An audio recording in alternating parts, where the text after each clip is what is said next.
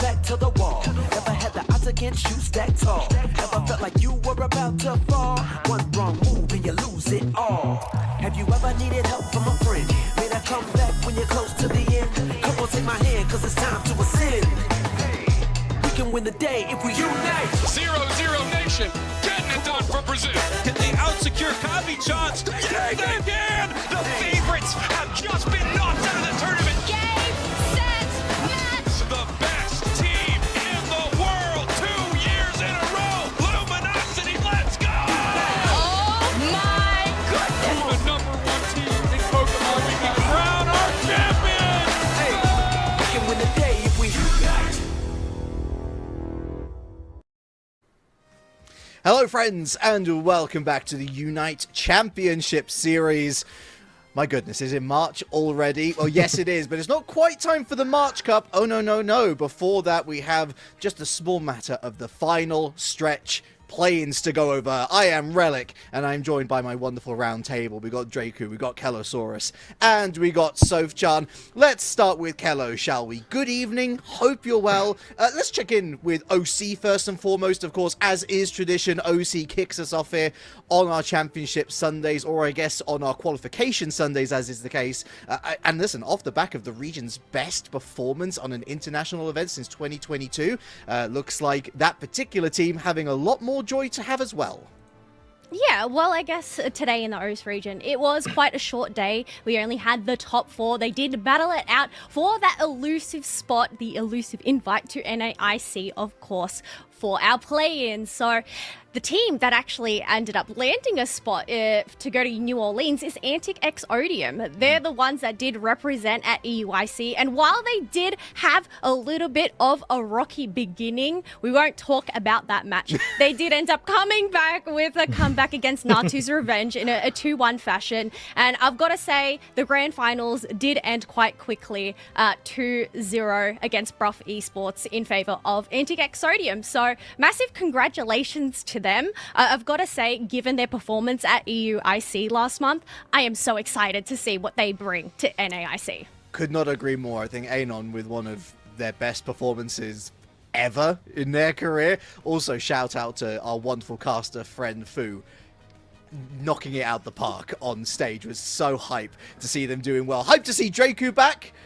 Hope the time zone hasn't affected you too poorly. I was hoping that we were going to talk about some huge amount of roster mania. Of course, it's not just the final stretch play-in, but quite literally, it's the final stretch of our season. Only 3 events, including this one left, of the online season before we head to regional. We were thinking, my goodness, all these teams exploding everywhere, new rosters potentially, and at the end, very little to talk about, actually. Thank you so much for the welcome back. It's lovely to join my EU casting team once again. Before we talk about the rosters, though, congratulations to yourself on a wonderful EUIC performance. Always got to talk about that, too. But if we take a trip down memory lane, Relic, this time last year, just like you mentioned, roster mania, huge for the EU and NA regions.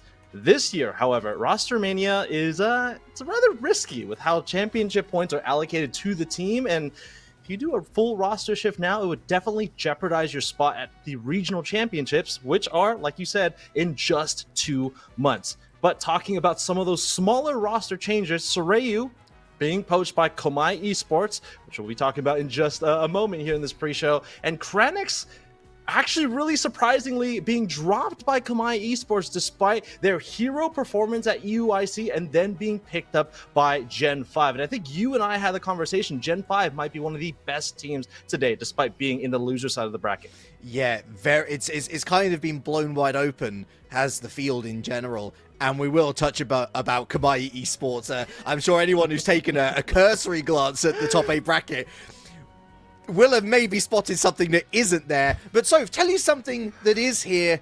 New teams. Yeah, Relic, it's really a different look, and like you mentioned, without Komai, the competition became a little bit more diverse. So on a couple of teams that we have been seeing participating in the monthly cups, but not really progressing into the Sunday, into the top 8, we can talk about Ashen Rebirth, only gotten places on 17th or 19th even on EUIC that they played this time, actually coming through to this play-ins for final stretch in a very good fashion. we can talk about as well about First or Nothing, which, to be fair, the name is new, but the players are not. We have the likes of Klaus, we have Sixties, we have Rezu. So we got seasoned players in the squad also making it to the top 8. And to round it out, 2 teams with very interesting names. We love the diversity that Europe brings with the languages. We have Los Caducados, coming potentially most likely from Spain, and Meow Meow Meow. These 2 teams also with a couple of players that have been participating all throughout the season but not really making it into a top 8. So this time things are looking much different and a little fresher.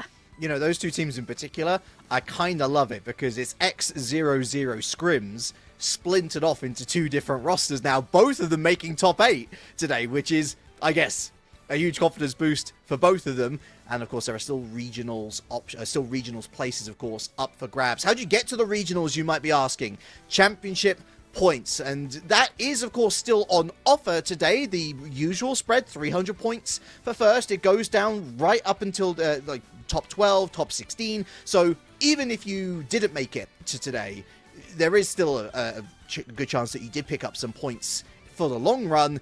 But the big prize, of course, is, as we've already alluded to, that travel award to head over to the Ernest and Memorial Center in New Orleans for the final stretch at the North America International Championships. It's a wonderful event. It's a wonderful city. Everyone who's going, I know you're going to have a wonderful time. But someone who's not having, or some people, I should say, who are not having a wonderful time, Calosaurus. Off the back of having perhaps the best time imaginable. Kamai Esport, there they were, sitting pretty, the best of EU at EUIC. Threats of the roster completely exploding, and then they actually mostly stayed together, as Draku has pointed out. Only Kranix, the one to drop, with Sorayu joining. Except they didn't play yesterday. Sorry to say, but you gotta play yesterday to make today. Oh, all I can say is I know you and I would likely be rich, given the amount of people we had actually ask, where is Kamai today, while we were spectating the open qualifiers. But yeah, sorry folks to break the news. If you haven't already heard, Kamai unfortunately didn't end up checking in. So unfortunately they won't have that attempt at getting a travel award to get to NAIC. It doesn't mean all availability for them to be there is off the tables, obviously. You know, if they do want to get there, it just means they have to try and fund their own way there. But yeah, given their incredible performance at EUIC, I know that they would have likely had all eyes on them.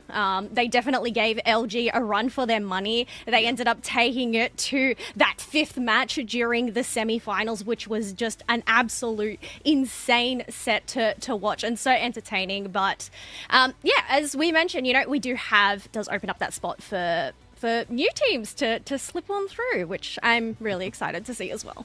I mean, Ashen Rebirth feels like the roster that's really taken that initiative. As Soph rightly pointed out, 17th, 19th, like that sort of like lower end of the table area. That's where they've been finishing previously.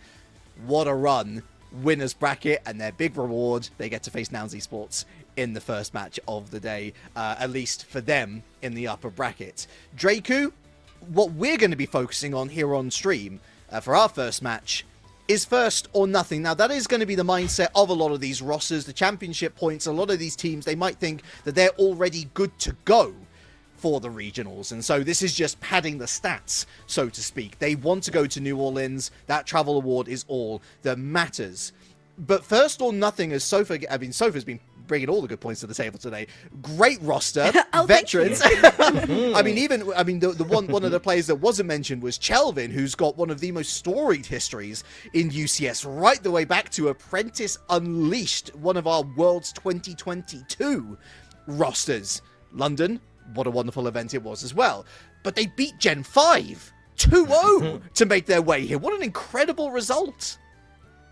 Stealing all my thunder, really, quite literally. And also want to piggyback off of what Soph was saying, but this roster of 5, for first place or nothing, definitely no stranger to the spotlight. Just to reiterate that roster of 5: Chelvin, Sixes, Apple, Klaus, and Resu. And of course, like their name, first place or nothing. I'm actually unsure how many championship points this roster of 5 actually has to their name, just how championship points are allocated. Quite literally, they do need to win quite a bit of championship points to qualify for the regional finals. But like we were saying, this team, no stranger to the spotlight. Sixes, Resu, they were on Gen 5 for a period of time earlier this season. Chelvin, Klaus, having a lot of history together. And like you said, Relic, beating Gen 5 2-0, pretty big feat. I didn't mean to be a lightning rod, by the way, so I'll follow up with another question. How likely are their chances of making it to the Grands today and potentially going on and winning the entire thing? Like, do they even have a shot off the base of, well, yesterday? A very small sample pool, I understand, but how are we thinking they're going to do? I think they're going to do quite well. I think with the absence of Komai Esports specifically, it's going to allow a lot of these other teams a potential opportunity to make a pretty deep bracket run. Not that this is new to this team, but absolutely so. So, let's talk Nouns, because, look, their EUIC run, disappointing as it was, it's been well documented already, as has their disbanding. And then, of course, they get back together. I think, as Draku has rightly said, I think very similar thought process going on there as with the Kamai camp. You are losing a lot, or you're at risk of losing a lot of championship points if you do end up going your separate ways. This is, of course, the joy of the new rules is we have less roster moves to keep an eye on. Of course, it's bad news for them. They would have, I think, preferred to have played with different people. They made it through the top side again. They dropped a game to Los Duros. Is it still a vulnerable Nouns today, or should we consider them the favourites still? No, I think they're much more vulnerable. As you said, it's not just the EUIC result, it's also the fact, and I would love to highlight here, being the representative for Brazil, that once again in an IC, Nouns Esports were taken out of the set today by Tuzi in LAIC and by DreamX to Brazilian teams in EUIC. So it's crazy to see that there's such a consistency, or at least there was such a consistency to Nouns Esports on the monthly cups, but when they got to international events, things just became very different. We need to highlight as well the fact that it was in the plane for the team in EUIC rather compared to LAIC, and the team was still trying to get a little more acclimatized to this composition. But as you said, players just didn't feel like they were gelling well together, wanted to give in, maybe try to change the team, but at the end decided to stick together, which maybe adds some hopium to everybody in EU, considering they were always the favorites. But at the same time, just leaves you with a little bit of doubts. I myself am doubting in this moment, but again, we are in an online event, and we know how online events go for Nouns Esports. Maybe that's where they spark again. Yeah, let's cast our minds back, shall we, to the February Cup, where that was the first online event this season that Nouns has lost, ultimately. I never like to draw coincidences up as the sole reason why something has gone awry, but you have 3 online events with X-Plane, and they win all 3 quite comfortably, I might add. We're looking at India coming to this roster. We're thinking, wow, that's a genuine improvement, a proven winner on these in-person event stages as well. And yet something doesn't quite feel right. And having chatted briefly to the lads at EUIC, you know, it feels like there's just question marks, but they don't know who's asking the questions, nor do they have the answers. It just feels, for the moment, just keep on plying your trade, believe in your abilities, and see what that earns you at the end of the day. Well, today is an interesting day, my friends, because we've got a very, very fresh meta, and it comes courtesy of the Assault Break Balance patch.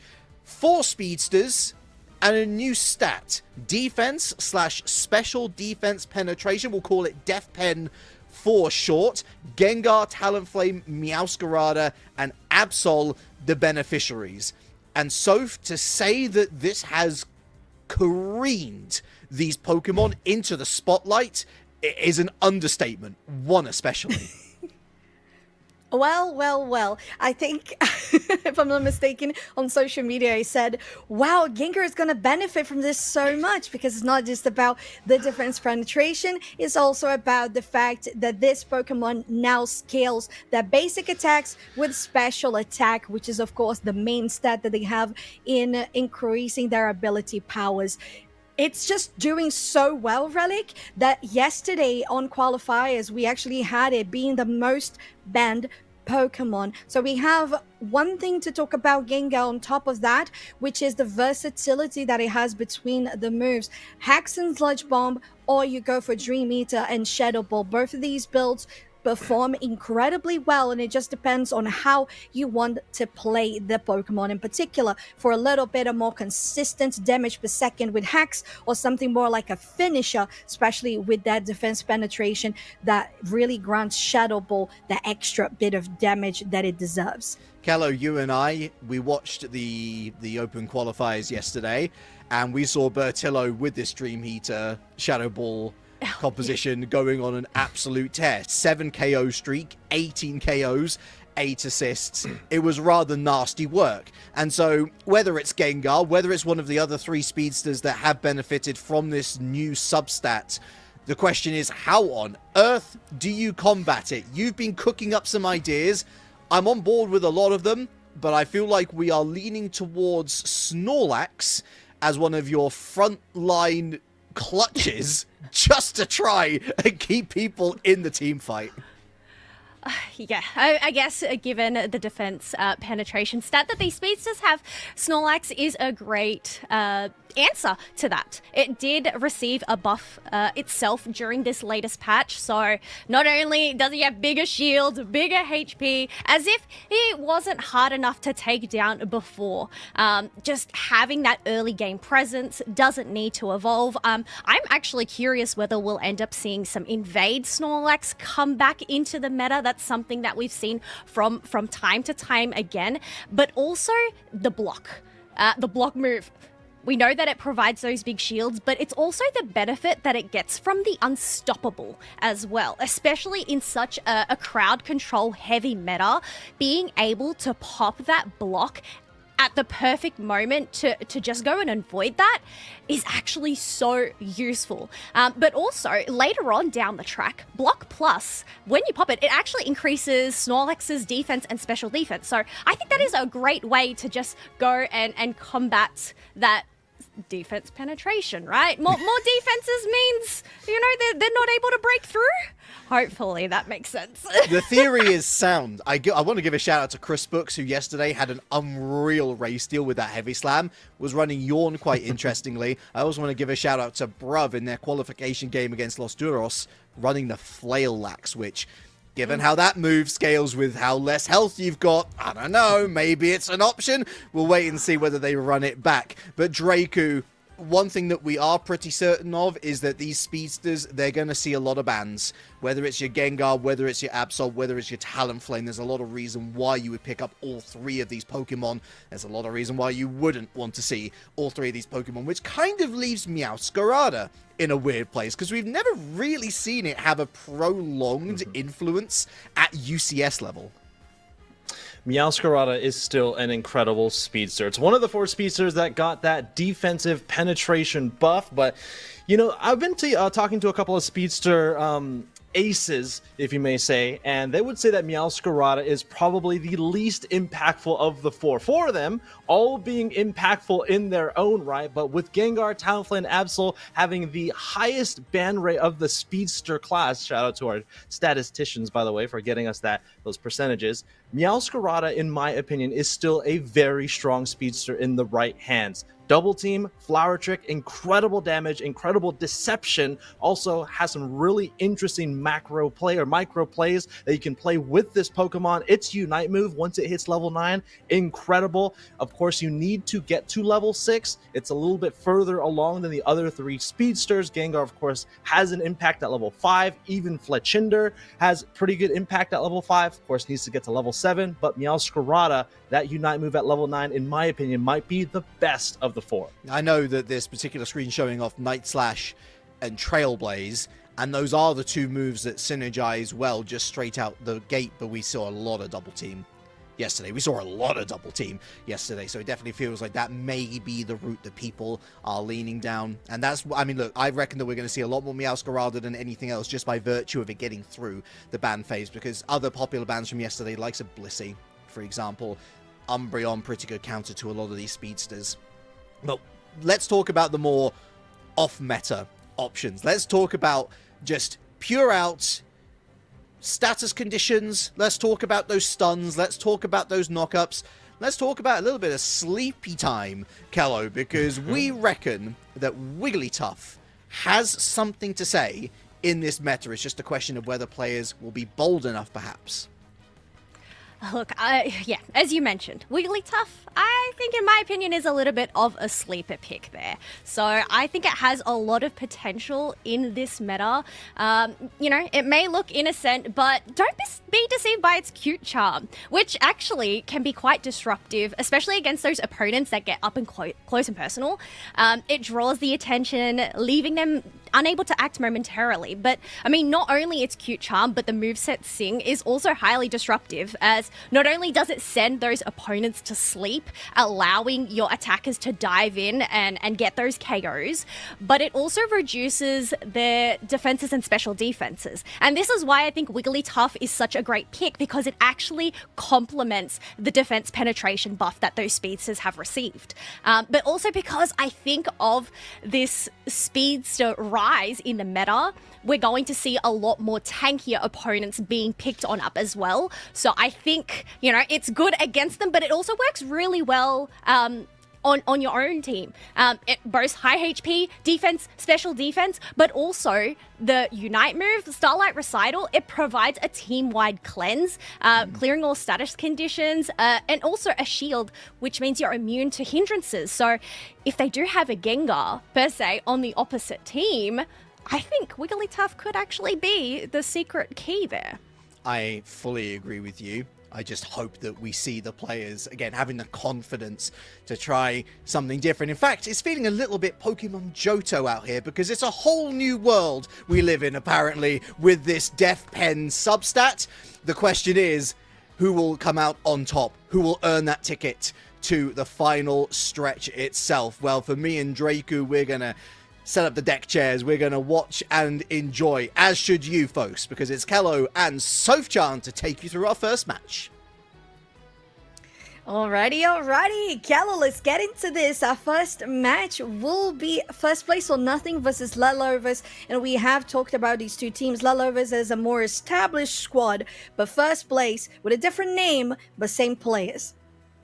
Yeah, some players that we have seen earlier on in the season, taking a bit of a break and coming back, but also ones that we haven't seen as well. So I'm really excited, I guess, considering the hot topic there, as you mentioned, is they managed to take down Gen 5, one of the strongest in the EU region, 2-0. So the fact that they've made it through their way in that Winners quarterfinal, despite those breaks or those mix-up, I think they only just came together pretty much last second, from my understanding as well, because they had other plans or other squads that they actually wanted to team up with. Yeah, and it's something that we mentioned in the pre-show. A couple of teams that wanted to switch around, a couple of teams that had players. We want to play, so let's make a team, let's make this happen, and that's what First or Nothing is doing. And I'm so excited, as you said, beating Gen 5, the team that in the last month February Cup finally beat Nouns esports, who were undefeated on every single online event on UCS 2025 so far. Things are looking very different, as you said. Now, you know, while we have seen First Place of Nothing, I guess the individual members previously, I'm just so excited to see how well they gel as a squad. Otherwise, a team that we have seen time and time again throughout the season is Lelovers. They've had a pretty incredible run this season. Obviously, you know, they have managed to play second during that January Cup, which was quite hype. So I'm curious to see how they face up against First Place or Nothing here. Ooh, righty. So one of the highlights we mentioned as the Snorlax has been banned by first place alongside a Talonflame, one of the speedsters that did get that special defense and defense penetration. Meowscarada for Klaus here as the first pick, and Lelovers with a Zacian plus Inteleon. Do you have any thoughts about that?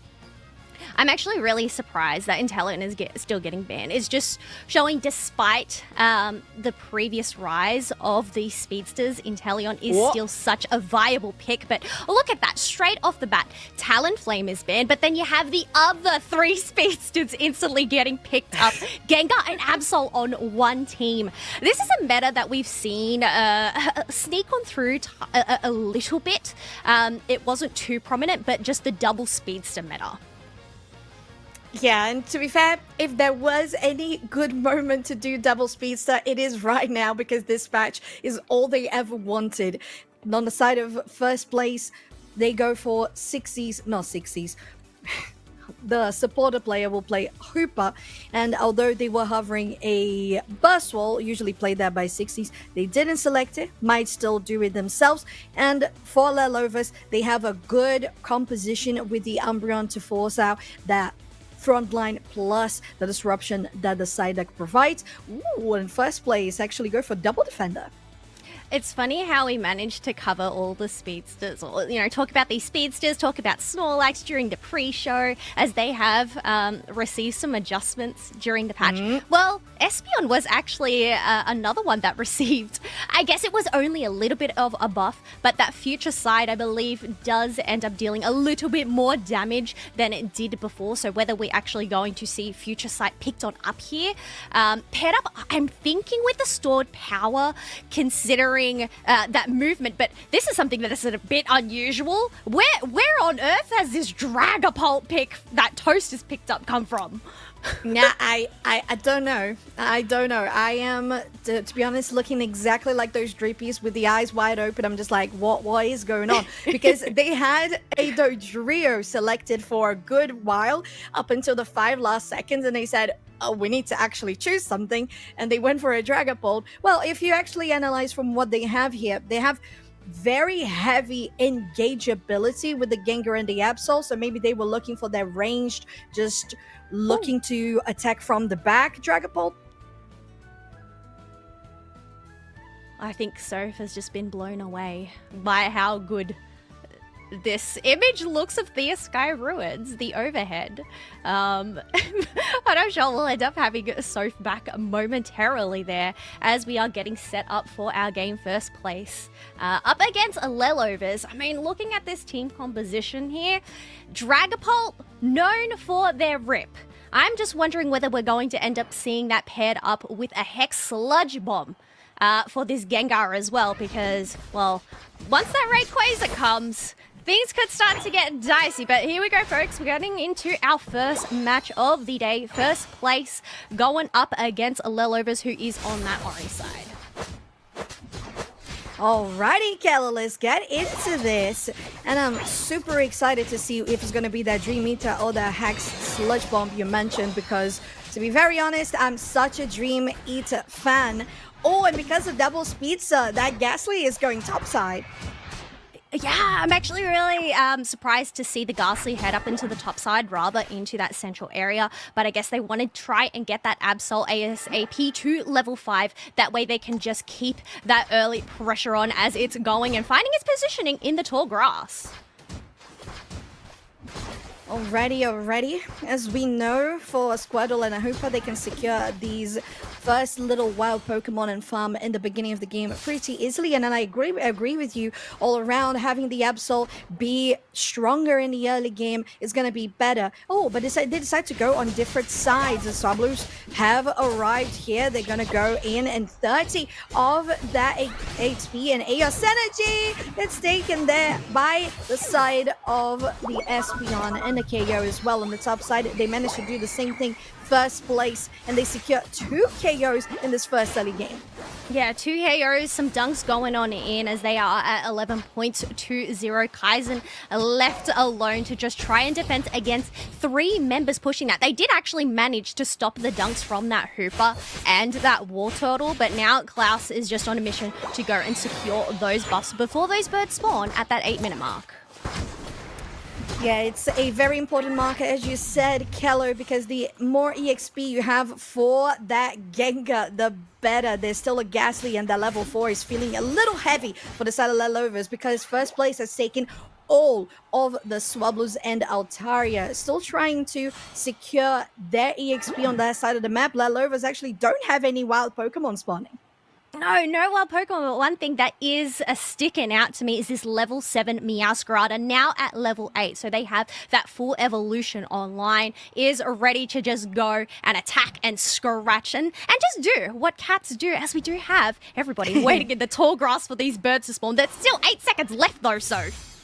Regieleki and the flower trick here, potentially that double team flower trick, as it is confirmed going out onto Toast. That's very deep in the back line, but they're still kiting them out pretty well. The War Turtle does manage to get away. The Psyduck will use the surf just to get people away and zone them out, and they decide not to go for the objective immediately as there's still 4 seconds to go.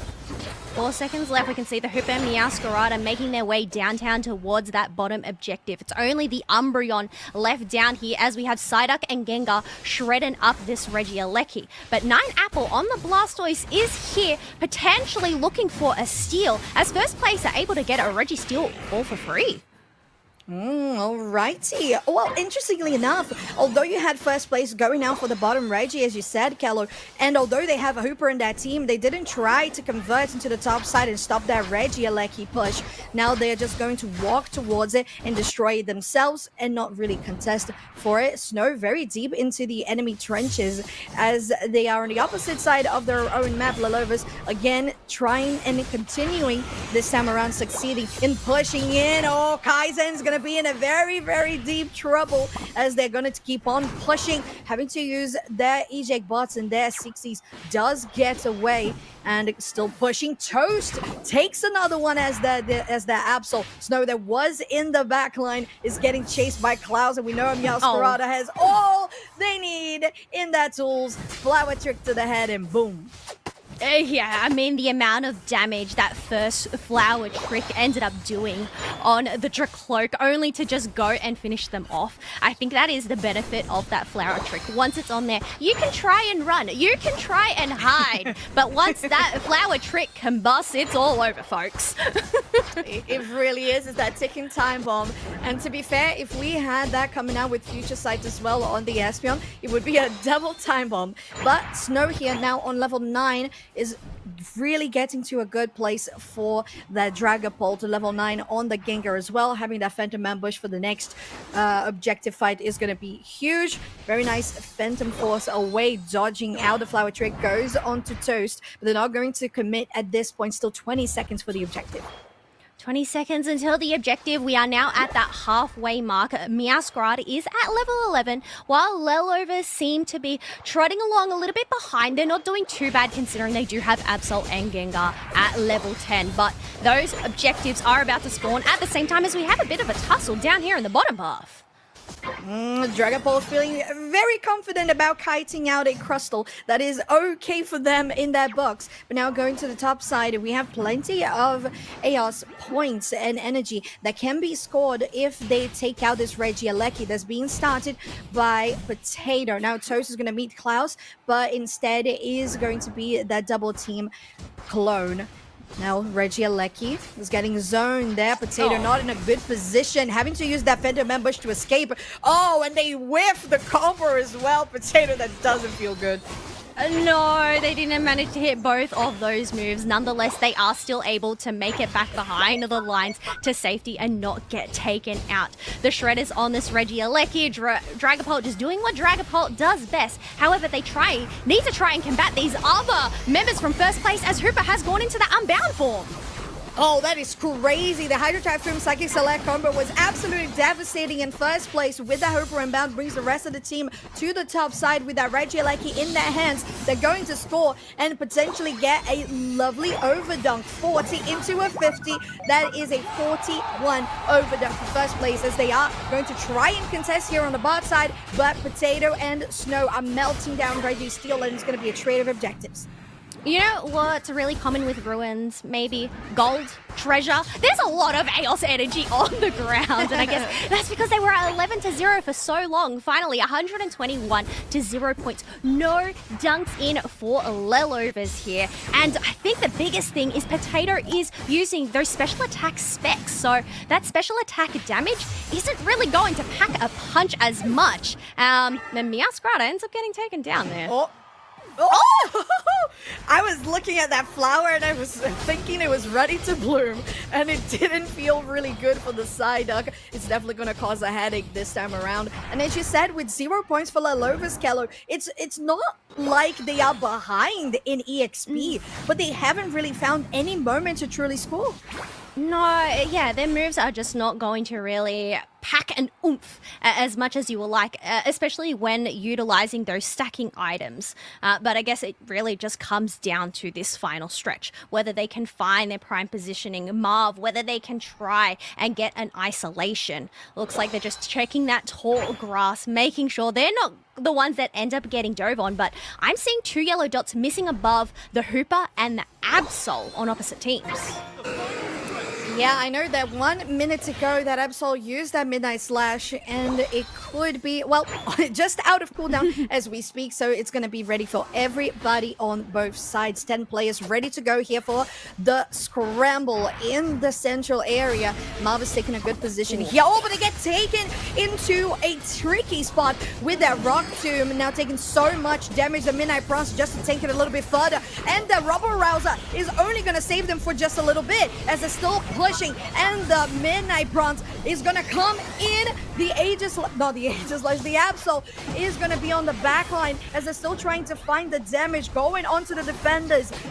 The Dragapult as Snow is chasing people out, but they are caught between a rock and a hard place. 1v3, and Lelovers have 3 members down versus 1 on first place. What an absolute scramble of a team fight. Nonetheless, first place are the ones that come out on top, being able to pick up majority of KOs, but it's up to Tosi, the last hope. Nonetheless, they end up getting hit, not only with a Rock Tomb, but Flower Trick and the Hooper Punches to get rid of that threat, allowing first place to go and take those Rayquaza shields. Lelovers, are they going to end up with a donut here for breakfast? Well, although delicious, not very satisfying in a game of Unite, and it kind of feels like so. The way that they played here for first place, Kelvin, with that Rock Tomb initiating the fight, catching 2 people out of place, it was just so good for first place. And the damage that also follows up with that Psychic Slayer plus Hydro Typhoon to get people into the air twice, it was very powerful. Crustle's one of those defenders that we don't really see very often, but I've definitely got to say those Rock Tombs were spectacular. Just the disruption, the isolation, being able to allow the team to just dive on in. Even though they didn't actually end up getting to use their Unite move, I think they ended up getting taken down just as it was popped. They had already done their job by then. Yeah, the Rubber Rouser could have been used a little bit earlier, getting that stun, getting the shielding, but it was just enough to have your basic ability as the Rock Tomb to initiate the fight. And to be fair, I'm a little bit flabbergasted as to how Lelovers didn't manage to score a single point. We know this team, we know these players, and I don't think that was a flaw to this composition. There are a couple of things, for example, like the double Speedster here. I feel like maybe took too long for Potato to get online because of that 3-tier evolution on Gengar.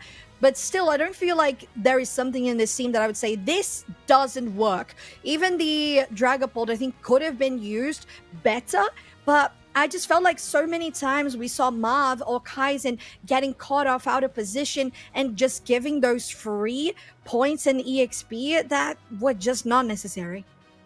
Yeah, I guess I'm sure we'll end up having some highlights here, but I think they just didn't really go in for that all-out team-wide push together onto a pad. I think potentially they were just too focused on defending the bottom and the top pad. So just split up those defenses. So they weren't able to go and capitalize on that. I think that's the thing with their team composition. It is quite squishy, and that is very susceptible to those tricky flower tricks that end up being just placed here and there, as we saw time and time again. So I guess maybe moving on into this next match, rather than trying to split up your defenses, maybe they need to try and come together a little bit more often, especially because you want that Dragapult to be protected. I totally agree, Keller, and especially because you had a Meowscarada on the side of first place and you knew that they were doing quite a lot of damage. You have to put resources into taking down the enemy Speedster. The problem is, in the beginning of the game, they didn't have resources. The wild Pokemon were taken by the enemy team, and when they tried to climb back and they had the numbers, they didn't really find that front to back team fight that you mentioned was so necessary for them. And I agree overall, if you have a very clear threat like Klaus was on this Meowscarada, here taking 2-kill streak at the end, guaranteeing the Rayquaza, it was just too difficult for them to overcome. So it has to be something going into game 2 that Lalovas really address in the early game. We do have to bring mention. I know we've already looked at these stats there. The underdog, the undercat, maybe the underfox there. Espeon did receive, that slight buff there. Didn't really think too much of it, but being able to dish out 77k damage, just going completely unawares with those stored powers. Don't you think so?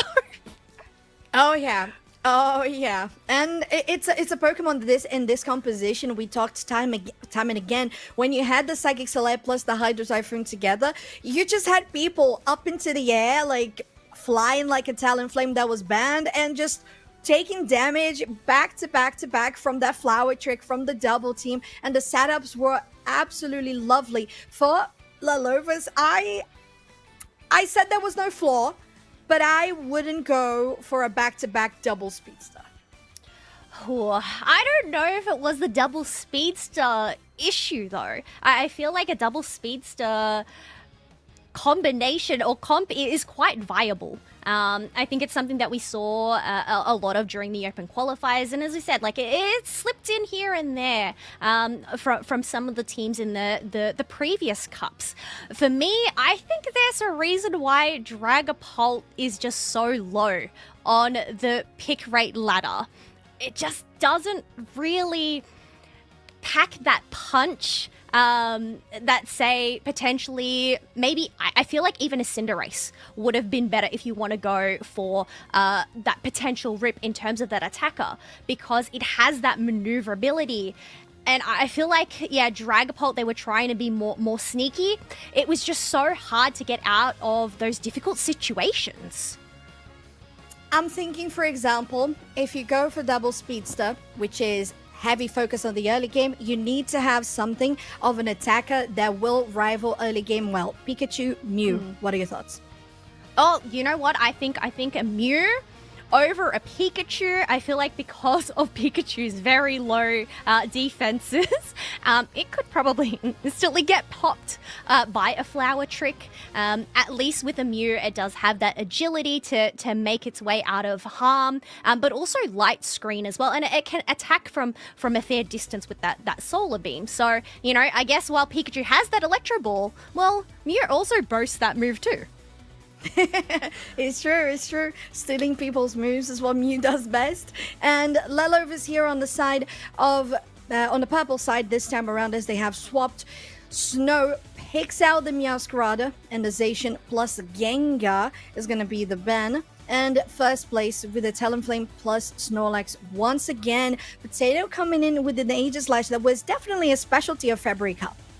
Yeah, Aegis Slash definitely arose in terms of that meta. Having that wide guard to just combat the heavy crowd control that we end up having, but also it's just that HP regen that it can actually have. And the coup de grace, what a great securing tool for those objectives. But I guess because of these bans that we have on out, Resu is able to pick up that Inteleon, and I think this is a good look for them. Well, we'll have to see how it goes. Well, Lalovas, they did hover that Dodrio the last time around, and this time they do pick it with a double Speedster once again, but now they have this all-rounder with the Aegis Slash. If you go for Woodhammer there with Marv, I think it's a specialty of theirs. They set up those Horn Leeches and Woodhammers really well. That could be a very good choice for them. In this case, I still think that it's not the best composition because you are lacking, very importantly, the damage from a distance that first place has in the Inteleon. Yeah, that damage from a distance is really going to be quite impactful. The thing is, going into, say, a Meowscarada or a Dodrio, maybe they might end up having trouble landing those snipe shots. If we do actually end up seeing Snow run that double team moveset like we saw previously as well, you don't want to end up wasting your snipe shot charge on one of those clones. It's true. And we need to highlight the last time around it was first placed who had the Meowscarada, and this time around is going to be Lalova. So we're seeing as a tendency the purple side, when all of the speedsters have been banned, Meowscarada is the first priority. And it's something that we saw yesterday as well, especially you with Relic and Shivam were covering the open qualifiers. And it's so lovely to be getting into back UCS because last month I had to take a little bit of a time out due to some personal issues. And Keller, it's so good to be back here with you. It does feel like it was a lifetime ago, even though it wasn't. Does. But yes, it is so good to have you back. Just like it's so good to have some of these players back on first place or nothing as well. But it looks like we are going to have their Absol go and take that central area. Along with the Doduo for Lelovers, taking that central area for them. But side here, Marv is taking quite a bit of a hating, proccing that focus band that is not going to be available for the skirmish when the Altaria spawns. Fighting here on the top side, a level up for 9 Apple, as they are trying, of course, to gather as much EXP as possible to go Blastoise quickly. But we know that Speedsters love going to the top side early game for the skirmish. Last time around, they went different sides. This time, they're going to meet. Oh, but the Dodrio is completely zoning out, and Toast takes the KO opener here in the second game. You know what? Absol is all about that crit. All about that crit. No trouble. But one thing they did have trouble with is that Dodrio. It doesn't even have that defense penetration stat. So the fact that Dodrio came out on top of that fight, that's actually wild to see. Crazy. It really was. And I think it was just because of the first attack that was dealt from Toast onto the Absol when they were still in the bush. So they had that first hit advantage, and that made a huge difference. Otherwise, we do have 9-0 points currently, as we have 15 seconds left until these birds do spawn. Potato is going to dive on in as that Blade, unable to pick a KO up. However, this Drizzile is trying to make an escape, but the cat does end up catching the lizard. And Klaus is going to try to avenge their teammates, but Klaus was just a little bit late to this rotation. They managed to get the wild Pokemon though. Now 6Z's is going to try to escape, getting that berry, a nice Astonish, and Potato will be stopped on that track. Down in that bottom path, Absol is quite low. There are some berries there for them to go and replenish that HP pool. Toast here circling around into Dodrio. Considering they are below half HP, it looks like they're going to go in for a retreat, as there is some time before these 720 birds do spawn. Yeah, and as we know, with the 30 seconds for the Reggies to spawn, everybody's just trying to gather as much EXP and AOS energy as possible. Oh, the snipe shot! And Meowscarada gets just shot between the eyes. And this is not going to be a good first push for Lalovas in this bot side. First place zones them out pretty well. 20 energy still left here, and they're going to try to score as much as possible. Rezu already starting the Reggies. Yeah, being able to pick up that KO was huge. Not only were they able to get in some dunks, but they've managed to ward off Lelovers. That way they're able to just go and secure this Reg Ice for free, uncontested. Up in the top path, it's a different story. No, never mind. Klaus going on in with their Midnight Slash to secure a KO and the Regieleki. Oh, very nicely done. You had Toast there trying to continue pushing, but they are not going to really commit to anything more. Regieleki is already taken out of the picture by Lalovas on the top side, and both of the objectives were confirmed by first place. Now here in the central area, Kelvin is in a bad position, but managed to do quite some damage onto Kaizen that has to reset as we speak. Double team has been sent out, is going to try and bait out Chelvin, but you know what? They're smart enough not to actually fall for the bait here. Potato looking to go up into the top path, protect any potential dunks coming out from this Blastoise. But we're going to pivot back down here, so... Oh, looking good with the Midnight Slash once again. What is the cooldown on that? Klaus is going to get tagged with the triple trample, and it's a 1-for-1. Make it a 2-for-1, actually, for first place, as they're still going to keep on pushing here, Lelovas.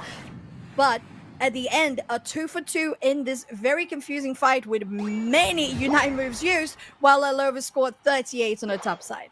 Yeah, now they're at 142 to 89. That is going to give Potato another attack weight stack as well, just to go and boost their attack stat. But yeah, I don't know, 2 level 11s already on Lelovers.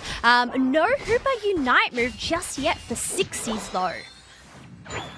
Well, there's something very important to point out, because if they miss their mark for the 15 seconds left for the next set of Reggie to spawn, they are close. Oh, there they are. And with the level 9, that Hooper Unbound is going to be able to bring everybody to the bot side if first place wants to rip the top. Reggie Snow, though, could try to go for a double team push. The Hooper Unbound is there, so they're going to go to the bot side, trying to get it with the ground. But the Night Slash once again, and they do it for first place, confirming yet another objective. But on the top side, Intellion could lead the Meowscarada, and it could spell trouble for them.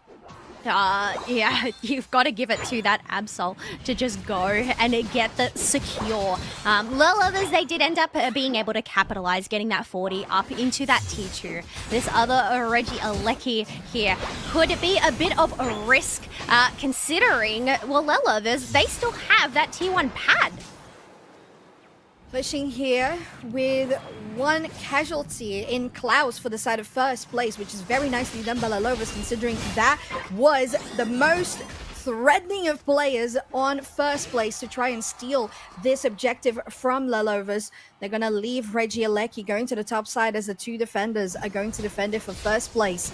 It's still on 3 minutes 42, as now a rotation for Lalovas going to the bot side. The Azure Spy Vision will just activate it for the sake of it, as they are not really hitting much, as they have to stay so farther away from this fight. The goal is still going to collapse, and the snipe shots don't really connect, while Kaizen surfs away, and that is one successful push there for Lalovas. I guess that's a risk of leaving your 2 defenders up in the top path to try and shred up a Regieleki, is they just don't have the bulk down in that bottom path to go and protect it. They had to keep their distance, considering they were quite squishy, and give that up. But it's 1 minute until that final stretch, 275 to 89, so it's not all over for first place just yet, but it really just comes down to how they handle that final stretch. A final stretch with a level 14 Absol for Klaus is something that could turn the game on its head. A nice Phantom Force there. Now pushing them away with a serve by Kaizen and another serve by Nineapple on the Blastoise. As they have started here with Klaus, the damage on the Regirock, but the first front line falls for first place as they're not gonna have it for themselves. The Midnight Slash is available, but too close to final stretch to try and use it on this Regi. And thankfully and fortunately for Lovers, they managed to take this one with no casualties going into final stretch.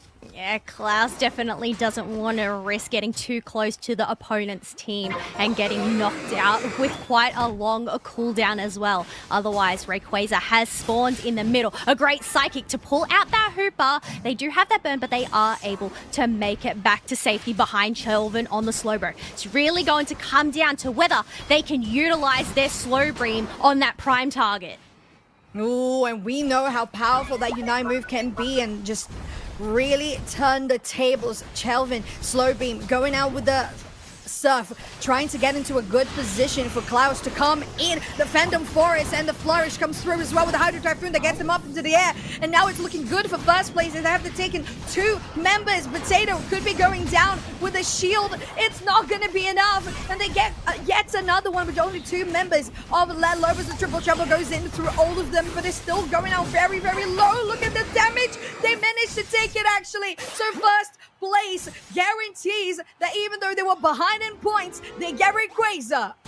You've got to give it to them. They played that final stretch so well. Being able to get those KOs. I think it was the Slow Beam landed on the Trevenant, but they were quite low, allowing the other members to just go and shred them up, get rid of that tanky front line, and go and deal the damage to the rest of them. But now, 40 seconds left to go. 275 to 507 in favor of first place. And, well, 2 members of Lelovers are still down here. Well, they managed to push a 1-for-1 of members down with Chelvin coming in. They still have the shield and the Rayquaza will find a way. Going for the coup de grace doesn't actually hit onto Apple as they're still pushing on. Lalovas trying to find any position to try and come back from this 10 seconds. First place will take this game in a 2-0 fashion, advancing into the upper bracket. Yes, they are going to progress on to the winners final and one step closer towards that first place position as well. Overcoming that first hurdle, being Lovers. I mean, for this team that has only just come together for the final stretch play-ins, I feel like they've been playing together for quite a while given their synergy. Yeah. It feels so nice for this team on first place, and we know we mentioned the players individually. I gotta highlight Klaus again for how they played on the Speedsters, first on the Meowscarada, second here on the Absol, and just doing so well all around to steal the majority of objectives that they didn't have any rights in guaranteeing them to begin with. Rezu, again, first game with the Espeon, second game here, hitting 82,000 damage on this Inteleon, and most of those snipe shots, they were really hurting the right people. Yeah, and that's the thing. They were just able to stick in the back line, protected by the double defender comp that they had. And I'd say this is probably why Lelovers ended up banning that Inteleon in that first match, recognizing the threat that Resu is. But obviously, they ended up switching it out for the Zacian and Gengar ban. So was that just too much of a gamble for them, considering Resu ended up doing 82k damage with those snipe shots? Yeah, it was pretty good.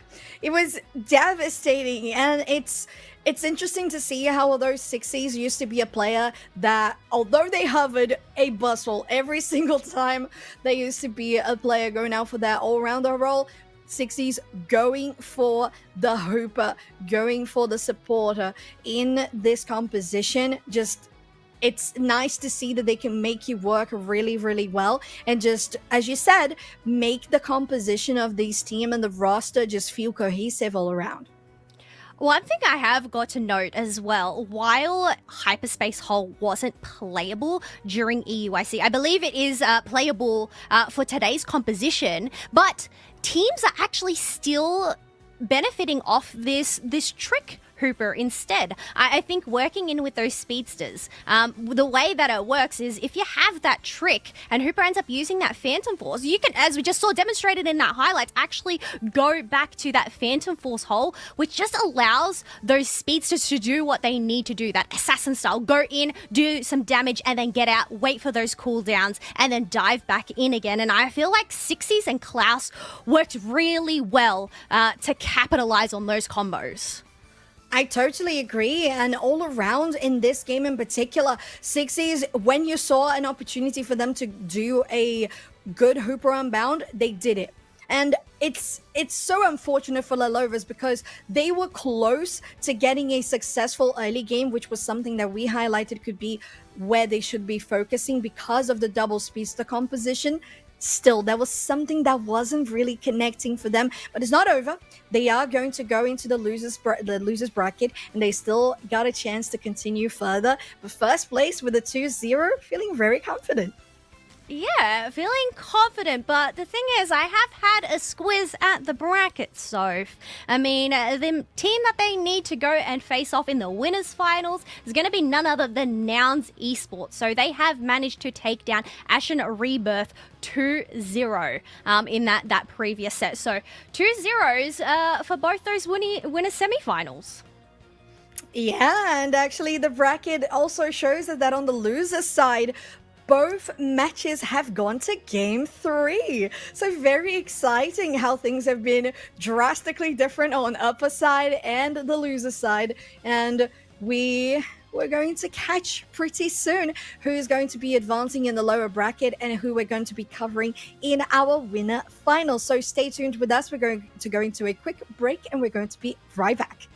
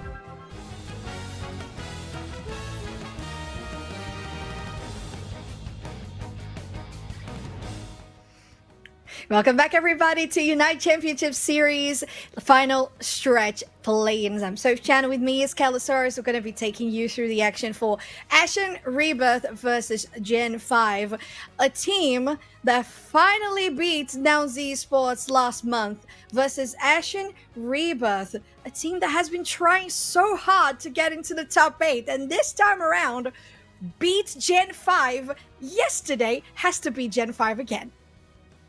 Yeah, I think that's the massive story, is they've managed to do it once. Can they do it again here today, considering there's no safety net underneath this match here?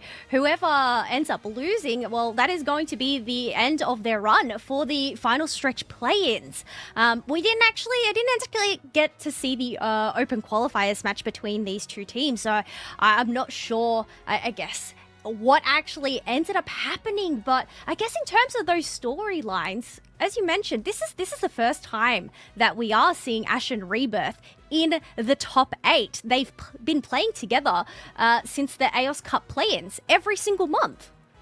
Yeah, it's a team that has been trying really hard and putting in the effort and the grind, and it's paying off. It's so nice to see them getting to this point and again fighting a team that has so much potential and that has improved in regards to not only guaranteeing the top 2 but taking the crown on February Cup. So Gen 5 this time around, starting on the losers bracket, has beaten the opposition in Los Caducados in the first round of today off screen, and coming in now versus Ashen Rebirth. It is going to be a competitive one, I might say. Oh, competitive indeed. And the thing is, Gen 5, they have a bit of a new look to them as well. There have been some slight adjustments, which we did actually end up bringing up in that pre-show. So Kranix has actually come and joined this team, where Sorayu is now on Kamai Esports, which is where Kranix originally played throughout the season, and on Kamai at EUIC. So from what we've seen, they've actually been put into that defender role. So a little bit different from what we actually saw them play at EUIC. One match yesterday that I did see during the open qualifiers, though, which I thought they looked really good on, was a Sableye pick. So whether we're actually going to see that little purple gremlin come out onto the field once again. And it's an interesting one you mentioned there, Callo, because we're going for this meta with all Speedster, the 4 Speedsters that have gotten the buff in this recent patch with that damage penetration are either picked or they are banned. And the Sableye is one of those aggressive crowd control type of supporter, a little akin to the Psyduck that was obviously mostly picked recently because it was overtuned. Now in a much more stable place, makes it a little more comfortable for the other supporters and other Pokemon to come into the light of action as well. Yeah, I'm really excited to see what they're actually going to end up picking up here, whether we're going to see a lot of these Speedsters being banned on out. So far, we haven't seen that Talonflame being picked on up. Gengar didn't really have much of an impact that previous round by Lelevers, or whether we're just going to see all 4 Speedsters knocked out. But I think the thing is, well, Snorlax, I feel like that's still making a massive impact in this meta so far, which we haven't seen picked up yet either. Yeah, I'm interested to see when we actually see the Talonflame coming through that you mentioned there, Kello, because on top of the Gengar yesterday, there was the most banned Pokemon. Talonflame and Absol were also there. So the top 2 there with the Talonflame just really makes it feel like the Pokemon is in such a good position, especially when you have, differently to the other Speedster types, where you have a dash or a blink type of ability. Talonflame has fly, so it becomes invulnerable, and we know how good that tool is to confirm objectives as well. You don't even need to use your Unite move like an Absol would with a Midnight Slash. You have your basic ability that can do that, which is super powerful. But how about we talk about the Meowscaradas, because they have been the one Pokemon from the Speedster pack that has been always finding their way through the cracks.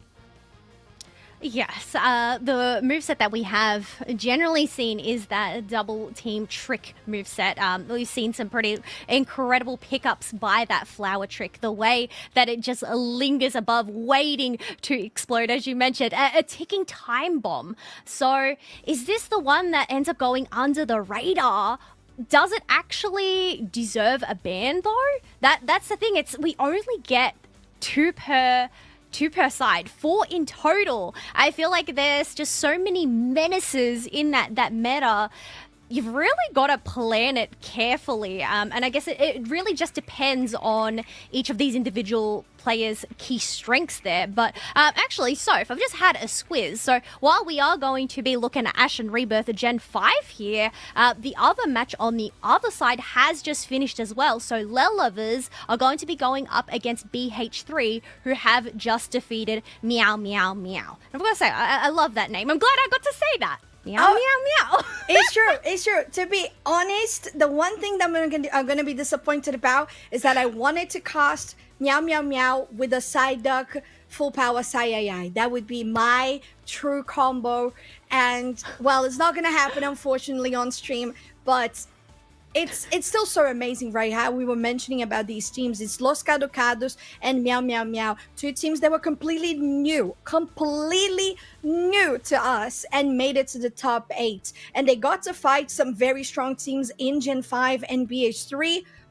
Game 3s on top of. So they got to be very much happy about their results and how much they can keep on improving, because we still have March Cup this month on the 30th. But it's not that surprising at all that we have BH3 and Gen 5 being the ones that actually made it through.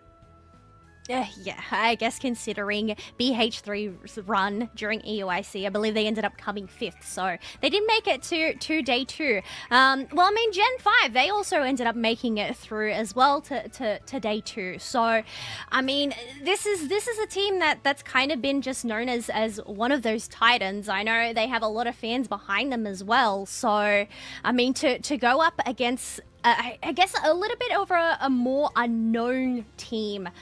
Those that aren't familiar with Ashen Rebirth, we have Cascade, Azalito, Mr. Sushi, and I've got to say I love that name, Yazid and Skull. So we actually witnessed Skull. They are their top laner, usually picking up those all-rounders. They actually had a pretty mean Buzzwall game during their open qualifiers. Oh, and personally, I really like the Buzzwall games. I was expecting to see 60s on it, but it's not what we saw in the previous match. As we get into the draft for Ashen Rebirth versus Gen 5, Gengar, no surprise whatsoever, is gonna get banned alongside a Talonflame for Gen 5, and a Blissey to start things out here for Ashen Rebirth, and the Psyduck also to finish things off, Kello.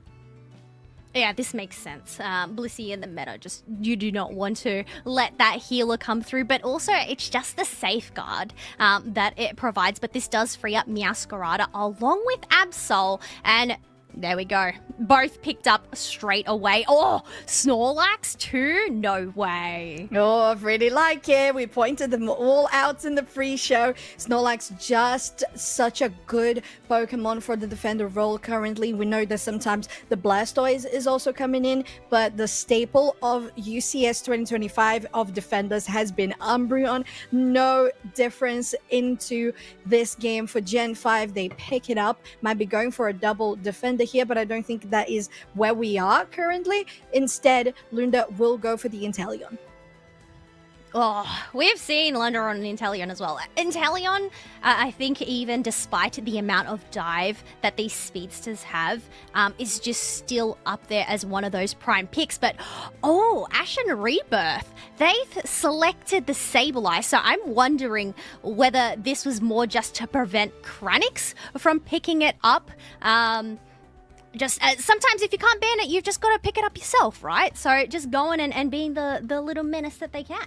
It's true, and I really like it actually because it's one of those Pokemon that could be like the card up your sleeve for Gen 5, but because they have played it yesterday, as you said, Ashen Rebirth has kept an eye on it and stolen it for themselves. Let's talk about the fact as well that we have not just one Speedster, but two with the Absol and the Zeraora, but Zeraora is not included in the defense and special defense penetration buff that we got this last patch. And one thing that I feel like is a little bit separate from everything in the Ashen Rebuff squad is this Mewtwo Y. Yeah, Mewtwo I think in terms of its kit, whether we are actually going to see the teleport moveset here, or whether they're just going to go for that general health regen, I think teleport does end up giving it that maneuverability to try and dodge, say, a snipe shot or even Megu on the Meowscarada, even an Ice Fang that might end up coming their way. Yeah, and Ice Fang is so powerful in regards to this zoning, dislocating people's positioning and placement. It's very important that they can line up the crowd control on the side of Gen 5 so they can execute the damage with those snipe shots coming out by the Inteleon. And Ashen Rebirth with a double Speedster composition, Keller. I want to see how that Zeraora is going to do. One thing that's different though from what we saw in the double Speedster compositions is that both of these Speedsters don't need to evolve. So this might be the cutting edge that they have here in early game. Yeah, I guess that is the downside to Meowscarada. It does go into that Sprigatito, Floragato, and then obviously becoming that fully fledged cat. But you know what, Soph? We're going to head on into our match. Gen 5 on the purple, Ashen Rebirth on the orange, and ooh, looky here, a little bit of Sableye invade action. Oh, Eagle. And because we know that this is a sneaky little fella, Gen 5 decided to go for two Pokemon in the central area to guarantee that the clear was going to be pushed as quickly as possible and didn't allow for the sneaky Sableye to steal it from them. Very nicely done. But it also leaves... Oh, look at them. They're just crying. They're just crying, trying to survive, trying to get their evolutions on the butt side. Woo! But Krennic's so confident in the Swinub, goes in with the eject button, gets capitalized back by the Absol, and that's the OK opener of game 1. Yeah, first KO of that match. Sometimes, you know, yeah, you want to get it a bit aggressive, but I mean, with an Absol lurking about, sometimes you end up getting punished. Nonetheless, they are still up here ready for those birds that have just spawned on in. 2v2, most of it going to the side of Ashen Rebirth. They get stunned there with the ice ability, but they're not going to continue any further there. Ashen Rebirth going straight for the central area and trying to guarantee, like, girl here, maybe stealing out from Utah. Maybe potentially even just trying to waste a bit of time. Nonetheless, they cannot out-secure the sword. We have some more dunks going up in that top path. It's now 46 to 14 points. We do have Megu that has attack weight on, so getting in those earlier stacks. And Eagle still looking to be close by to the buffs, popping out an X speed to go and maybe get something here on Lunda. Still not in a full Inteleon, but they're going to take damage instead by the Flower Trick, and Megu takes that 1 KO for themselves. The Mewtwo, as an Azelito, is gonna go so deep into the backline as they can just guarantee that damage per second, keeping up with it. But that evolution will, well, actually that Mega Evolution will have the extra damage necessary to take down Utah, although it took a little bit longer. They are still coming out on top for Ashen Rebirth. Yeah, you've definitely got to give it to this Psy Strike move. It is such a powerful tool. Not only does it do that damage over time with those ticks, but also it's that big stun that ends up coming at the end. Just a massive nuisance, as if a Sableye nuisance or a heavy slam nuisance wasn't enough. Oh, yeah. 5 seconds for the Reggies to spawn. Eagle is just once again trying to get the zoning capabilities out of this Pokemon as much as possible, but the snipe shot is going to land here, and they take it. Gen 5 already with 1 KO to their side, and Ashen Rebirth is going to try to maybe get some scraps out of this fight, Gallo. Maybe Eagle is caught in a bad position, as Gen 5 will guarantee the bottom Reggie for themselves, the Midnight Slash, just to keep them invulnerable for a little bit, and it almost gets sniped out on that snipe shot, but Skull is still gonna be left standing, but they use their ability to go back. Maybe they're still gonna go for another push. Krenix might have been a little bit too eager, and they're gonna pay for it. I think despite being eager and getting taken down, though, you've got to give it up to Suzura and Kranix for putting up a great zone to go and protect that basement Reggie, allowing the Ascarada and Inteleon to get the HP buffs from that Reg Ice. But so far, we already have Utao hitting that double-digit mark at level 10. Absol is also there as well, but the thing is, we still have 2 level 7s on the side of Ashen Rebirth, so just falling a little bit behind. And you really don't want that to happen. When you already had that advantage with the Speedsters early game, you need to make that convert. Double team is not going to be pursued with your Volt Switch as well, being the same case there for Cascade, as they're still just posturing to potentially do something here. The Heavy Slam is not connecting, but they get at least 1 ounce of damage there coming from Azelito as they're still trying to push. Oh, the Bronze doesn't connect. With the Azure Spy Vision, they're going to keep a safe distance. The Midnight Slash is on the backline trying to go for the Inteleon, but the defense is huge on the side of Gen 5, and even the defender as Azuro will take Mewtwo down, and there was 4 members of Ashen Rebirth that were taken down. My goodness, a 3 KO streak there for Megu, but you've really got to give it up to those AoE Unite moves. Suzuru on the Umbra with the Moonlight Prince, and also that Floral Flourish from the Ascarada is just such a good pad defender.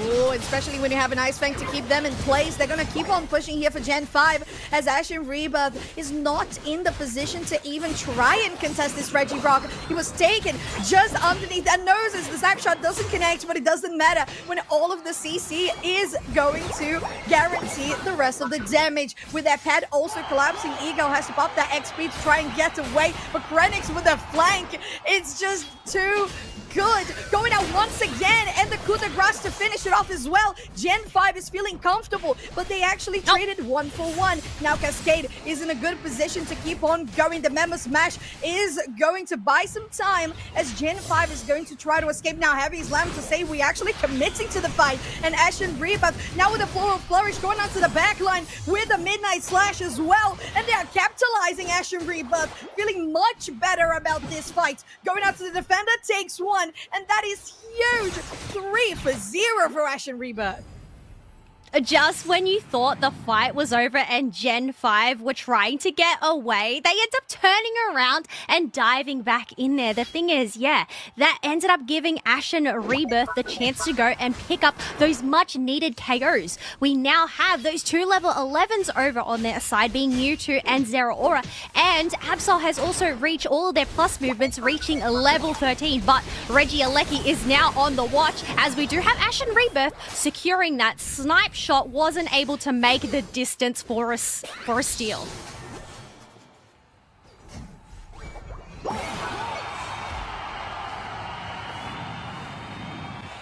We're looking at the top side with a push that is successful by Ashen Rebirth, and unfortunately that Gen 5, they had a good lead early game, but they maybe overestimated how much they could keep on continuing a fight. But there is one thing that's called overextending that can happen. In this case, no, it was just a Snorlax who got caught off.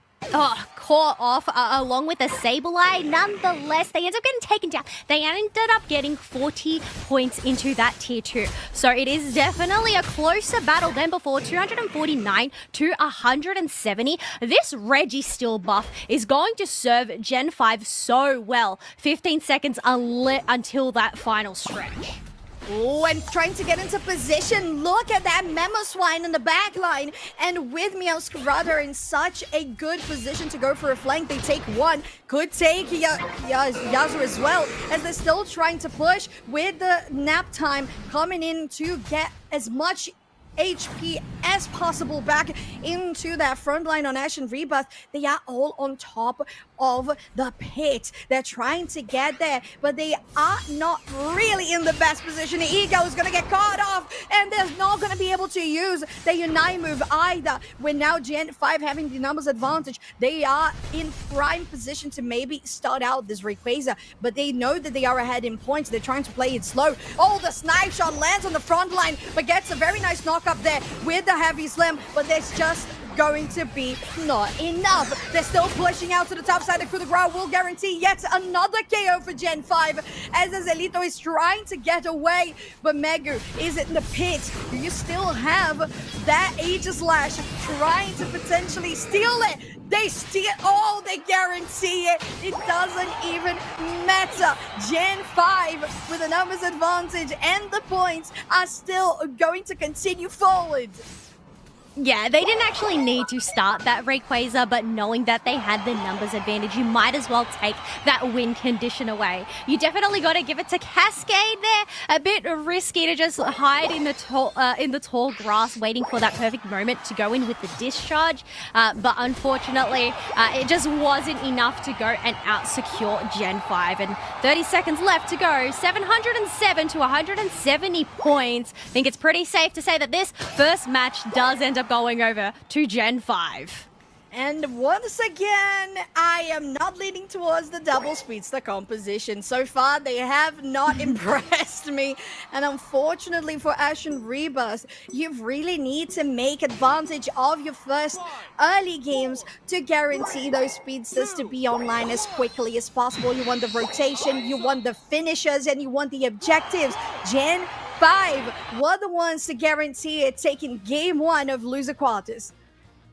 Yeah, I mean, they did have some highlight moments there, being able to pick up a few KOs here and there, but Gen 5, I mean, they've been in this top 8 position before, and while there is a lot on the line in terms of not having that safety net, they were just like a well-oiled machine. Megu being able to pick up 12 KOs and 10 assists on that Meowscarada, and you've really got to give it to Zazura and Kranix for doing a great job of zoning to just go and protect Lunda and Megu to just go and do that damage. Lunda, 95k Soph, holy macaroni. It's crazy, and that was all allowed by what you said, a front line that was exerting its best potential, and you couldn't even see Ashen Rebirth reaching Lunda at any point. And Megu, who was so ahead as well on the Meowscarada, did exactly what a Speedster can do, which is just stomp. Go to the team fights and do as much damage as possible. There were a couple of positions and moments where Ashen Rebirth got to capitalize onto Megu, but still, it didn't feel like they were really reaching the full competition that they could have with this composition. No, I think if there is one change moving forward here for Ashen Rebirth is potentially re-looking at that Zera Aura pick. I feel like it just wasn't as impactful as it could have been this match. Maybe they were potentially relying on their Unite move to get that big burst damage out, but I just feel like the discharge just didn't really cut it into Gen 5's composition. Yeah, and as you said, there was so much zoning coming out from the Mamoswine and the Umbreon that the discharge was not doing anything to the backline of Gen 5. And on top of that, they had the protection from the Aegislash as well, because although it's supposed to be there and just protecting people with a wide guard, it was also going into the backline of Ashen Rebirth and using the coup de grace very aggressively. And they could do it because the setups were there every single time. I'm just so impressed by how Kranix played this game on the Mamoswine. It was really, really good quality. Oh, yes. I mean, there were some moments which were a little bit risky in that sense of overextending, but overall, you could see them utilizing that mammoth mash to go into that unstoppable. That way, they don't actually end up getting stunned by the side strike of Mewtwo there, but also giving him that shield. But, you know, I guess going on into this next match here, it isn't over for Ashen Rebirth just yet. Whether we are going to see a Zero or a pick, if it's something that they do want to continue on with, I actually think a Trick Hooper would pair really well with it. While they do have that Volt Switch to get out of harm's way, a Trick could also just help them, give them that extra shielding when they do dive in with that discharge. So while Sableye is a good pick in terms of that disruptive tool, I feel like if they at least had the Hooper there for regen and just a little bit more assistance, and also it does have that crowd control with Phantom Force too. It does. And Kello, when I saw the Mewtwo Y with no supporter that could actually enhance it and enable it, I totally agree with you. Trick Hooper with the Mewtwo Y. We know that is a tried and true tested ability, and it's something that was missing on the side of Ashen Rebirth. They're not going to swap sides for the game 2. Gen 5 will still be on the purple side, Ashen Rebirth on the orange, and the bans so far remain the same. Yeah, Talonflame, Gengar, Blissey, and if memory serves us right, it would be a Psyduck up last as well, unless, they're going in with their target Big ban respect. on Kranix. It is respect to Kranix here. They did play a pretty mean Mamoswine. They did, and because again we have Gen 5 on the purple side, they go for the Meowscarada as priority, as we know that leaves the Absol still open for the opposition, and that could be something that Ashen Rebirth does, and it is indeed. I think the Snorlax was still a very nice pick. What I felt like was missing was, as you mentioned, a supporter that could enable the attackers more. And if you're going for the Mewtwo Y, have something that can actually boost out those auto attacks. Yeah, and that's where a Trick Hooper comes on in. But instead, it looks like they're going to pick up Psyduck. So I guess it does end up playing a very similar role to say what a Sableye does, but I guess it is a little bit more tankier than a Sableye there, so able to sustain in those fights a little bit longer, but also it's passive. The headache to just go and push back, say a Meowscarada, a Blaziken, an Umbreon, or a Trevenant that's up in your face, that could create a lot of space for Ashen Rebirth here. I'm loving that we have that Blaziken on the side of Gen 5. I know that Utah plays it to perfection when we've seen them play it before, so I'm excited about that. But Ashen Rebirth goes for an all-rounder of their own with the Machamp. But again, I just feel like the composition is a little bit weird. The Mewtwo Y is not as ranged as other attackers like the Inteleon. The Machamp is going to have to be into the thick of it for all the fights. And they're not super sustainable. At least the Absol has the Midnight Slash to go up into the air and be invulnerable. Yeah, I'm very interested to see this Machamp pick. I mean, if we're trying to figure out what they're cooking, I guess in terms of submission, it does provide that displacement tool, say it for that Blaziken or Meowscarada, but obviously it's going to be Lunda that is the biggest threat that they need to try and wrap their arms around. Most objectively and obviously for a Machamp with many of those arms for sure. But right, I mean, it has 4 arms, so if the first 2 fail, maybe you could just grab it with the second 2. I mean, that's a pretty strong grasp, you know? It is. Inteleon isn't exactly, bulky per se. They're quite slender. It is true. But we know just exactly what Gen 5 does when they have a bulky front line with an Umbreon, and in this case, with a Trevenant as well, instead of the Mamoswine. So it's, to me, a very similar strategy that Gen 5 has to do in this Game 2 of loser quarters. Gen 5 on your purple side, Ashen Rebirth on the orange.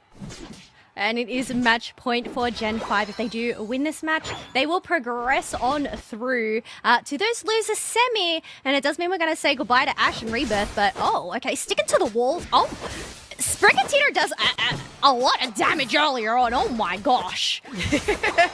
Yeah, it's those claws. They are pretty sharp. Oh, using the XP there. Oh, but they don't connect. Wait.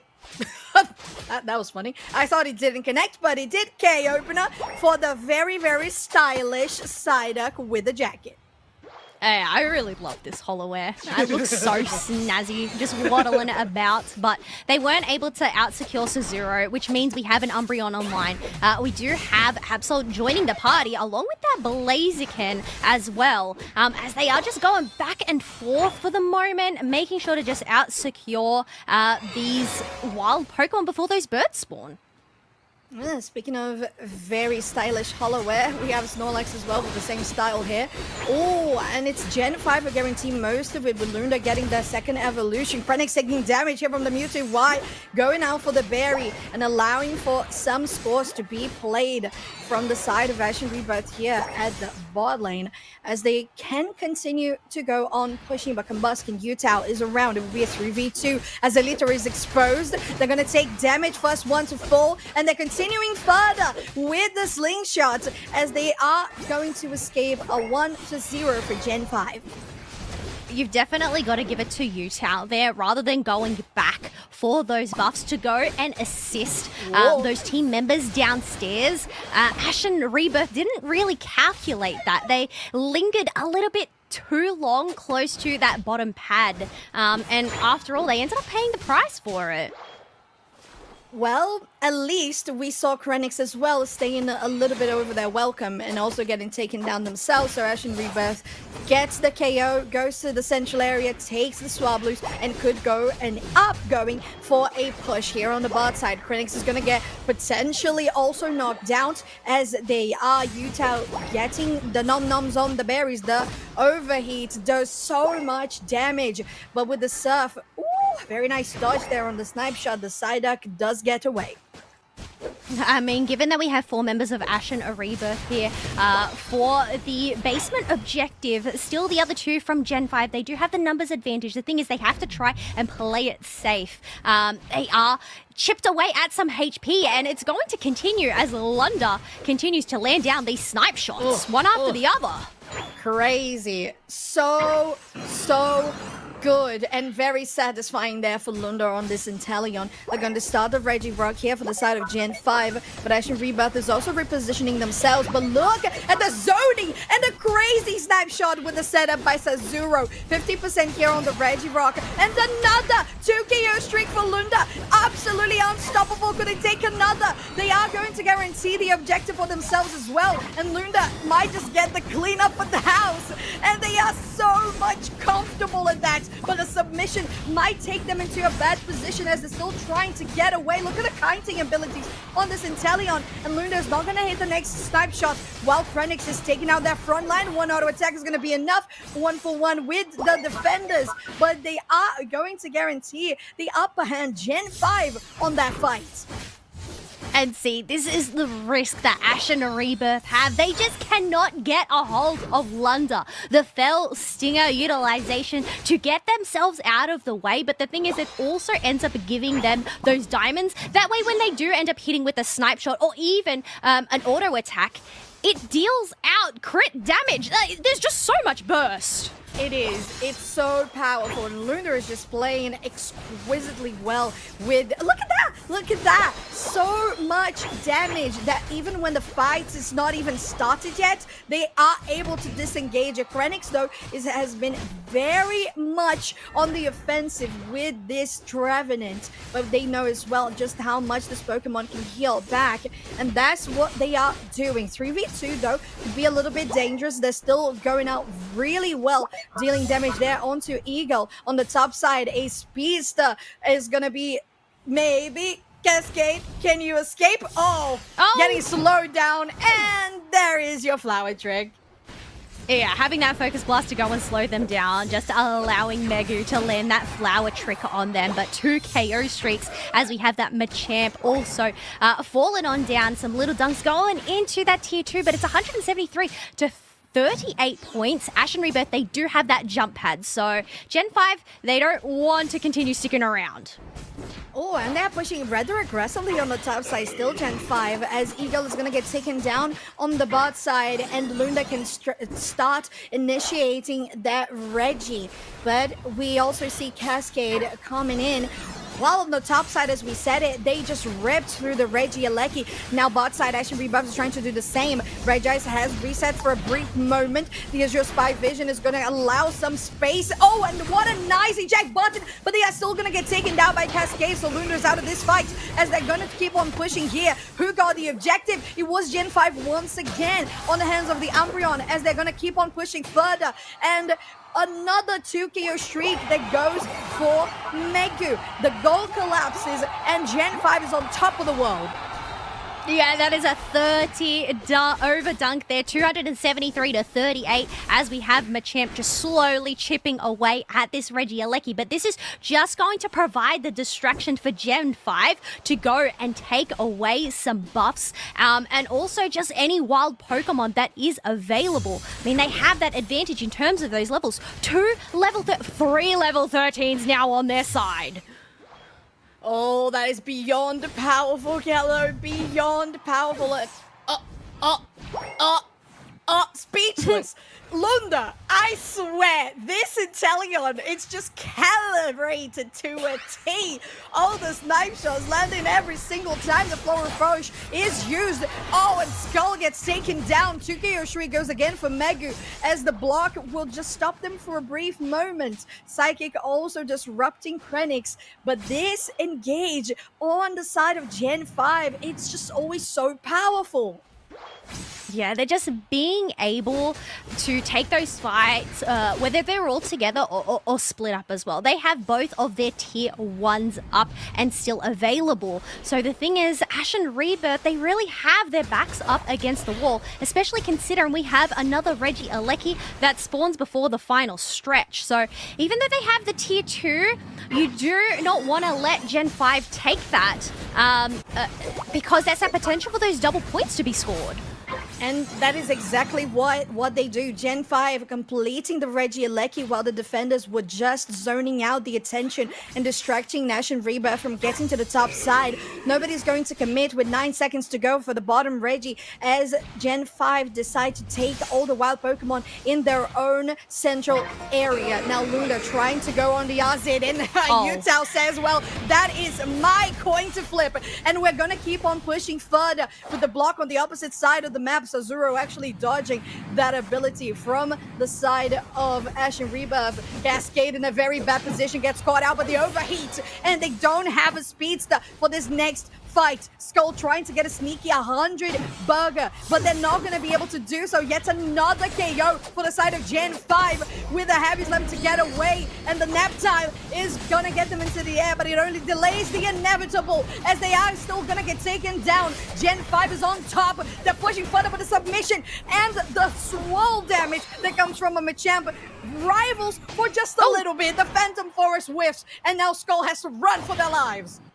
They have to run considering they're at such minimal HP, but this is going to give a chance for their team members to come on back. There is no Meowscarada, there is no Blaziken available. They do have the Rip considering they have that Mewtwo White. The thing is, they don't have the Mega available, as that gauge isn't full. Sazuro ends up copping a Side Strike here, and it looks like they're able to put up the defenses here as Snorlax is trying to push their way through.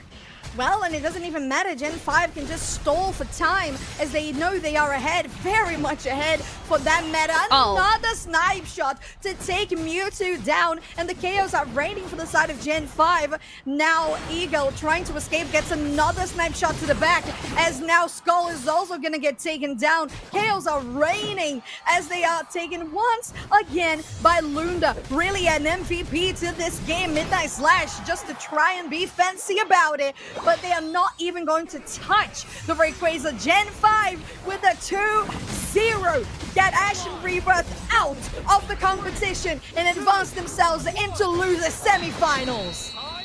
Oh, you've got to give it to them. They played that final stretch so great, even though they ended up losing some members just for the other members to stay up and hold base, not even risk shredding that Rayquaza despite having that numbers advantage. It's just a matter of dealing with the threat that Mewtwo was, considering they could have ripped it. And I mean, Cascade, it was really interesting because they were quite aggressively positioned in that enemy's central area, hoping to take down Megu. But unfortunately, they just couldn't get the KO, revealing their positioning and then allowing Gen 5 to then go and dive on him and finish the job. And you know, Callo, the only person that can stay with a donut of points scored and still look good, mighty good in the game, is Lunda on this Inteleon. 114,000 damage. I swear, those hits were unbelievable. Every single shot was a hit. Oh, yeah, majority of those shots just chipping away slowly at Ashen Rebirth. And the thing is, yeah, they just couldn't find their opening through. Not only do you have the threat of a snipe shot hitting you in the face, but also Suzuro and Kranix, the defenders, just pushing them back constantly. So I guess that's a thing. Ashen Rebirth, I mean, massive congratulations to them, obviously, for making it up into the top 8 for their first time during this season. I mean, after all, like, it's such good practice for them to go up into considered one of EU's titans.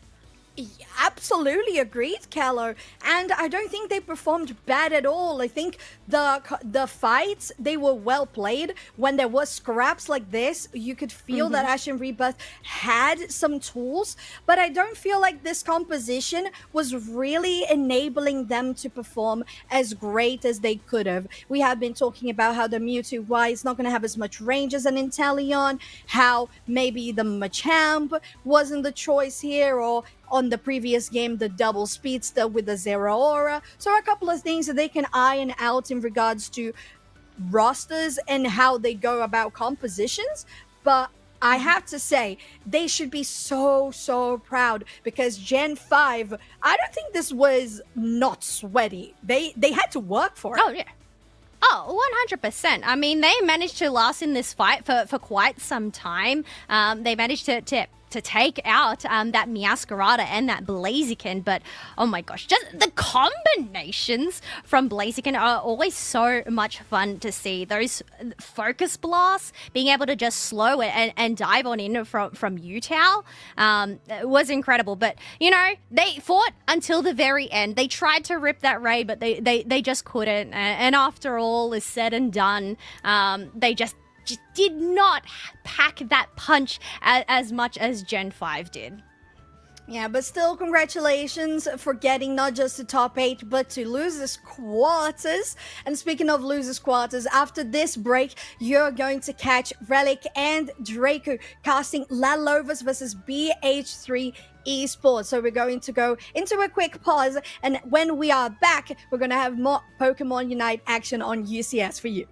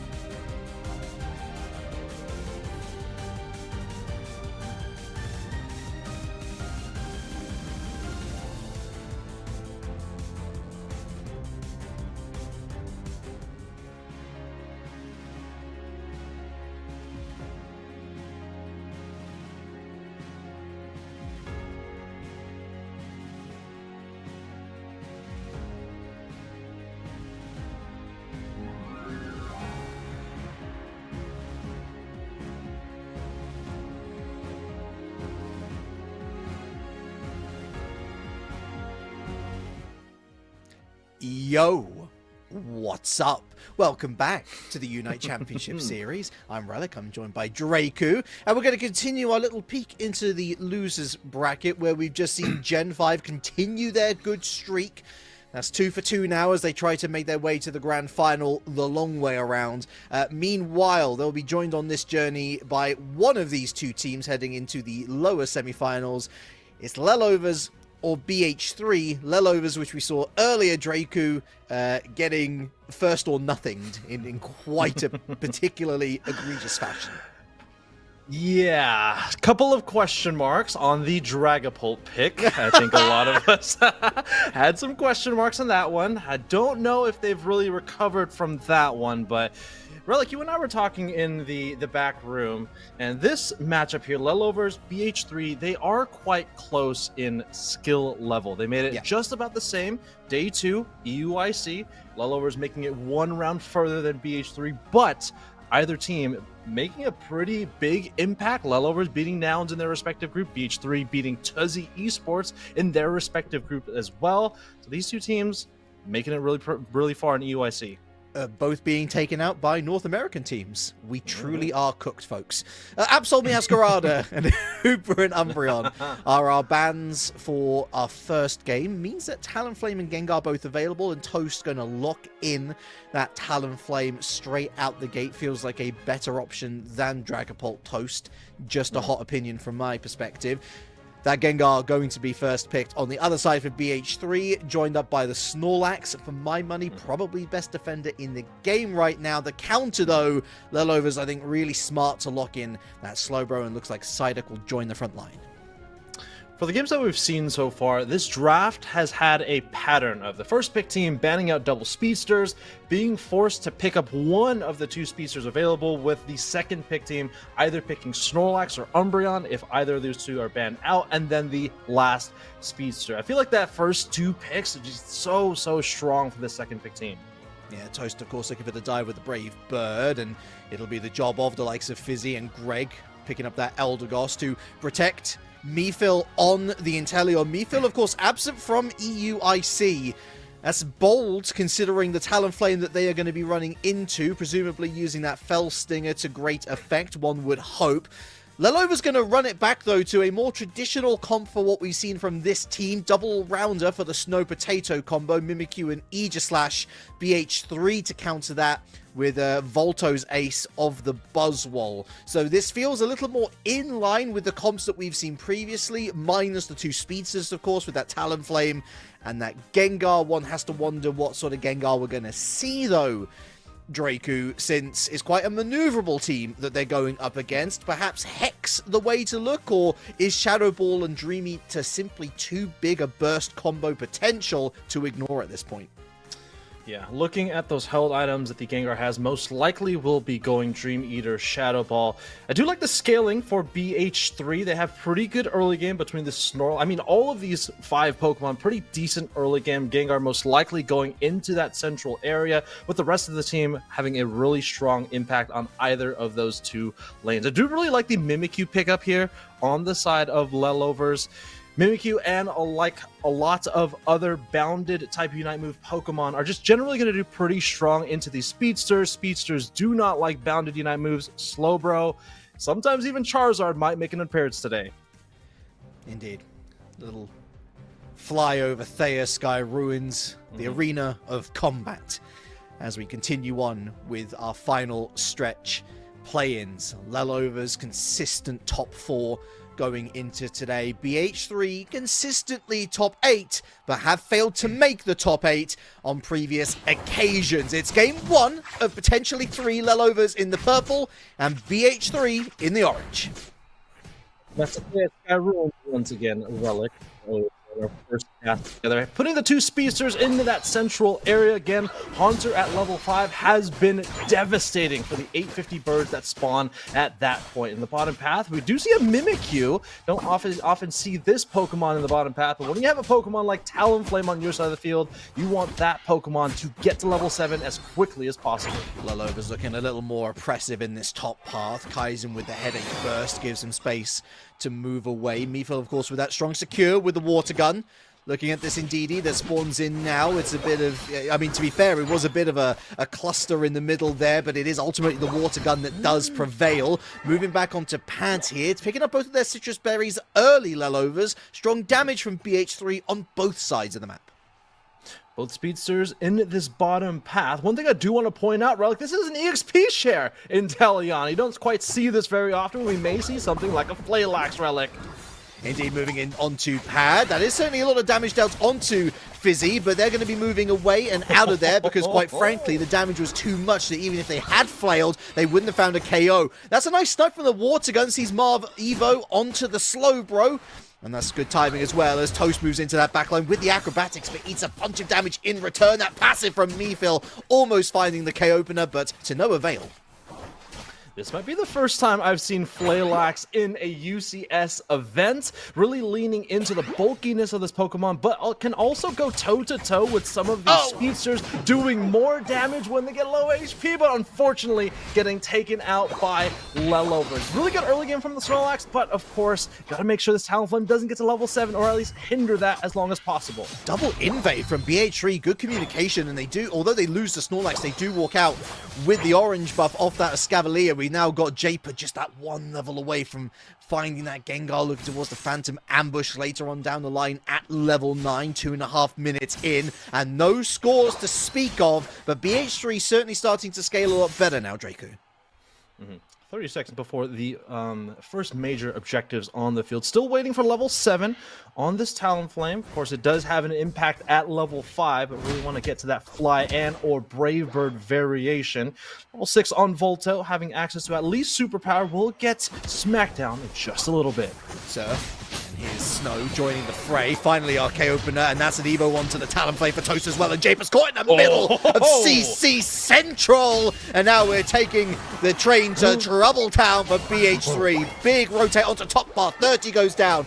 Here's another 30 and more. Are they going to get the 50-point over dunk? Oh, they're going to do, no, they're not. They're waiting for the 20 over dunk. No. Waited a little too long as Volto's been able to deny this score for the moment. And now the reinforcements on the way. Kaizen falls to Greg 22, 70-0. Lelover's trying to do maths, but the maths fight back.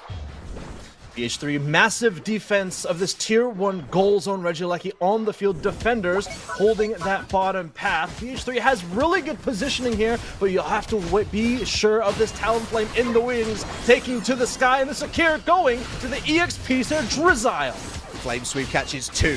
Volto, sliced, diced, and the fly down. Mephil finally found that evolution. 2 KO streak for Toast, who goes down to Mephil, who finds a 2 KO streak of themselves. And because of all of that team fight exploding in and out and around them, Snow's just been able to go to work on this Regieleki, and so there won't be too much threat to that T1 pad. Now looking down to the south pass, looking downstairs, Draco. It's our first Reggie of the day. On bottom path, it's Reggie Steele.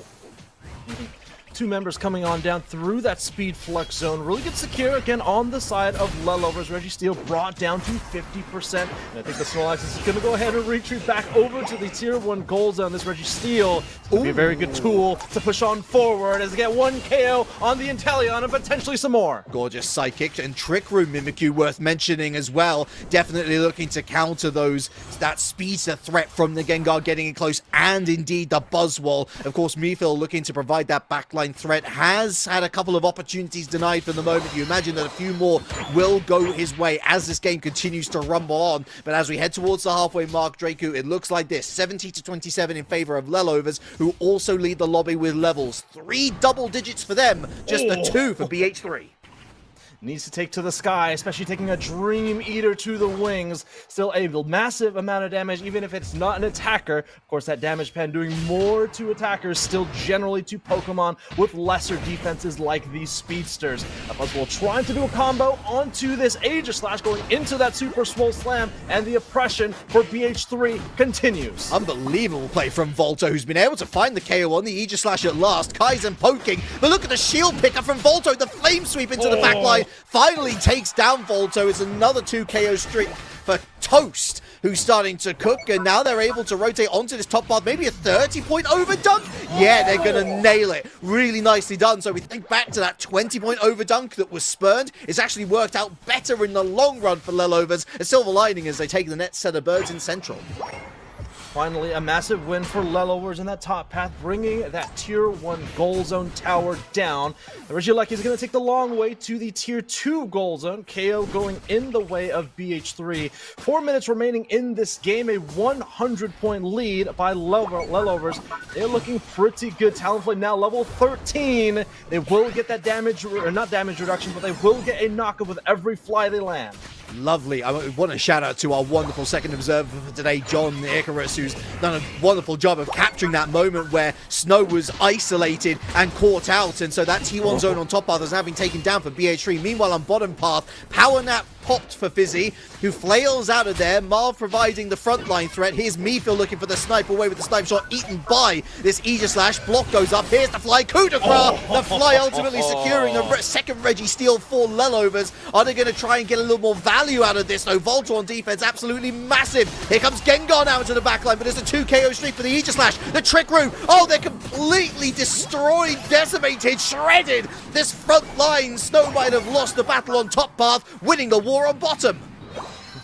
207 to 87. Lelovers, a massive tool to secure objectives, both with the coup de grace and the fly. It's going to be almost impossible to maybe get a confirmation with the snipe shot Inteleon. Again, this is the EXP share holding Pokemon, so they are not most likely going to be doing as much damage as if they didn't have that EXP share. Toast now almost level 14, 40 seconds left before the final stretch. Even without that 14, 313s going into Ray is pretty mighty indeed. They're going to pick up this final Altaria. Oh, lovely wide guard from Japer there. Oh, sorry, not from Japer, my apologies. From the Aegislash. Japer was definitely deterred from going in to try and find one more KO before we head into Ray. There'll be no more Reggies, and look at that, no yellow dots on the map. So for the moment, a reprieve, Draku. Pokemon to watch in this final stretch, of course, Talonflame, where they decide to jump on. There are a number of Pokemon that will not love to take a fly to the knee. There is 2 Boundary Unite moves on the side of Lelovers as well, can make a huge impact. We all know how strong Slowbro's Slow Beam Unite move is. Landing that onto the Gengar will spell doom for BH3. Plenty of adventurers here on Thea Sky Ruins. They better be awake, though. It's a good time to be. As set up shop here, BH3 on the top side of the Ray pit. Lelovers, meanwhile, they don't have to press the issue, Draku. They got a 120-point lead right now.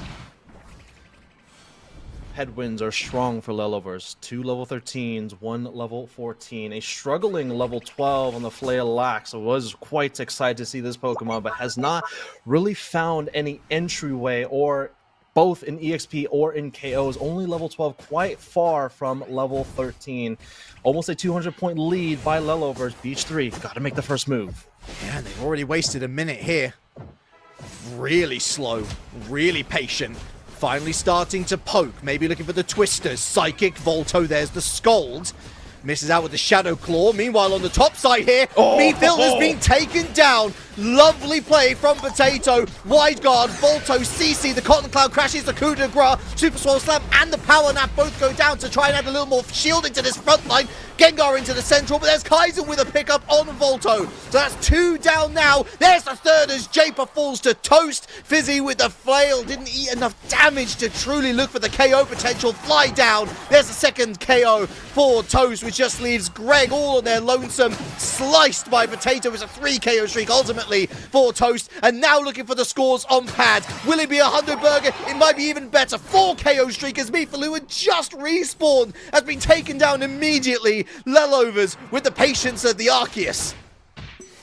And this, trainers, is why you do not let Talonflame go through the draft. Same thing with Gengar. Of course, Gengar not having as much impact, but you can just see how much damage this Pokemon is doing, regardless of if it is Fly or Brave Bird. The amount of damage coming from Talonflame with that damage penetration buff is significant. 407 to 87. Game 1 going over to Lelovers. Just so clean.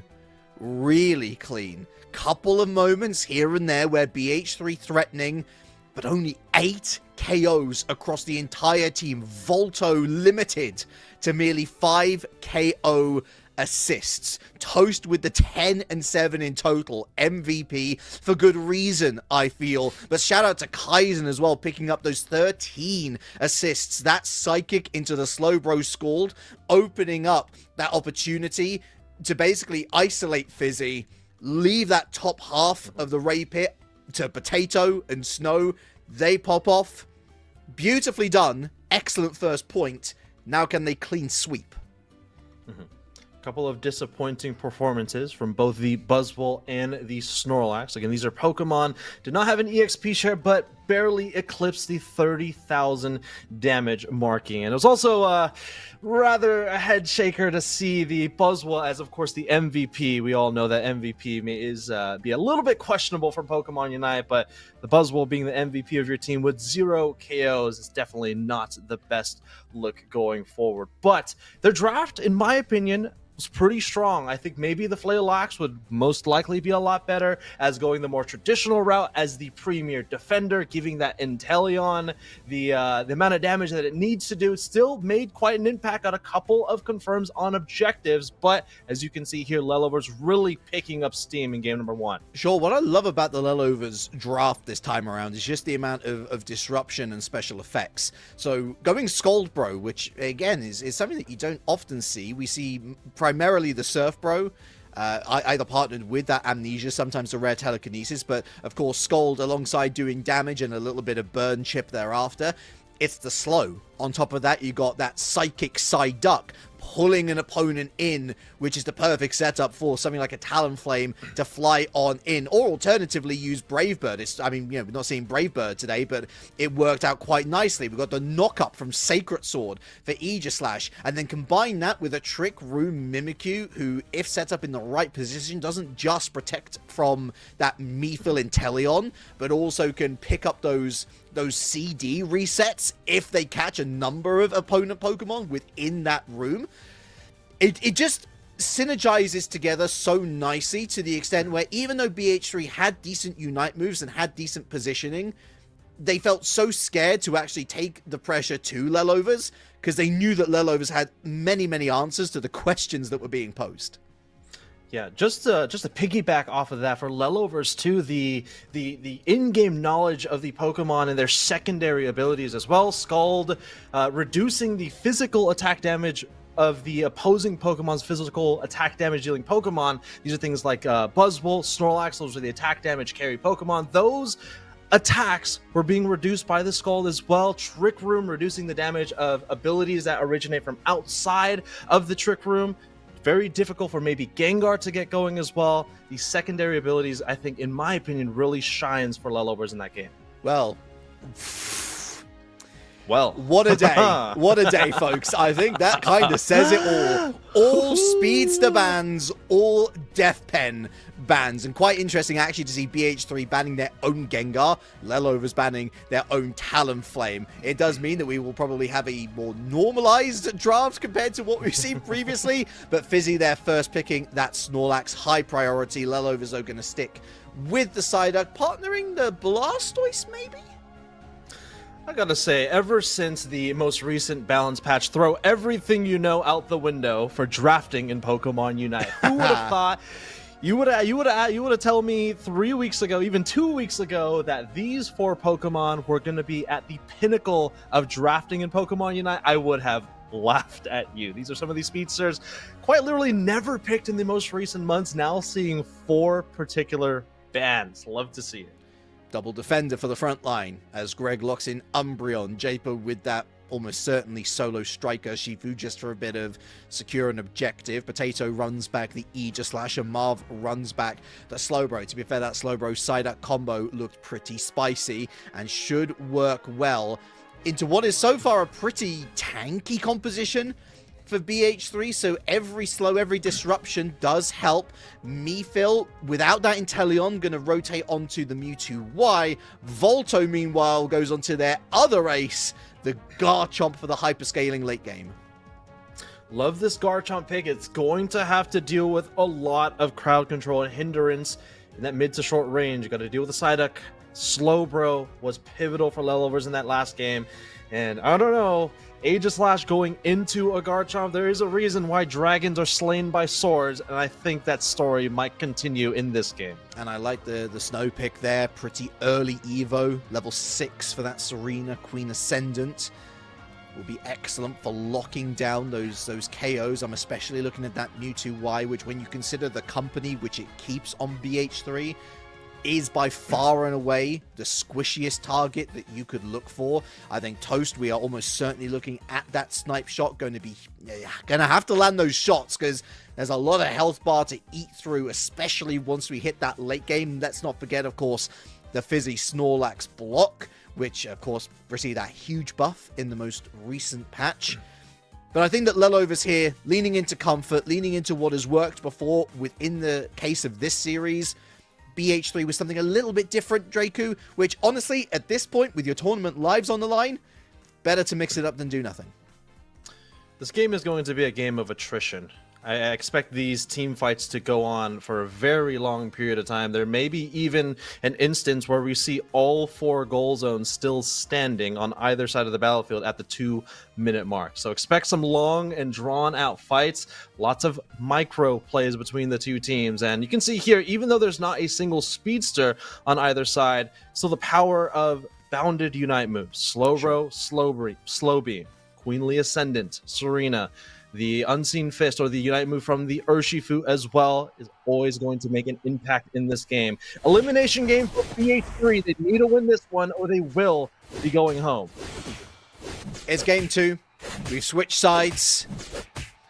Are we going to see a switch up in the play without the 4 primary beneficiaries of the patch? You'd imagine so. And BH3 now looking to be a little more aggressive here on this bottom path. Toast forced back to pad. Fizzy also had a lot of damage. Same for them. No 0-0 until the 3-minute mark. An early score here for this tiny little pre-Serena. Snow running away into the central. Chased down by Greg. It is an Umbreon, not one of the more aggressive EVs. Here comes Potato to maybe help them out. Focusing on their own buffs before giving up the chase, Greg. Able to make it back to a Citrus Bear, healing back 1,500 HP. Actually, that's a fact that I found out very, very recently. But nonetheless, this Gibble, one of my favorite all-rounders in the top path, exerts pressure at all stages in the game, even when they are at their first stage evolution. Sounds like a job interview to me. 0-2, first minute gone. And our first set of birds on Thea Sky Ruins. Watch out for that water gun. For that very reason, double Evo for Lelovers. And rotating top path. Potato in a lot of damage, gives over the EXP and therefore the Evo to Volto onto the Gabite. Kaizen ensuring that there'll be no more threats to their zone. 1.5 minutes gone, Draku. And although the Evos have been secured, not much else really to speak of. Not only do they have the Evo on the side of BH3, but take a look at those rotating auras underneath Volto on their Gabites.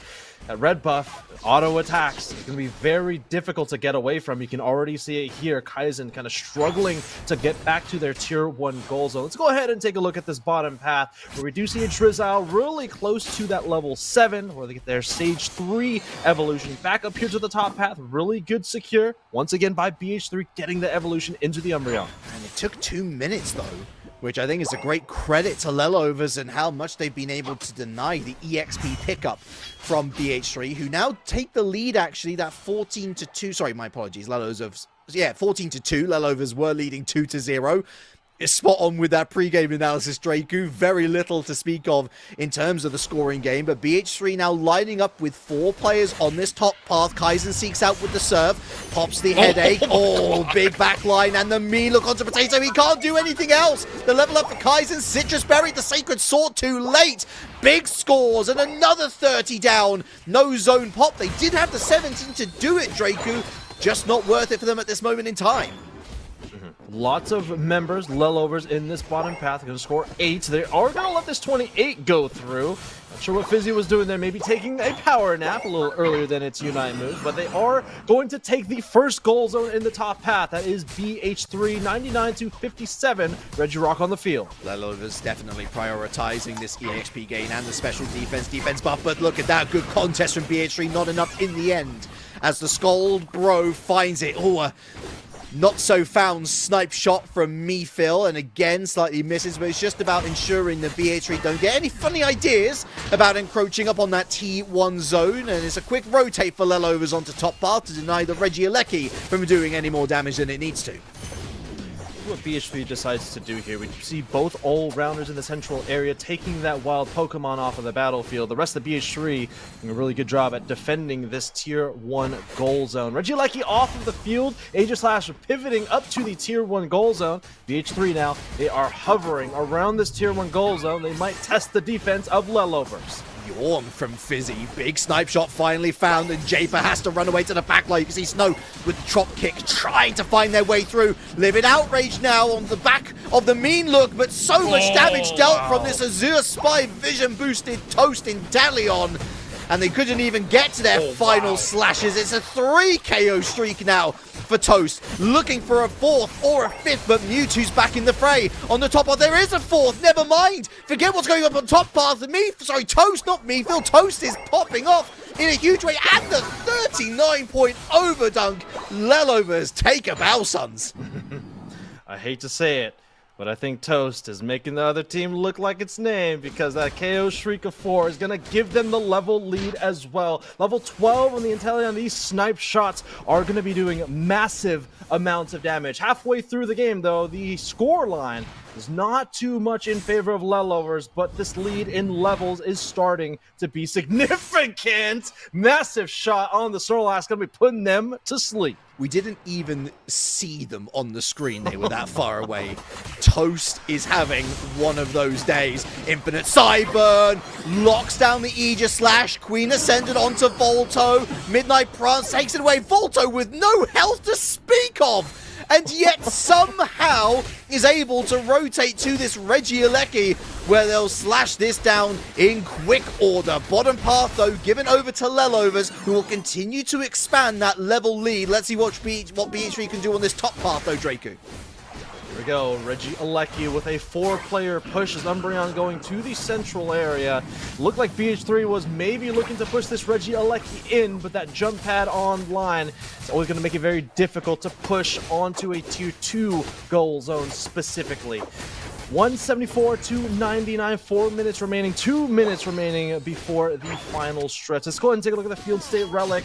Again, pretty quiet game in this mid-game. Level 12 on the Inteleon, kind of slowed in its pace, getting EXP. 1v3 right now for Potato right now. Unfortunately, they are going to be able to get away here, but the wide guard able to keep them alive for just a little bit longer, but is going to be knocked up quite significantly. That's quite launch up into the air. The heavy slam plus that Unite move. My goodness, hits another shot from downtown. Felt a little bit preemptive, I should say, the Azure Spy Vision, but you know what? Looking at the time, why wouldn't you? You're going to get that Unite move back.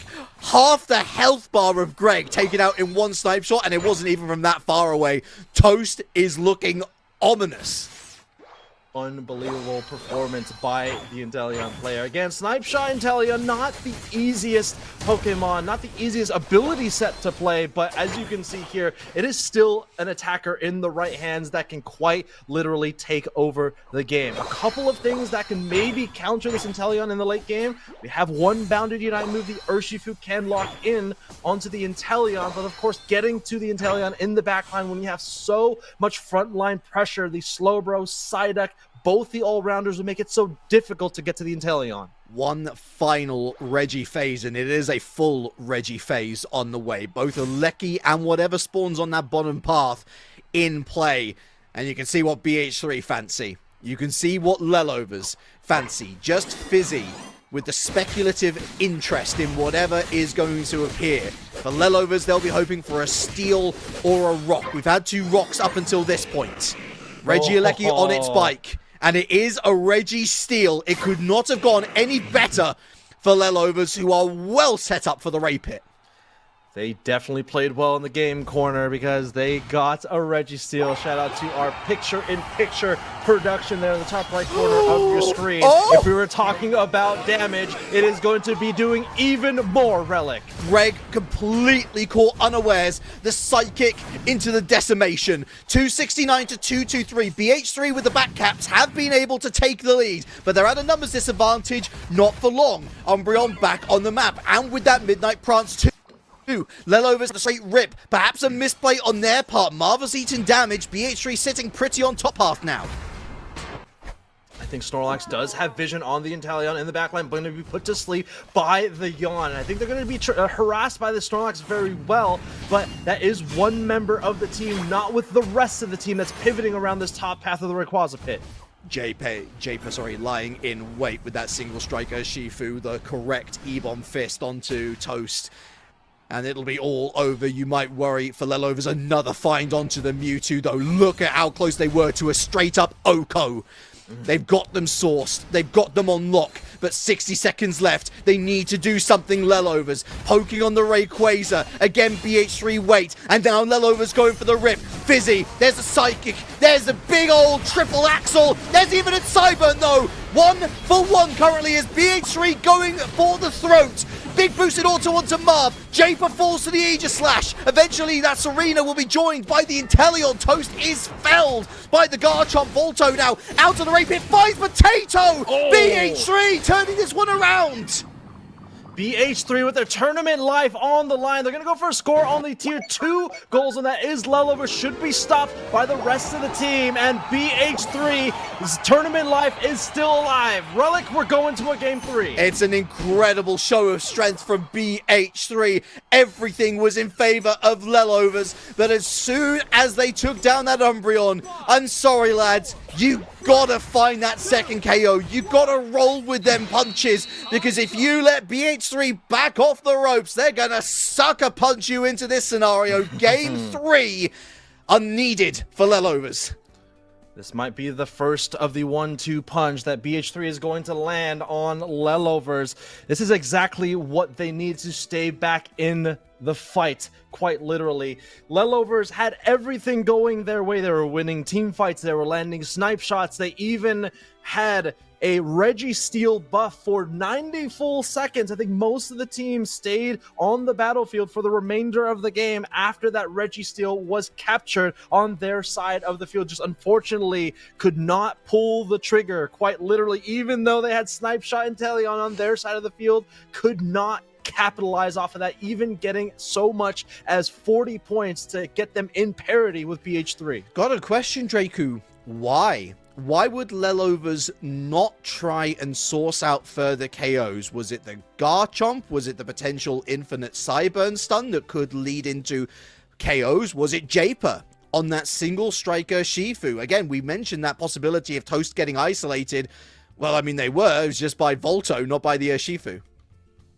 I think it's really for the all-rounders to really make the move forward, right? They had vision on where the Snorlax was kind of hanging around in the bottom path, with the rest of the 4 members at BH3 above the Rayquaza pit. As soon as that Umbreon goes down, like you said, Snorlax would most likely be out of position. It would allow the rest of the team, particularly those all-rounders, to move forward to the top side of the Rayquaza pit. This is most likely going to be a highlight reel for Toast. The KO streak of 3 will lead to a KO streak of 4, almost penta KO at this point. Mewtwo, I did not want to give him that luxury, but again, this was all in favor of Lelovers. They just unfortunately could not move forward when they needed to, even being down a very small deficit in scoreline. You can be the best 1v1 maestro in the game. If the macro doesn't stack up, you're asking for trouble. And this just so happened to be the macro decision. I was so impressed with how efficiently they were able to remove Greg22 from the board. That Umbreon with Mean Look, by the way. So that's your primary source of isolating out a Lelover's opponent. Done and dusted. They're gone. They're not a factor anymore. Just a complete misplay from Lelovers, which I guess on the one hand, Draku probably gives them a bit of confidence in that they had that win in their own hands and they just let it slip. At the same time, so frustrating because we should be speaking about them now going through to the losers semi-finals, and instead they're now at threat of being eliminated themselves. A couple of shout-outs, or at least one major one there. We saw it in the end highlight reel in that Rayquaza fight. Volto able to get onto Toast was quite literally the reason why they were able to come back, or at least maintain positioning in the central area. That was the massive amount of damage. Of course, we saw that Quadra KO in the middle point of the game, but one of the important things about Garchomp's Unite move, the only thing that can stop it are bounded Unite moves, and I don't know if at that point the slow beam had been used. I think it had been used on the Urshifu to be specific, but allowed the Garchomp to bypass all of the other hindrances and crowd controls to get to the Inteleon in the backline. Getting that KO was an MVP moment for me. Yeah, as the bounded Unite moves, or as we saw literally earlier on in that very game, just taking down the Garchomp in the first place. It's not invincible, it's not invulnerable. If enough damage is dealt, then that Unite move is cancelled the hard way. But we won't see a 4 Speedster ban table this time around, oh no. Absol first up. And BH3 going to deny Kaizen. Bit of respect here. The Psyduck. Respect back from Lelovers. No Urshifu for Japer. The Talonflame, our final ban. Meowscarada and Gengar let through draft. Let's see what Lelovers decide to side with. It will be the Meowscarada. Well, most likely, yes, Meowscarada, and then most likely Gengar plus a defender here. Snorlax or Umbreon are on the table. Be very surprised to see Mifil let the Gengar go through here. Gengar, in my opinion, might be the best of the 4 Speedsters. Maybe not the most consistent. I think Talonflame is the most consistent. Whoa! Wow. A pretty conservative start. They are going to round out their supporter core with Snorlax and Hoopa coming out to play. Lelovers straight up can pick up Gengar and Inteleon right now. They don't. Potato goes for the Aegislash. And it looks like both Inteleon and Gengar actually will fly through into the next set of picks for BH3. Marv locking in the slow bro. Conservative all of a sudden from Lelovers mid-draft. Yeah, I think they might be a little deterred to go into the Gengar pick there. Gengar, of course, does a massive amount of damage, but can be locked down by a slow beam quite easily if you're able to hit that Pokemon specifically. It's going pretty far into the draft, getting to the 4th and 5th picks for either side. Espeon coming out to play. In my opinion, Espeon a pretty decent counter into Speedsters. The ability stored power, a point and click non-skill shot ability can lock into highly mobile Pokemon. Blissey for the first time today. And it hasn't even been banned, I don't think, or at least I can't remember it being banned. And actually, Gengar's just going to fall all the way straight through the bottom of draft. Wow. There will not be a Gengar. Japer, who was on that Gengar game 1, heading over onto the Mimikyu, which I honestly quite like. I feel like that Mimikyu had a really good look from Snow in game number 2. Game number 1 as well, I should say. So, on the one hand, Dracu, we got that Meowscarada, kind of the standout, really. Besides the Espeon, really interesting that Mifil prioritizing Espeon over their ace of the Inteleon. Toast will be picking that up instead. What do? Is it the Psychic Solaire diff when it comes to those team fights? It's definitely hard to say here. I think the Psychic Solaire, again, turning off the gravity can be a really impactful Unite move, but you know, if they turn off the gravity while that Meowscarada is in their own Unite move, that Unite move will still go all the way through. And also, just allowing Toast to pick up the Inteleon after their performance in that last game is a head scratcher for me. Of course, Volto was able to lock in onto the Inteleon like we were talking about before, but it's going to be up to Volto to get to the Inteleon in the back line. And once they have that Unite move, they will have the tools to do so. I guess if you're a BH3 fan, you're saying, well, Toast, although they did look really good in game 2, Lelovers did still lose. Maybe BH3 feeling that they can out-macro Lelovers at this point. I'm not sure if that's a risk that I would like to run necessarily, Dracu, but it's a risk that will be run nonetheless in our decider to go on and face Gen 5 in the lower semifinals. It's Game 3! Game 3, and not only a Game 3, but an elimination game for both of these teams. Of course, we were talking about earlier on in the broadcast, these two teams very close in level, and they are making our predictions very much true. Volto in the top path going against the Sprigatito. Really good last hitting for Snow on the Sprigatito, but the auto attack pressure from the Gibble is always something you don't want to scoff at. Something you don't see very often is a Blissey scoring behind the rest of the team. Well, they're stacking with their special attack specs. But look at that, taken down Snow by Greg. Good damage onto this bottom path from the Lelover's perspective, but Mephil already on Espeon, not so hot. The response here from Lelovers, Evo, and Potato, just about escaping the clutches of Japer, back in with the leafage, Snow, and a little pound, but Japer able to escape themselves. The positioning here by Lelovers is actually getting a evolution from either side. Volto pushing forward, having that red buff with some slow. They're going to continue to press on forward. The only one left standing here. Kaizen can stay alive. Really nice Astonish followed by the Bulldoze, but cannot get the KO. Just no sustain. And no application on the finish either. That's going to be so frustrating from Snow's perspective. We would have thought that the damage scale from the Evo would have been enough to no avail. Greg looking for a stun. They get the level 5 anyway from the EXP pickup behind. Volto level 6 now. Heading towards that Garchomp. Central area though, Lelover's got control. We saw it really briefly there. It is a Psyshock Espeon and most likely a Snipe Shot Inteleon with the Fell Stinger ability there. First KO, at least in the central area fight, going over to BH3. Just a Blissey, handing over to BH3. But, game, very high intensity between these two teams. You can just feel the nervousness and maybe even anxiety as this is, again, an elimination game. What are we doing here? What are we doing here? Missing with the Sacred Sword is what we're doing here. Hitting with the Shadow Sneak is what we're doing here. And Potato somehow surviving for longer than I thought, at least, but ultimately being felled is what we're doing here. Strong rotate onto bottom path, then for Lelovers, that 16 goes down, and the Meowscarada is unlocked alongside Toast. 30 score from that Inteleon, so although BH3 lead, Lelovers keeping it close. Dancing with wolves or dancing with swords in the top path. 125 to 85. Lelovers with a small deficit going into the first major objectives. We'll see in the bottom path what we get. And it looks like BH3 really close to getting level 9 on the Garchomp.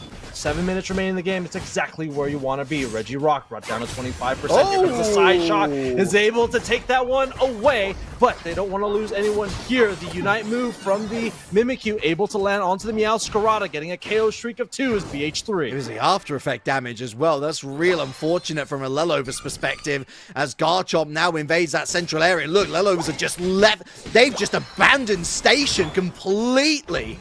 As Inteleon was taken down, BH3 roar into a lead. Points total almost doubling what Lelovers have. The only real silver lining for Lelovers is that their level situation doesn't look too bad, but BH3 now with that level 10 Mimikyu backline. Here's that Shadow Sneak once again, drags that Aegislash back towards the zone. There's the coup de grace taking down the Mimikyu, who was caught a little bit astray. The Livid Outrage will take down the Slowbro. Snipe shots left, right, and center, but BH3 do enough.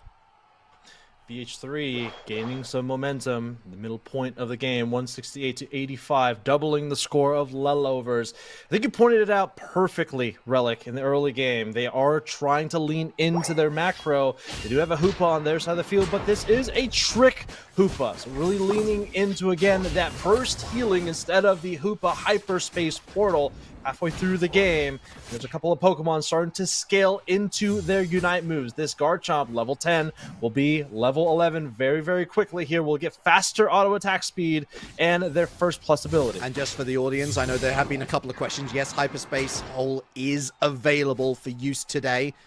We just haven't seen it, and especially with the Speedster threat. Is there enough time to even use it? I feel like this why we're seeing a lot more tricks. Sacred Sword now, the block goes up. And Volto given cover there by the snipe shot from the Inteleon. 85 to 172 now. And our next Reggie phase is imminent. Battle going on in this bottom path. It is a 4v4. The Hoopa, having access to the unbounded Unite moves, can bring that Garchomp to the bottom path. Speedster and the Dragon going into a 1v1 on the tier 1 goals, and you can see the picture-in-picture. Reggie Steele on the field, and the battle starting to ensue. Marv not level 9. There's no slow beam. Oh My goodness, gosh. Mephil eats a stray. Reggie Steele has been down the shops to get the milk. They're back in the house. They're looking to cook. They're scolded for their troubles, and this snipe shot gonna miss. Bit of impression on the top path as Snow goes against Volto. Here's the Unite move, though, from Greg22, and the power nap as well. Knocks up Potato, backline poke from Mimikyu, who's able to rotate out. It's a big old coin flip for the Reggie steal, but the coin flip goes in favor of BH3. The Aegis Slash stunned into oblivion, and now the Bliss assistance, well, that's not going to do much at all because they're up against the wall. They're pinned. Was that the Blissey getting the confirmation there? You do not see the 3 red dots on any of the members of BH3.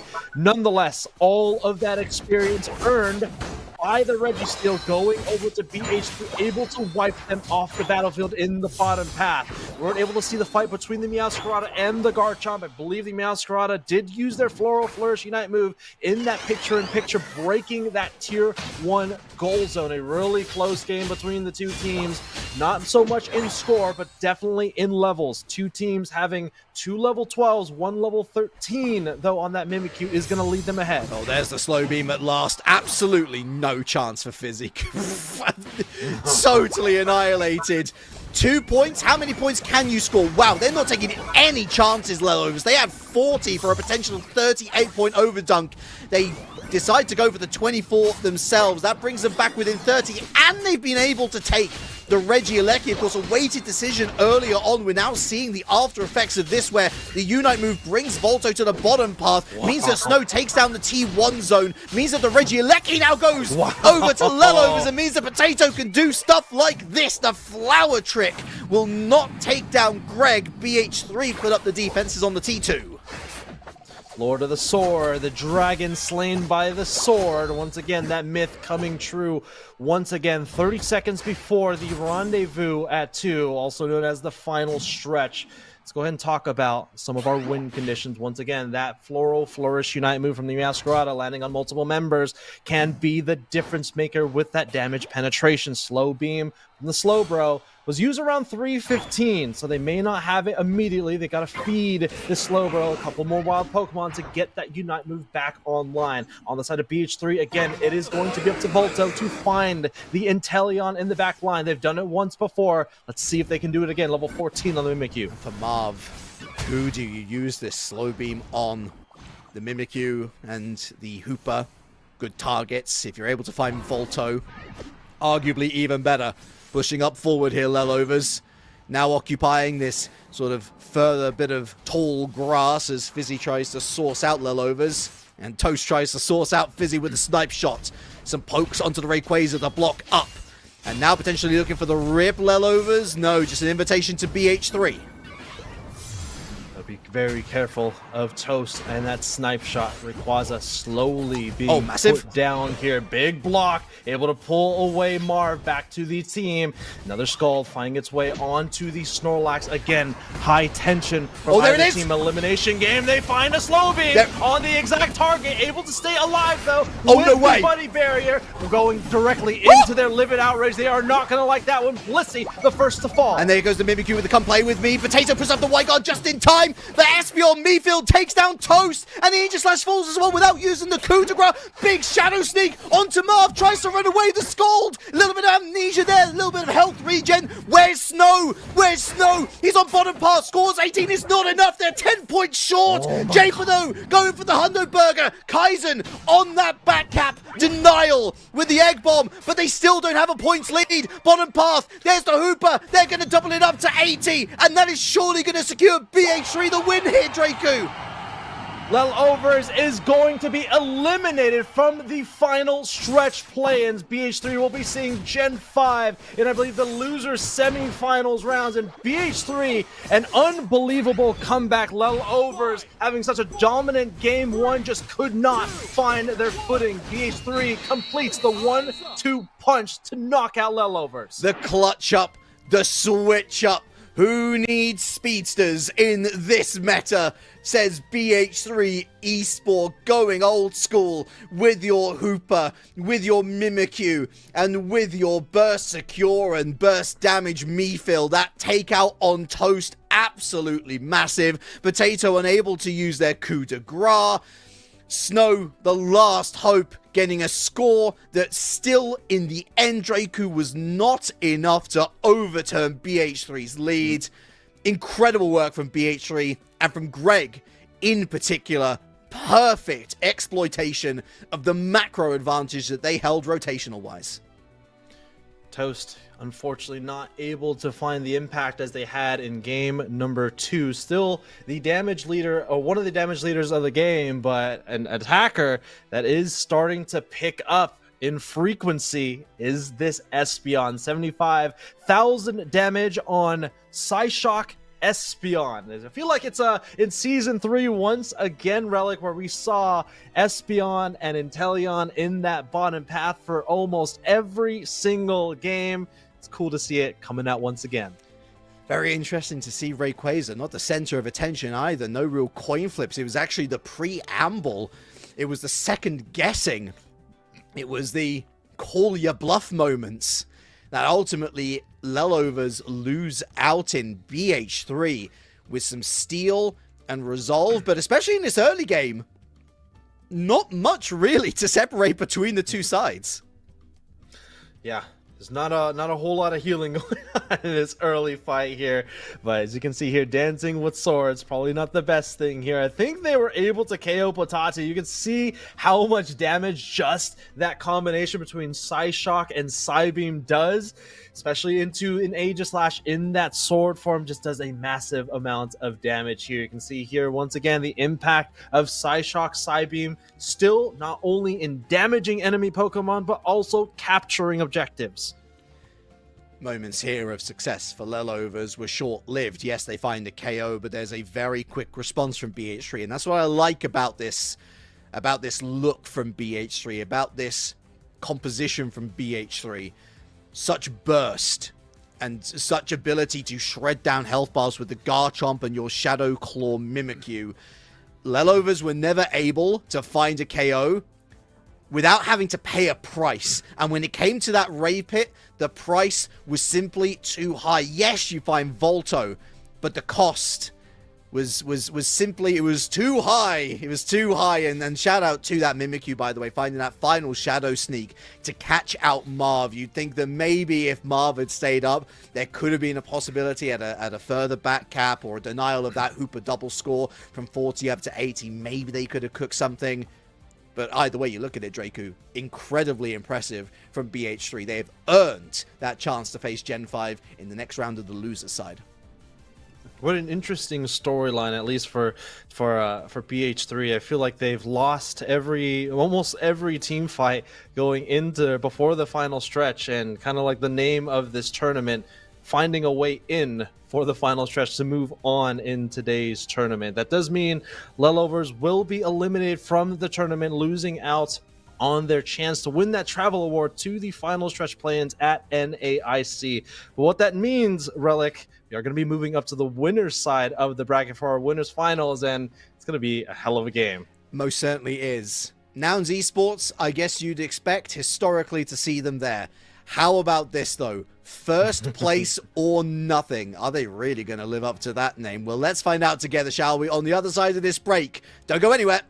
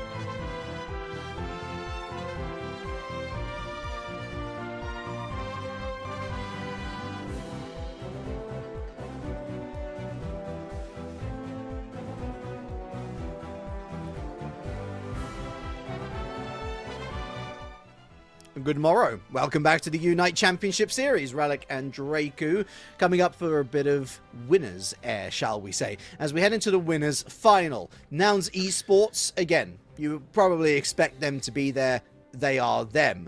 First place or nothing though, Draku. This is the story, not just of the day, but of the weekend. They 2-0 Gen 5 yesterday. They 2-0 Lelovers today. Does that winning streak continue against the Nouns esports that is looking more vulnerable than ever?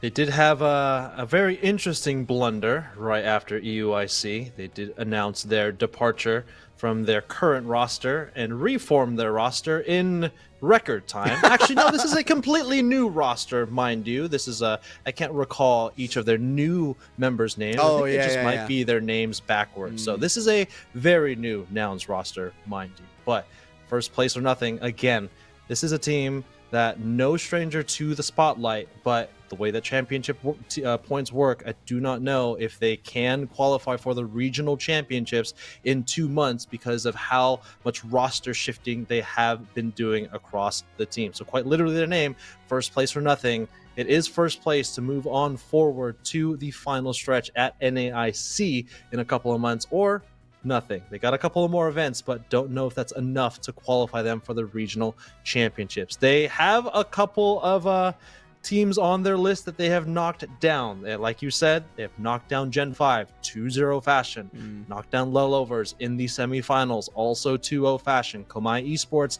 not present today, but the next on their list, it's going to be Nouns Esports, and I feel like that's the last team on their list. This is going to be very telling for the remainder of this event. If first place wins this, I think they win the entire event. I agree. Not only that, I don't think this is just about the knock-on effect for this event, Draku. I think it's about the knock-on effect for this season. I mean, I was sort of half joking when I said that EU was cooked. I don't have a lot of faith in EU on the international stage. The faith that was restored at EUIC with Kamai is shaken by the fact that those 5 players have felt it necessary to replace one of the up-and-coming stars on their roster with Sorayu. No disrespect to Sorayu, of course, but as we've seen from Nouns, case in point, you make a roster change, yeah, it can be for good. Or there might be teething troubles, or perhaps those teething troubles will never go away. Maybe it is something a little more systemic. So, yeah, it's a long shot to get to Worlds from here. But you know what, Draku? If first place or nothing win this event, they get the travel award to NAIC. $50,000 total prize pool on the line. I don't think they're going to care a jot about the prize money. They're just going to care about the championship points that can see them get to regionals, and then once you're in that regionals pool...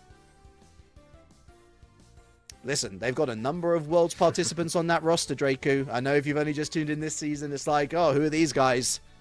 There's pedigree. There's pedigree is what there is. 4 teams remain in this final stretch play-ins for the EU side of things. Nouns Esports, first place or nothing on this winner's side. The loser side, if you're just joining us, they are currently at the semifinals, which we'll be covering right after this game, BH3, Gen 5.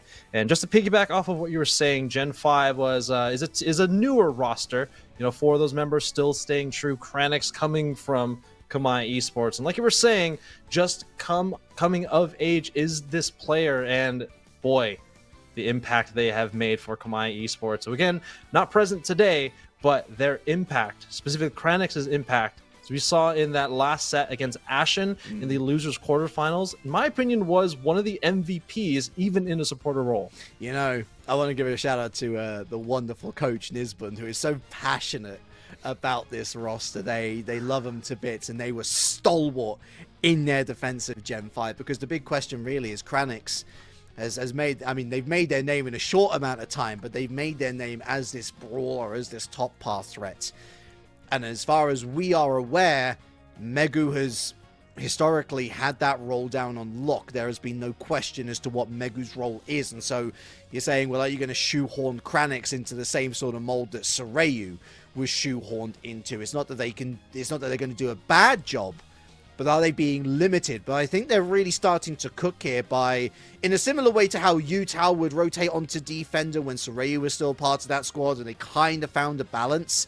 Now it's Kranix is looking for those brawler, disruptive defender or supporter picks. Something that can set up Yutao or Megu to explode with KO potential.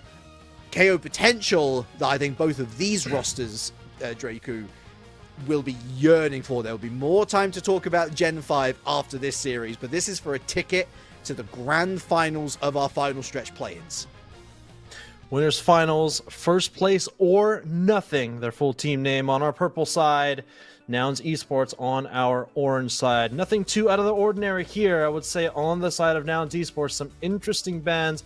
Inteleon, Slowbro heading up to that ban slot. And those 4 Pokemon to watch, those Speedsters with the damage penetration, 3 of them on the table. First one taken out by Klaus. And it looks like Gengar will be following in swift succession. You wonder who's actually going to pick it up. Well, Toon has locked in the Absol, and it looks like Gatlu will be going Gengar. Now, first place or nothing, they would have surely prepared for this by virtue of prioritizing the Snorlax over one of them. Sixies will be taking up the Hooper, and Rezu will take the quite natural rotate from Snipe Shot Inteleon onto Psyshock Espeon. Umbreon's still on the table. I would say the other premier defender is going to be taken up by Bruv.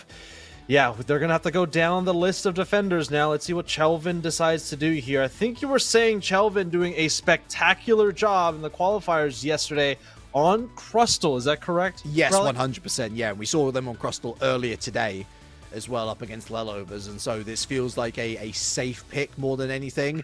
Wow! So, of course, Sixie's taking the Hooper away from Inda.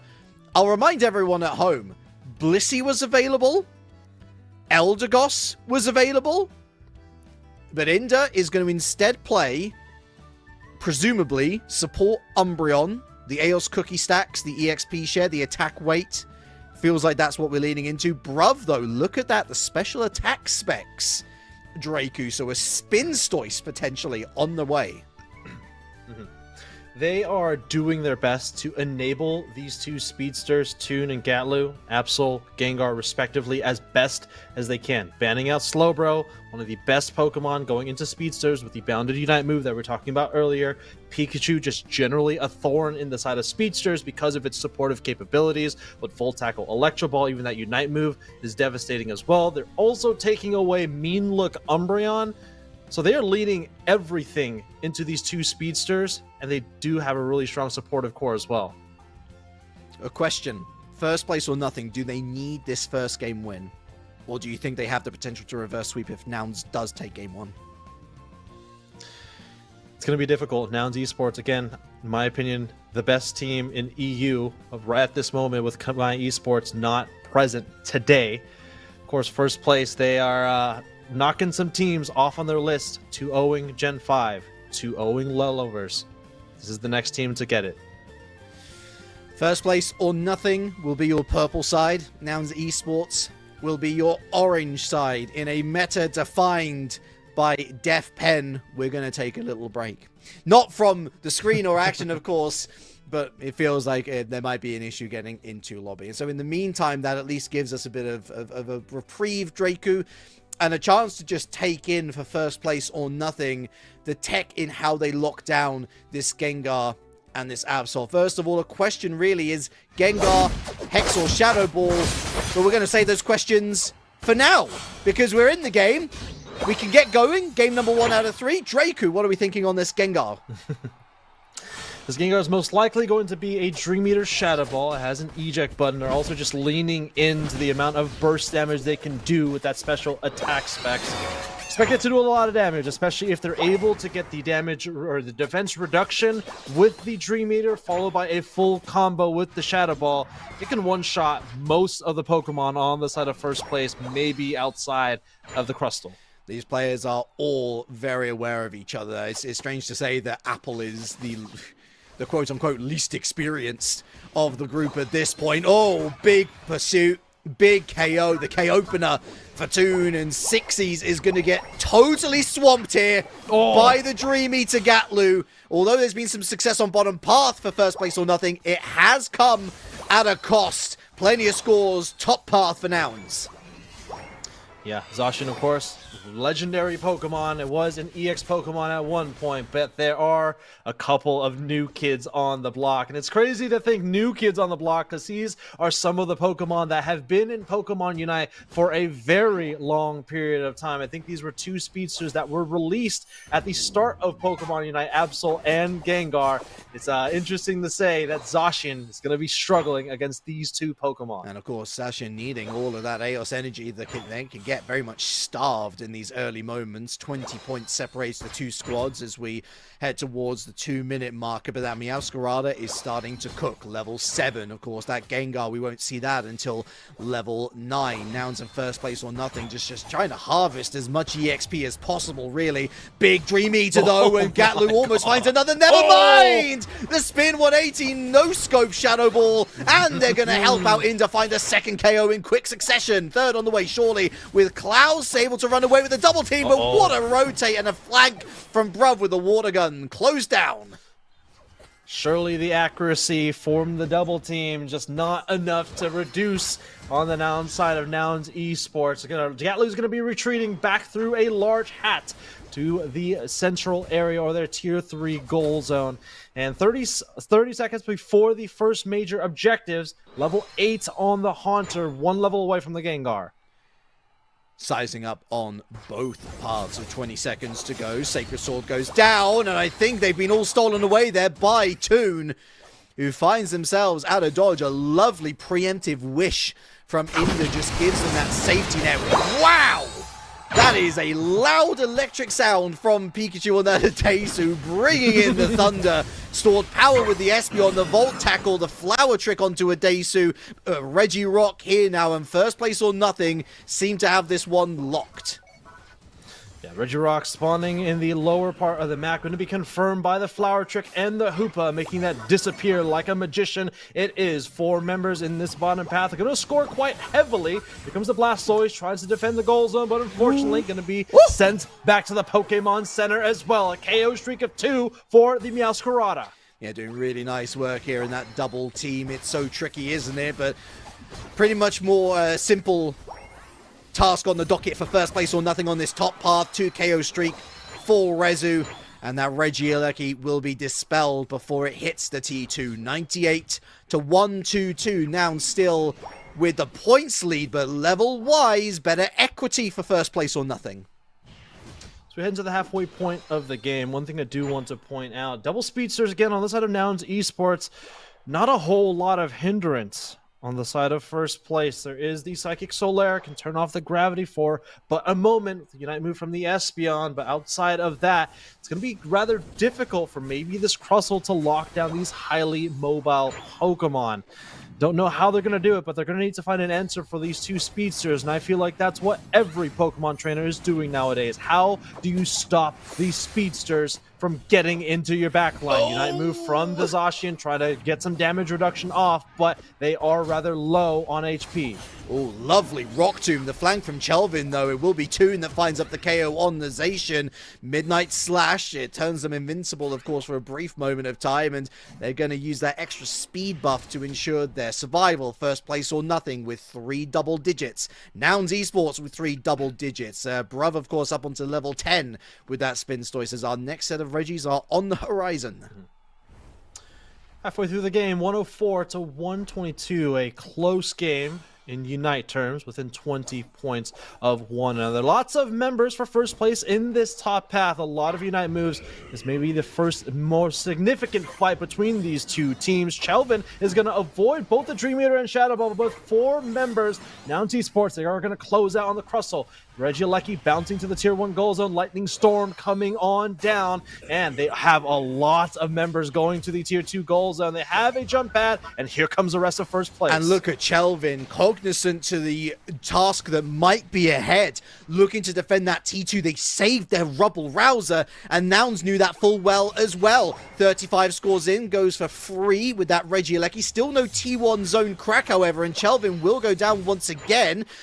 And Toon, living a charmed life right now, barely getting KO'd at all, I should say, first place or nothing, who have picked up that Regice in the meantime, and the points lead. First place doing a fantastic job at staying in this game with the score of the Meowscarada and the tier 1 goals are made vulnerable by the Reggie Alecki that will give them the score lead only by a slim margin. Still a 1-score game in double time, and not many team fights going on in game number 1. I feel like once these team fights start to unfold, the HP reserves on either side very shallow. So once that final stretch fight begins, expect a very fast, very explosive team fight between the fives. There's two teams who are communicating beautifully. Every action looks direct. It looks meaningful.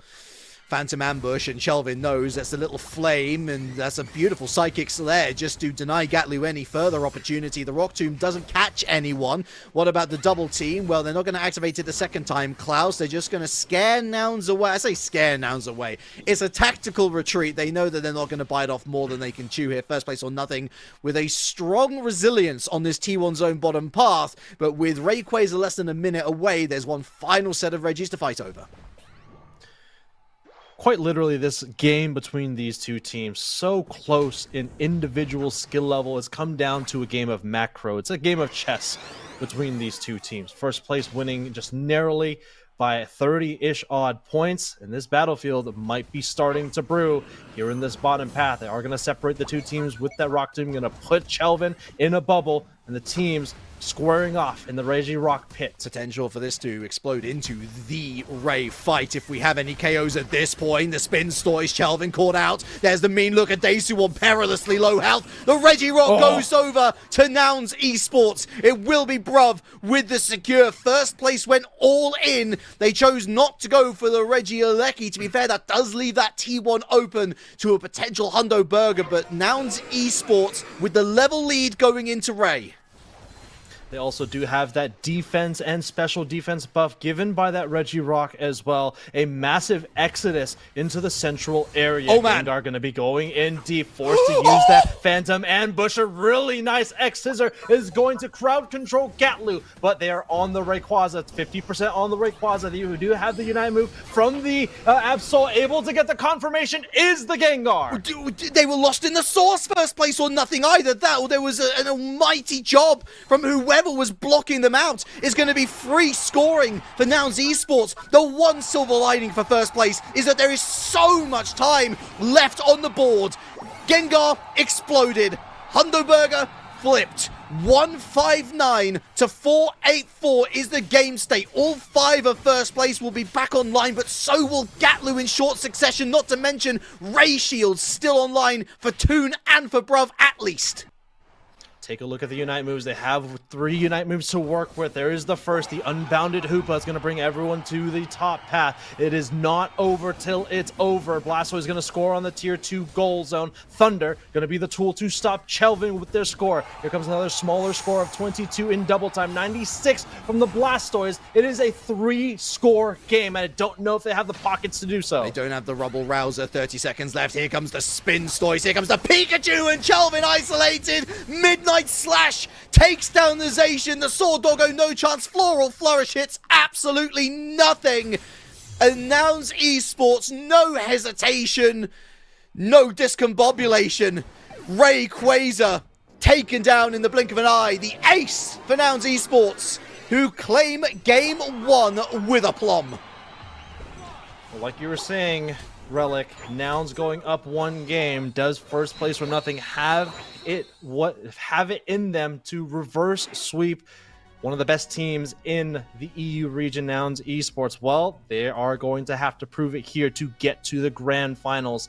And like I was saying, this is definitely a game of chess between these two teams. A very narrow lead by first place going into the final stretch, but Nouns Esports showing their prowess, showing their macro knowledge during final stretch fights, taking the attention away from the central area, using the Phantom Ambush to retreat back into their team, and then taking the Rayquaza in very fast succession. And that's off the back of Chelvin catching them out mid-Phantom Ambush with an X-Scissor.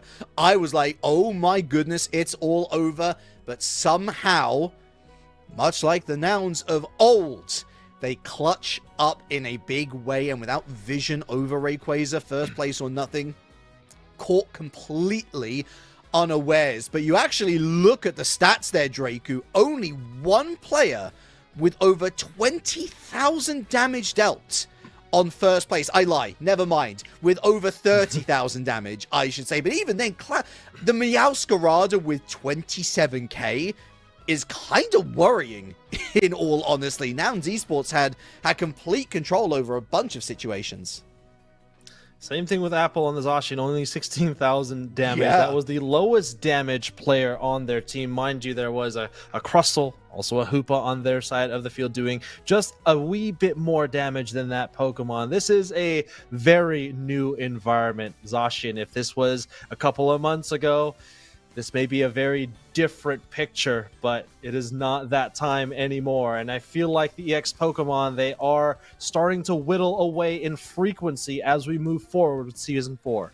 I don't know. Maybe Metal Claw might have been the better look. The Sacred Sword, you're putting yourself already in harm's way, and that's before the Sacred Sword primary damage comes on through after the delay.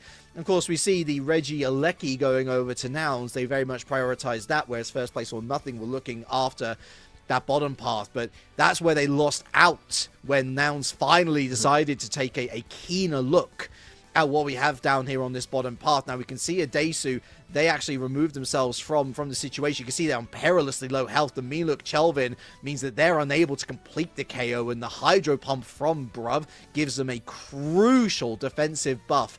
Not that made much of a difference in the end, because Nouns were able to just zone out First Place or Nothing. They were too late rotating into Central, and the ripability was undeniable.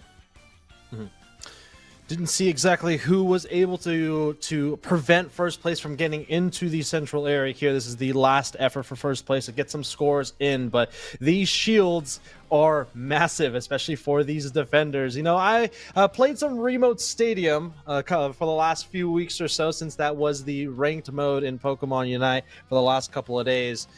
You remember how strong or how strong Zapdos was, but it is nowhere in comparison to what you get for securing Rayquaza. You get that shield, you get a massive 30% damage boost. It's incredible what that boost can do. And well, when you're defending your goal zones, it's really good for offense, but it's also really good for defense too. 100%. So the thing is that the First Place or Nothing, they had first draft, or they had first pick in draft. Nouns Esports could give them first pick again. You know, this is a possibility. We've seen some teams favor that second pick, but given that we are unsure of how the ban situation is going to play out, whether we will see those speedsters taken away. Let's not forget the Nouns were running that double Death Pen speedster combination with the Gengar, with the Absol. They are actually going to stick to second pick. Wow. Interesting. First Place did have the option to switch on sides. Correct me if I'm wrong. Relic, Oh, no, you're the right. losing You're team. right. Yeah. Yeah, losing team Yeah. will get preference of side for a subsequent game. First Place did like staying on that first pick side, and they are going to remain there once again. Banning out the Snorlax and the Talonflame, just generally really good picks, but also preventing Bruv, one of the best Snorlax players in EU, and also just generally the world, from taking one of their aces. But let's see what they decide to go with for the first pick here. It is going to be Meowscarada once again. Double Speedster again? I don't like the sound of this, especially, I mean, they've target banned Rezu with that Inteleon ban, so now Esports knows their opponents. Again, this is the problem of knowing them well, is that they know exactly what to take off the board. Sixes to deny Inda the Hooper, not that stopped Inda from having, I think it was Inda who was stopping First Place or Nothing from entering the fray. Rezu, meanwhile, Wow. no, that's a Miraidon for the first time today. Charge Beam? Gotta be, right? With that current ability set, yes, we'll see who the final pilot of this Pokemon is after the final preparations. But one of the big things for First Place, they struggled in their crowd control. The volume of crowd control across their team. They need to pick something here to hinder these speedsters. or else they're going to run over you once again. I really likes this adaptation from Crustle to the Blastoise. In my opinion, Shelvin was probably the best player, having some really outstanding plays to lock down Gatlu on the Gengar. We saw that really briefly in the final stretch fight, but across the other members of their team, they're quite literally just going damage for damage. Not a whole lot of crowd control. Love to see the Sableye come out to play here as well. Pikachu still on the table. I don't know if Miraidon is, once again, its former EX self. Same thing with Zacian. This is a couple of new kids on the block, or I guess old kids with some new toys on the block. These EX Pokemon are struggling in this new metagame. I think that Nouns has won draft comprehensively. I say that with a bit of hesitation, because I know that if I say it full-heartedly, then Nouns will somehow find a way to lose the game, and we're going to game 3. But I don't know. I think there was an opportunity for first place or nothing to do something a little smarter than just going first pick. If they'd gone second pick, then Nouns would be restricted to just the one Speedster. And I know, listen, going second pick, the ban phase could go completely differently. Having that first ban up against second ban, you know, there's some adjustments that could be made. But Gengar and Absol, I mean, in the current day and age, it's difficult to see how Nouns can lose this. Especially since I'm not convinced by what first place or nothing have done to change their own composition. Lacking in crowd control.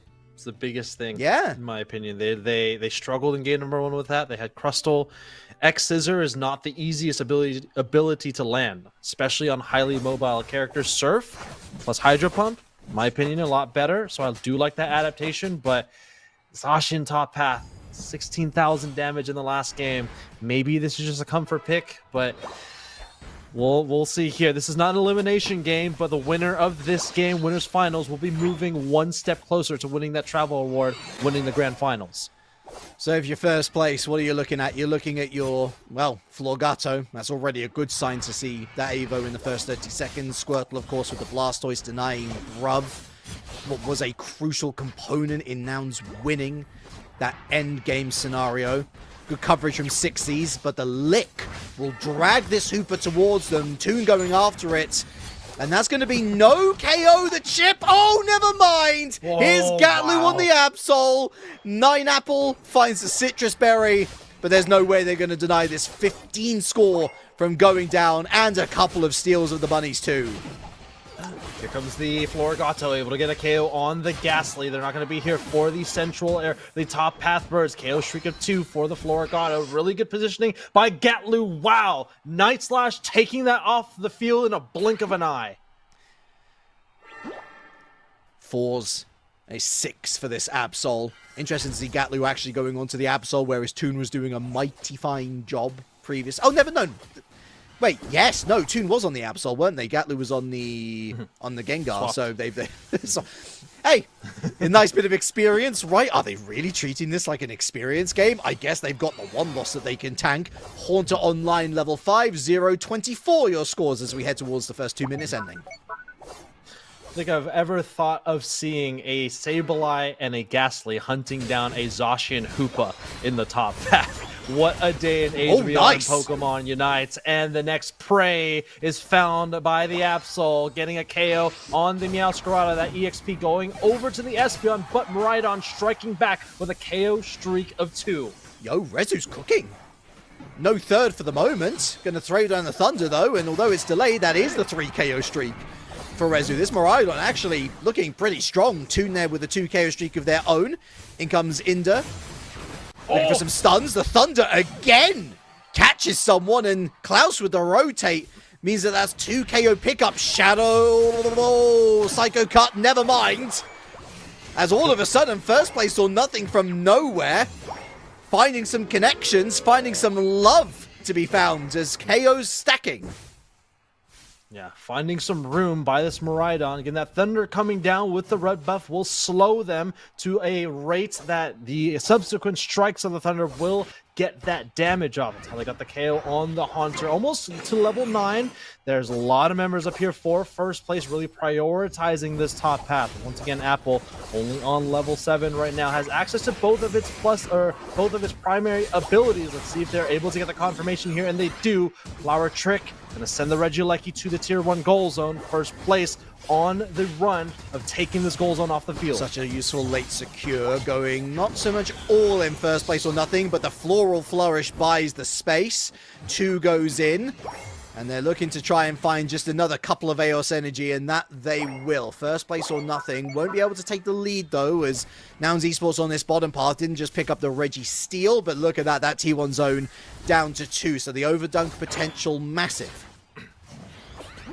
Once again, these two teams playing very cautiously around each other. 1 goal zone down. Not the best overcap, however. 89 points on the side of first place as we head to about the halfway point of the game. Blastoise online at level 7. Apple at level 9. Level 11 for the Meowscarada. Despite being down one of the premier speedsters, they are finding themselves at a small level lead. Fear is going to fear eyes into Apple, force them back to the center part of the map. Very scary running around with a Sableye on the field. This Sacred Sword has quite literally the damaging power of a spoon attempting to go through a piece of cardboard.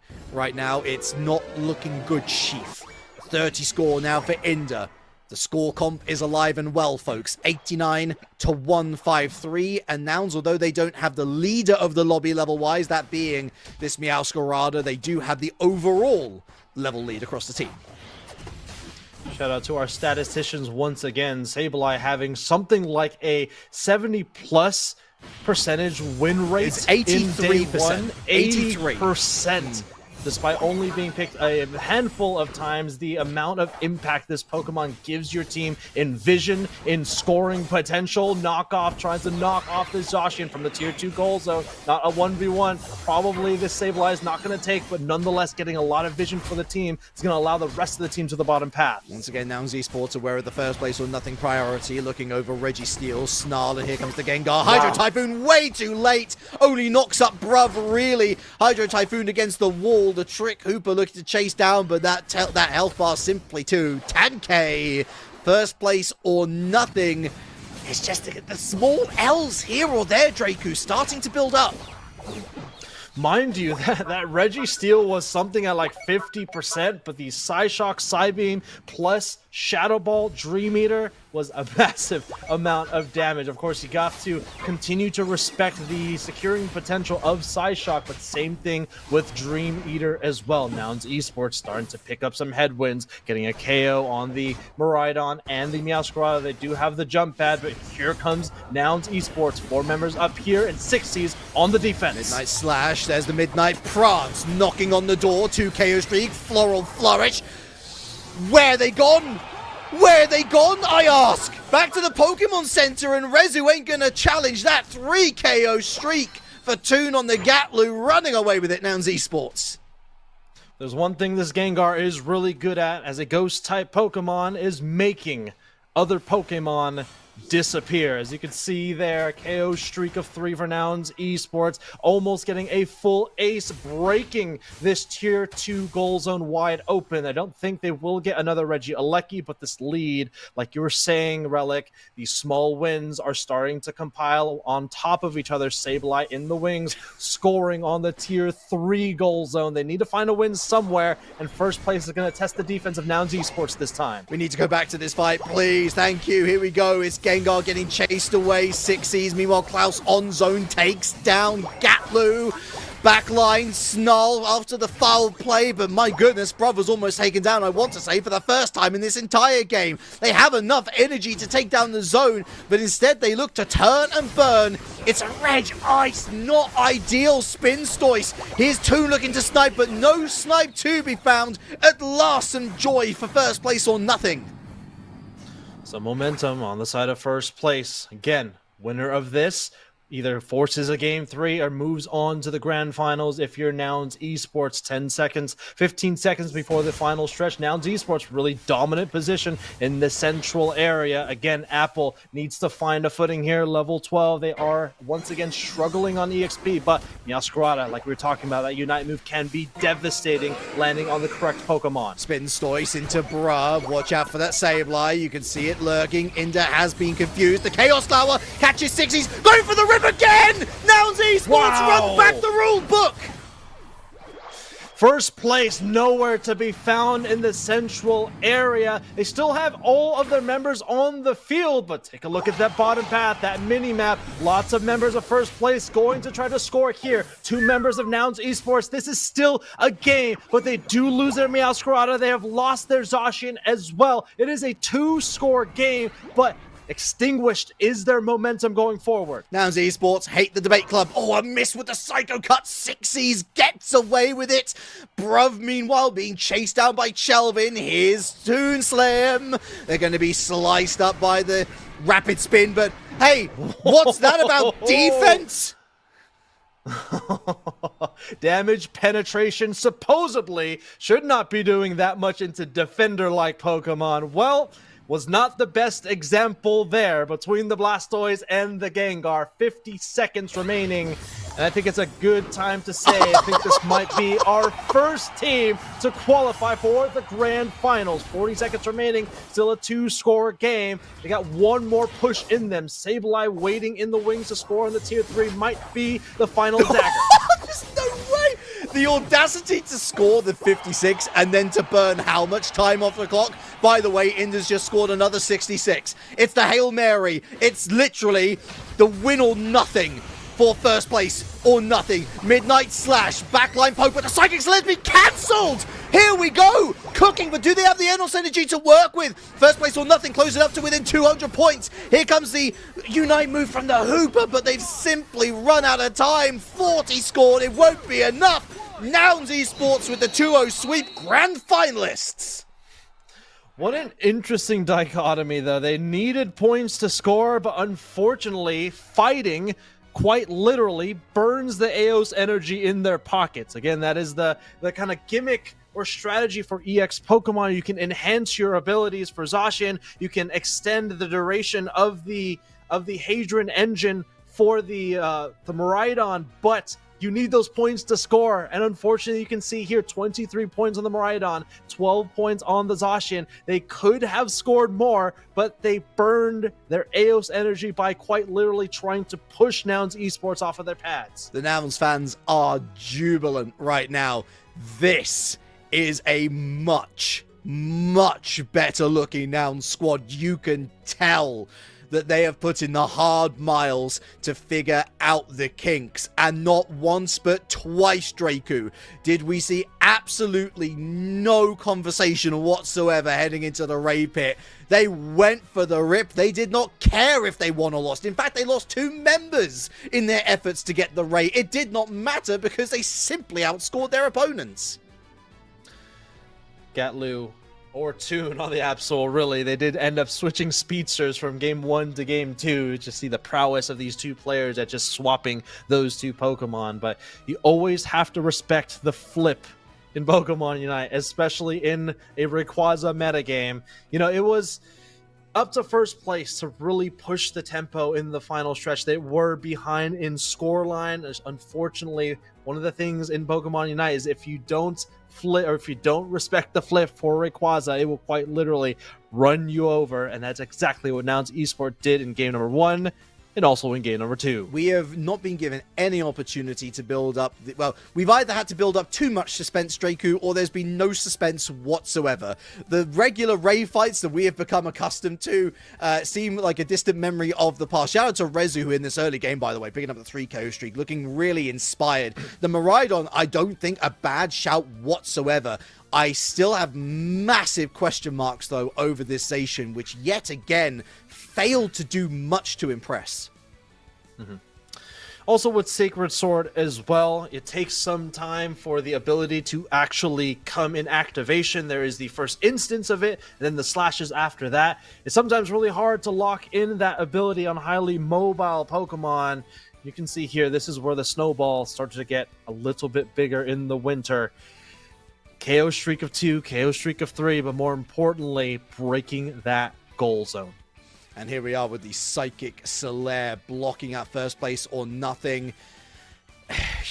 It wasn't as egregious as that game 1 where first place or nothing at least had vision on the raid pit, but Nouns esports, when you have a Gengar and an Absol, that Rayquaza, I mean, listen, I don't like to get too foodie with my analogies, but there was mincemeat, you know, into the grinder and spitting out the shields necessary to, again, at the very least, find a couple of big scores to just pad out the lead. So even though you have that, once again, first place or nothing counter attack, like, yeah, they score, but it was, you know, they have no AOS energy. They have nowhere near enough to be able to overturn the deficit.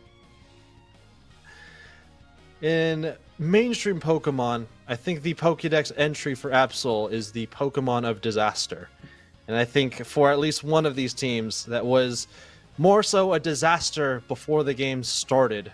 Nouns esports really just leading draft for both of those games, holding on to that second pick side, even though the other team could have went that second pick side. I feel like they've lost that game before the game even started. And if you're watching this game, BH3 Gen 5, you'll have to ask yourself, how do you stop these speedsters? Because it is clear Nouns esports has spent the time in the lab to think about how they are drafting for these speedsters and around them, if you're able to pick them up in draft. Chemistry is oh so important as science, but the formula seemingly has been found for Nouns esports. We suspect it might have for Gen 5, but I feel like we need a little more evidence on the table before we draw our conclusions. Conclusions which may be found after this next series. Kello and Sofchan return as Gen 5 take on BH3 after this.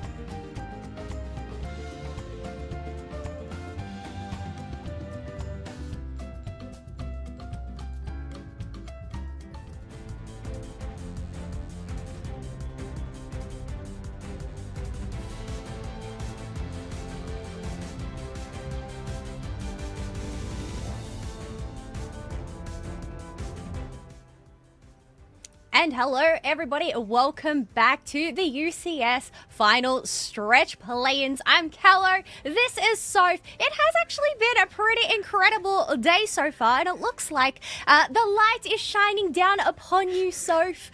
How are you going? Surely marvelous. Absolutely fabulous.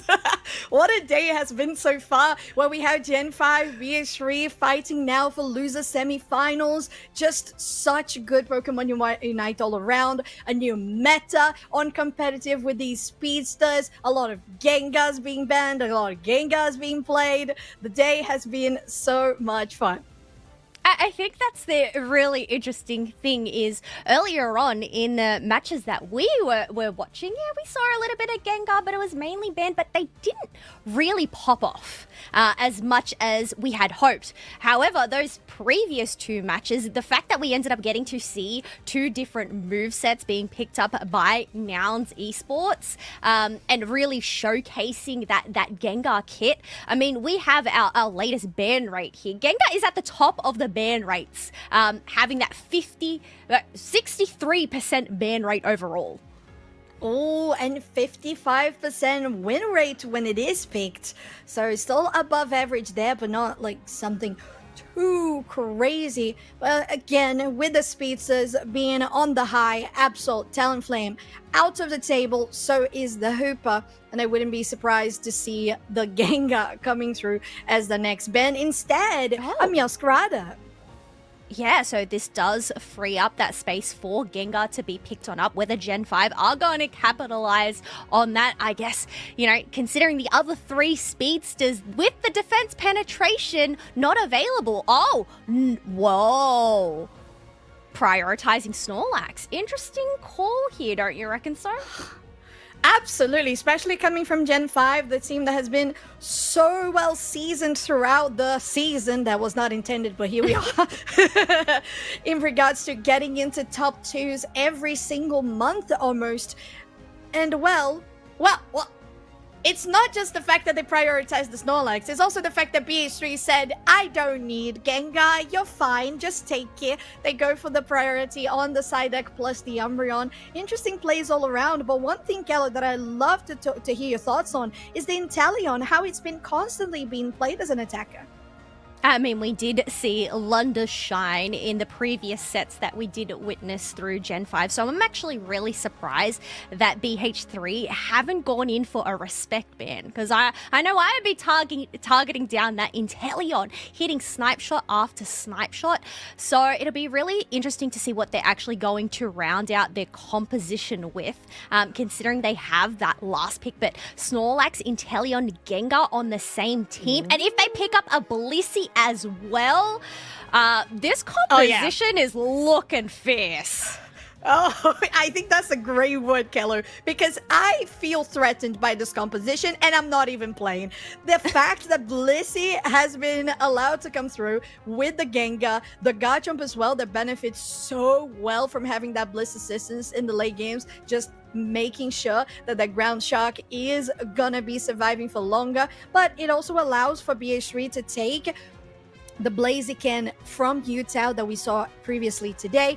Mephil has been performing really well on the Espeon too, but I want to see how this composition goes, because again, one of the things that I always mention in regards to ranged, Espeon is kind of mid-ranged compared to Inteleon. Yeah, I guess it just doesn't have that reach that Inteleon does, but whether we're actually going to end up seeing it go that Psyshock for that secure, or whether it's going to go for more the stored power for the maneuverability. I guess having Volto on the Blaziken, they do have that overheat secure, but I mean, this snipe shot, how is Lunda getting through with this Pokemon? Well, I think it's kind of similar from what we have been seeing. The fact that Gen 5 understands that they need to have a solid front line for Lunda to be comfortable in hitting those snipe shots from afar is how they have been doing so successfully so far today.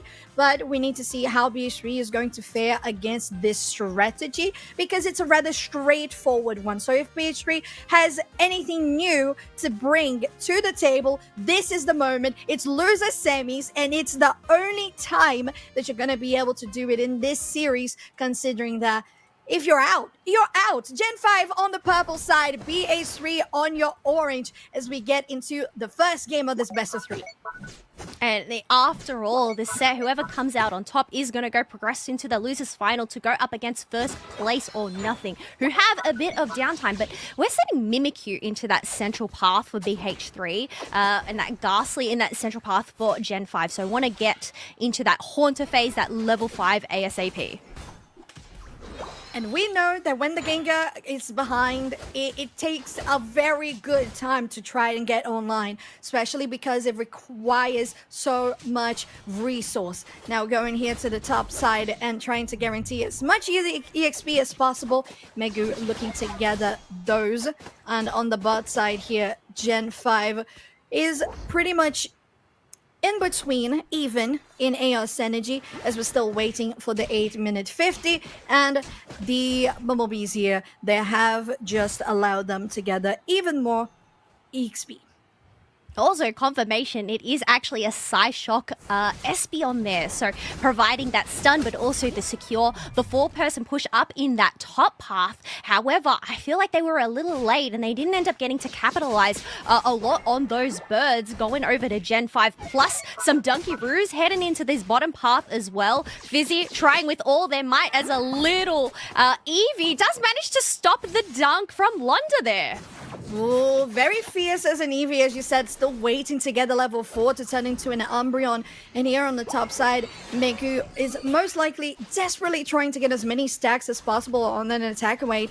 And we know how powerful a Garchomp can be, though this Combuskin is not in a good position, having to use the eject button defensively to get away. Still going out forward. Greg could pay for it, but none of them actually fall.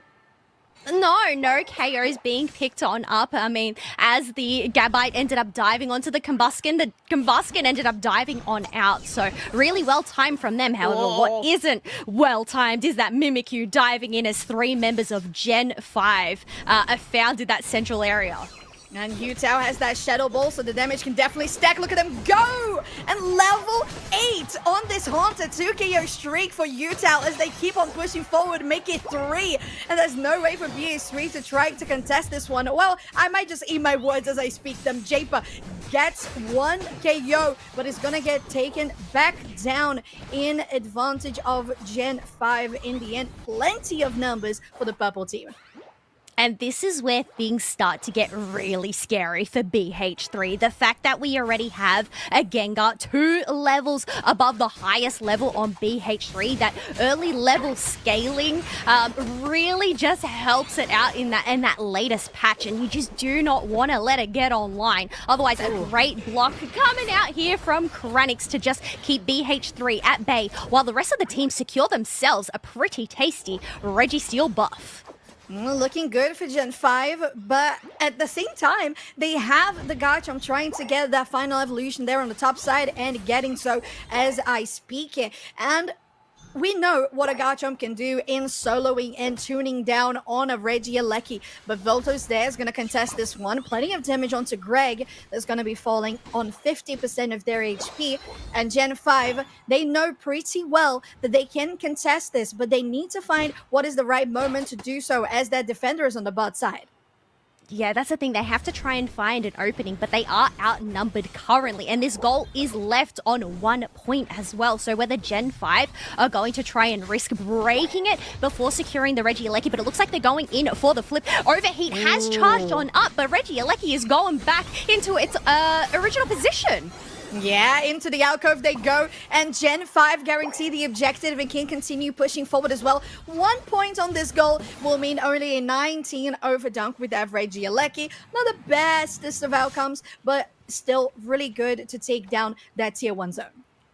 I think the benefit is here for BH3, considering they are so behind in levels. It is going to provide those Indeedis that spawn up on the side. So we have Volto has reached level 9, but going into the face of a level 10 Gengar. Nonetheless, the healing and the shielding from that tier 2 goal zone was able to protect them. Close. It was really close, much too close for comfort. And Krenix once again using block in the best moments and positions here on the bot side to deny BH3 from getting into the bottom objective. We're going to see them do it again, having that heavy slam as well to knock it up into the air, into the Garchomp's claws they go. But they're going to be able to survive for a little bit. Greg is in the headache mode, just getting people away. Krenix is on very low HP, but it's only the Ember and Fizzy on the front line. And there's the damage coming from Utah. They're looking pretty good. Another very nice block that gets Japer away on the back line. It's only one defender against 3 members of Gen 5, and BH3 is going to try to get back into the retreat as they don't have any chance to contest in this Gen 5 with another objective. Yeah, with members falling on down, no members of Gen 5 collapsing, they were able to go and secure themselves that second basement Reggie buff. While it isn't the most optimal one, being that of Regice providing the HP regen, it still provides that team-wide experience and takes it away from BH3. But I think in terms of the levels, we already have that Mimikyu catching up at level 11. They have managed to get in some little dunks, so it's 109 to 69 currently. Yeah, not that disparate, I would say, but as you mentioned, the levels are still quite behind on the side of BS3, aside from the Mimikyu, as we have the Gengar, Inteleon, and Garchomp level 12 on the top side. Gen 5 confirms yet another Regieleki. Oh, and here, again, Fizzy, just going so deep into the enemy backlines, or just having no backup to do so, and every single time Lunda just ripping through their front line. Going to push here with a very nice doing counts 20 over dunk. And they take down another tier 1 zone. Yeah, that's more goals going on in, but it looks like Volto's going to answer back with a 40 of their own. They quickly get interrupted by Megu, so that means they are still going to have full pockets on hand. Oh, the eject button there on Megu, so clutch.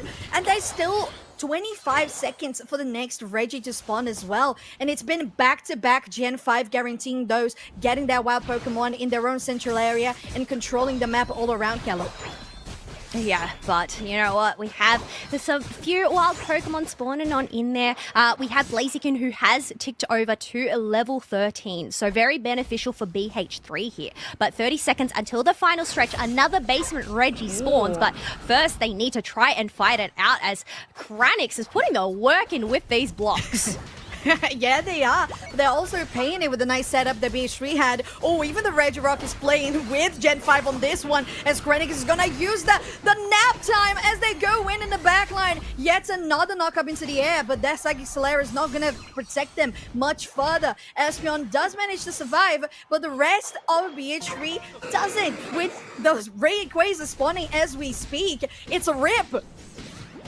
Yeah, it's now or never. You've got to rip it, considering they are currently have the numbers here, but Fizzy isn't going to give up. They end up using their Moonlight Prince nonetheless. Utah on the Gengar was the one to get the secure for Gen 5, and Fizzy, well, they're on the run here. They don't want to get punished. Well, the only thing that they can do is run.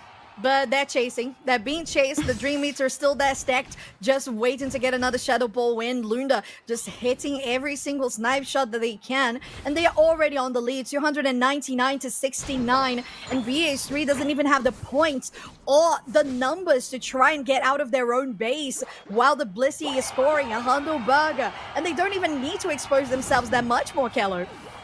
No, Blissey was able to get in their dunks. However, they are taken down for at least 25 seconds. Kranix with another 42 on hand. We see 3 of them gunning for that home base. And just to widen it even further, I think this is the point where there is no return, as there is over 500 points advantage to Gen 5 here. Yeah, numbers are not looking good for BH3. This game is looking like Gen 5 with a healthy lead. Psychic Soleil here on the bot side once again just to create some space. But there they go, Megu just chasing out the Psyduck, but they're not going to be able to get the KO. 2 KO streak though confirmed for Lunda, as Utah is looking for Greg. I mentioned that the Psyduck was not going to survive, but that is wrong. And Utah grants another one, another 18 that could be scored here by the Gengar. I'm actually really surprised that Utah and Kranix managed to hold on to their Rayquaza shields for as long as they did. Kranix is still holding it after all of this time, being able to sustain it a little more with a Bliss assistance there. But I guess, back to the drawing board for BH3 here. I think in terms of their composition, it was pretty well-rounded, but Gen 5... they just had powerhouses of Pokemon stacked on their side. Really, really did. And it's, I don't know, the priority that BH3 gave to the Psyduck and the Umbreon might not have been as warranted as trying to get the Gengar or even denying the Inteleon for Lunda, as you mentioned in the draft, Gallo. Even the Blissey allowed to come through, and we know that the Blissey hasn't been banned as much, and we know that although it's very reliable, it's been tuned down a little bit since when Bliss Assistance was overtuned a couple of patches back, and it's in a more balanced state. Still, it's such a good supporter. It is a priority for sure in regards to healing, and this team for Gen 5 was just so well-rounded that BH3, I don't know, they kind of got lost in the sauce.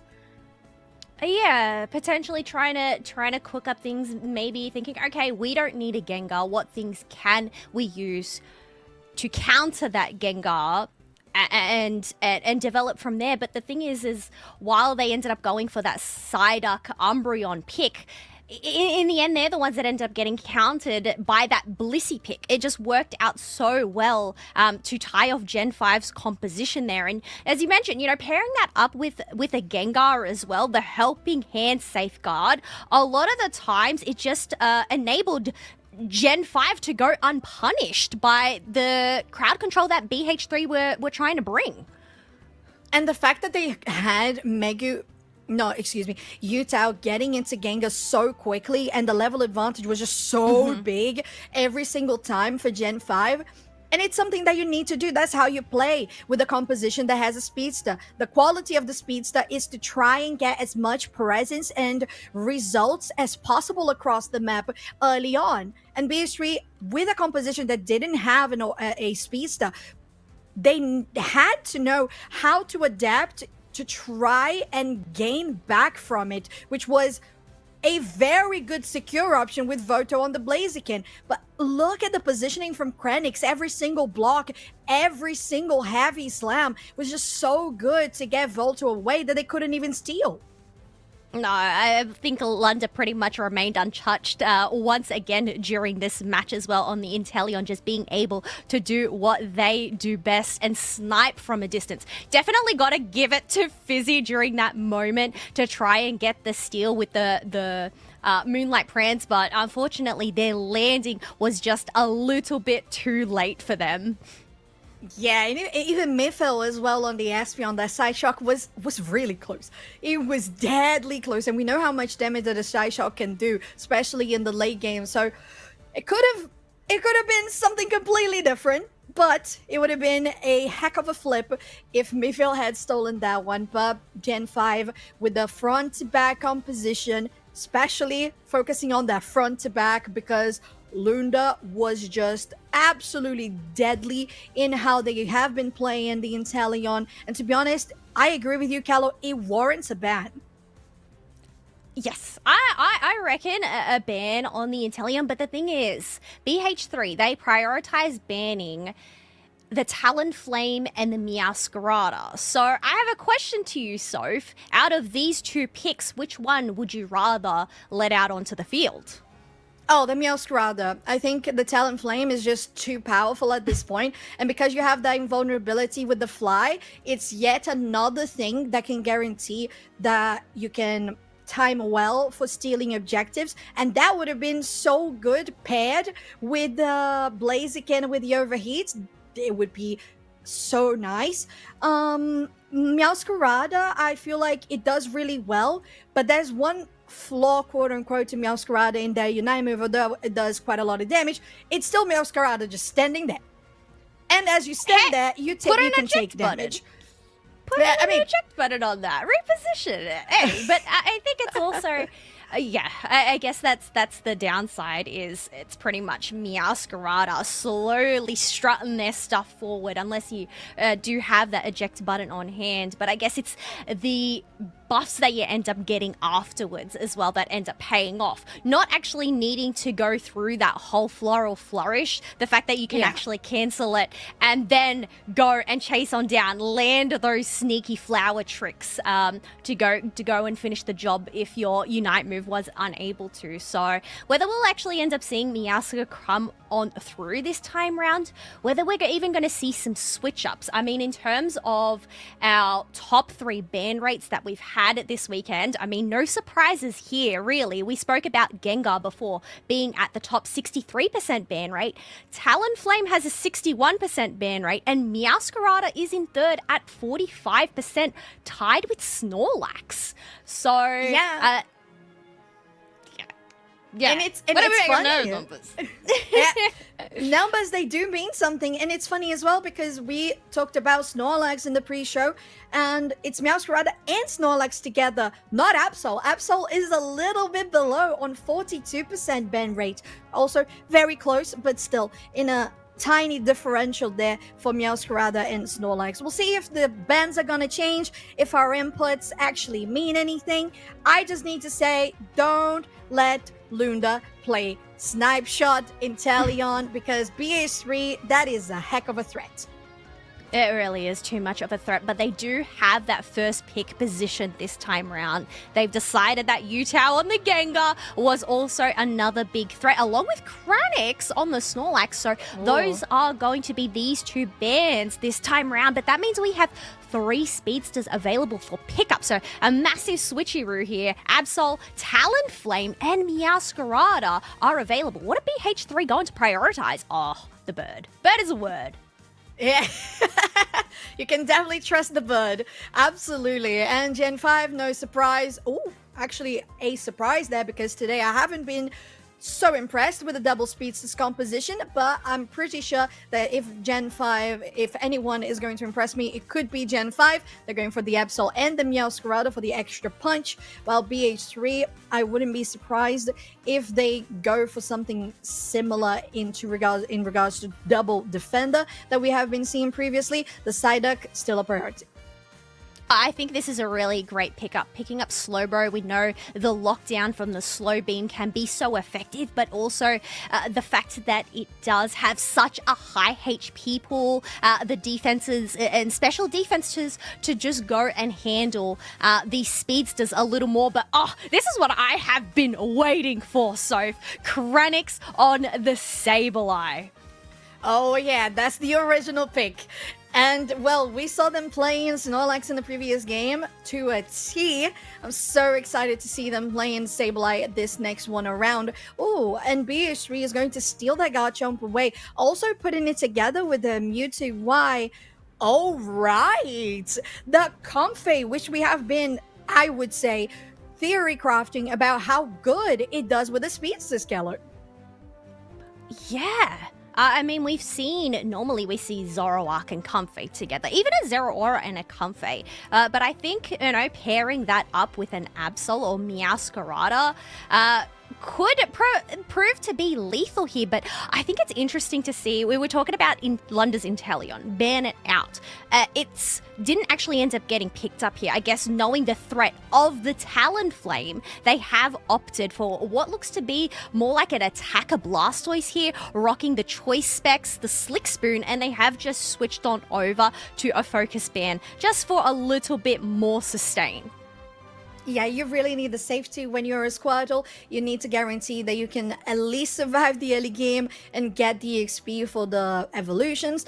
But I think you have such a great point there. If you have a Talonflame, no one can expect the Inteleon to survive. So in this case, Gen 5 just goes for pure aggression, double Speedster, and the massive and just most optimal supporter for just catching up to a rapid play. The Comfey, I think, is going to work out really well. But I think BH3 also took some notes from the recipe that Gen 5 had in this game 1 because it looks very similar. And if they can form, as well as we saw Gen 5 do, this could turn into a Game 3. Now, BH3 on your purple side, Gen 5 on your orange for Game 2 of Losers Semis. I think what's really interesting though is these they're two different comps.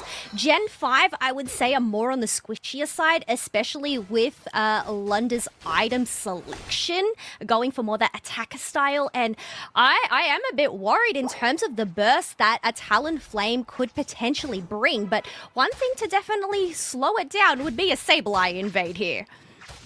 Oh, getting close. They know that they're not going to steal it. Krenix has to pop the X speed away, and Japa is going to hunt them down for just a little bit longer, but they don't have the movement speed. Oh, they're going to be in trouble because they have backup coming. Utah will use their ability, but not really able to gap closure enough.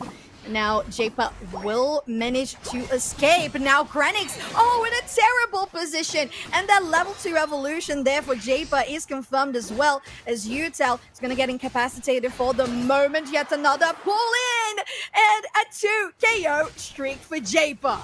Yeah, this is massive for Japa just to try and get those levels, and now they're able to soak up all of those birds as well. We do have Mephil, who hasn't reached that level 5 to pop that mega, but otherwise up in the top half, it's looking all BH3 here as they managed to get 2 KOs and Duncan some points, leaving this pad on 34.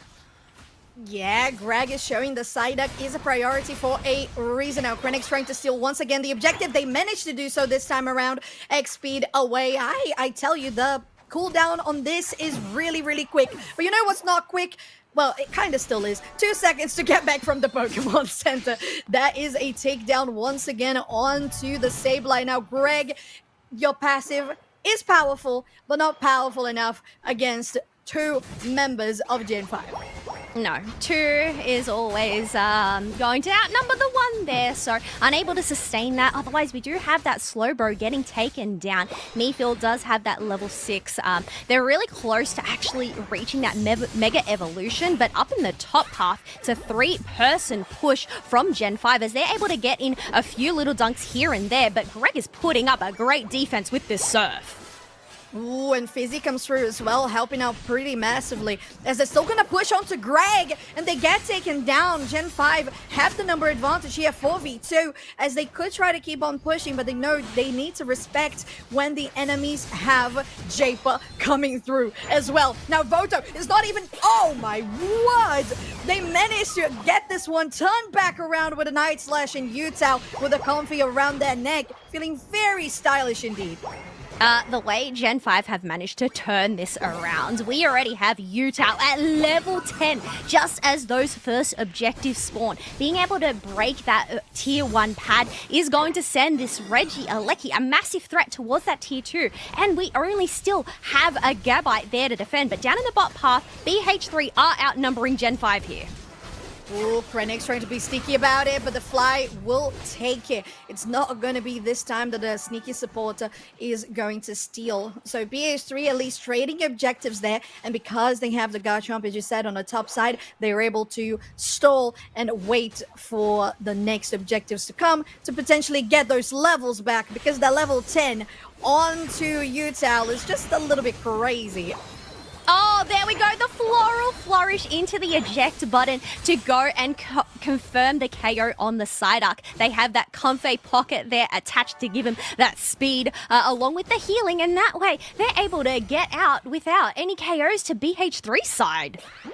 It's good. Gen 5, we know that when they go for these pushes, especially with a supporter like that, they can get away with it. And they're going to put in the Flowery Fields Forever with the Smoke Bomb as well. But now Krenix is going to pay for this on the side of BH3. They're pushing out to Utah. Oh, I don't have Flowery Fields Forever anymore. The Night Slash is going to come through, and they managed to run away. Oh, that couldn't be legal. Japa is going forward, but they're going to go back into it, and they take them down. Utah, you should be in jail. Look, you've got to say Absol is the doom bringer after all, and Utal is definitely bringing the doom and gloom, especially with that Comfey pocket. Some incredible maneuverability there. Greg popping their headache, not getting KO despite being on 1 HP. But the thing is, BH3, they had that good early game presence. They are managing to keep on up. It's not too much of a difference in terms of points, but I think Utal is just so much of a threat, being level 12 already. Yeah, this Absol is just deadly on the battlefield. Now here on the top side, Krenix manages to get some points in, as a Sableye should do, while that team takes down Regieleki again. Yet another pressure move, and that makes the enemy team go to the top side and defend, while they transition to the bot side. Krenix is already there with Lunda, and they take the Mewtwo wide down, and they're gonna stop this Registeel, and there's nothing really that they could do. The Talonflame is still too far away. The Talonflame is nowhere in sight, and you've got to give it up to Lunda on the surfs to go and ward out those from BH3 with there. Otherwise, a Flame Sweep is going to catch out 3 members, but they end up getting taken down instantly. No members of Gen 5 have been taken out yet. Yeah, no knockouts on your screen. Greg is going to be the next one, though, but it's on the side of BH3. Keller and Gen 5 is feeling so comfortable about pushing on this ped, but here comes the Livid Outrage. They're going to push in forward, take one of Gen 5's members. They could still go forward. There's Fizzy using the slow beam on Utah. It's huge! And now, with that, Comfey has to change their target and go into Megu, but they are on numbers disadvantage now on the side of Gen 5, and BH3 could continue on pushing. Now, Mayfield can do damage, and indeed they do, pushing them in, and that is a huge play that comes from Voto. 2KO Shriek as well goes for Japa, and with a nice dodge with that fly into the air, and they manage to escape. They're gonna take the pad. Japa, where is your health bar? I mean, the fact that they were able to get in that 50, knowing they just managed to secure themselves a 3 KO streak. So a great comeback from BH3 to secure that basement pad. And there's a lot of wild Pokemon available over on their side. So it's just time to buckle down, get these Unite moves up and running, and get those power spikes before the final stretch. But one thing is, we have another objective on the map. It is going to be a Regieleki here. Top side is the focus for Gen 5, as they can definitely melt down with 2 speedsters. This Regieleki, and again, Krenix doing so well and always zoning people around. And in this case, being a Sableye, just being a ward around the map and guaranteeing vision into where the enemy is and what their position is. Going here into central area with 15 seconds to go, and they're all over central already. Yeah, making sure to just get eyes on where their opponents are hiding. Greg checking that tall grass as Krenix has triggered, hasn't actually revealed their spot, but it's more just mapping out where everybody is, waiting for that dive, and there it goes, Soph! Oh, that is crazy. Mega so exposing to the enemy backline. They're going to use that double team to get away, and Japa has survived on that flank. Now, ooh, Krenix is going to use their Unite move onto Greg, as they're going to be sent back to base, so no side duck for this fight in particular. Utah's on the back of the pit, and Voto has been caught between a rock and a hard place. The Hydro Typhoon will catch 3 into the air, and Lunda is crazy about that. But then there's a slow beam onto Utah, but nobody else to do damage. Back for BH3. They're still going to try to keep on pushing forward, and Japer is huge with a 2KO Shriek from the air, up, down, and they dunk. As BH3 is still turning this fight around, the Night Slash still has Utah and a Comfey on that back to continue pushing forward, but it's a 3v2. Can they do it? No, they cannot. And BH3 is going to be able to take down this objective. Sazuro! No! Close, but it's not going to be a steal. BH3 comes out on top. I think my heart just stopped as soon as Japa got taken down by that Rayquaza, thinking Sazuro on a Comfey, gonna secure it for Gen 5, but no, still ends up being Greg on the side to lock in those shields. Now they do have the points advantage, 368 to 266. There are 4 members available for Gen 5, but with 30 seconds left to go, it doesn't even look like they're going in for this push here. Meowth Megan might be, but they're all alone. Well, it's a double team Meow, so it could be a distraction, but it doesn't look like that because Gen 5 is still very much in the comfort of their own zone. They're going to just decide this is it for the moment as BH3 take your game 2, bringing us into a match point in the best of 3 loser semis. It was so back and forth between that match. BH3, they had such early game presence, except during that mid game, they tended to fall off, but a great push down in that bottom path, getting those 3 KOs and securing that pad really turned things around. So, I mean, we can see why the Talonflame has pretty much been banned every single time today. 9 KOs and 3 assists for J-Par there, but after all, it was that team effort for BH3 to take this to a game 3. It definitely was, but as you said, Japa was insane on their last 2 picks on Rayquaza. I swear, when I saw them going into the air and just slamming down with that 2 KO streak, I knew that BH3 could turn it around. But to be fair, when Utah still had Sazura on their back, I was like, I don't know, I believe maybe it's gonna happen. And they didn't flip it, but Sazura with that grass knot, I swear it really looked like they'd stolen it. Yeah, and there you go. The graph really demonstrates that as well.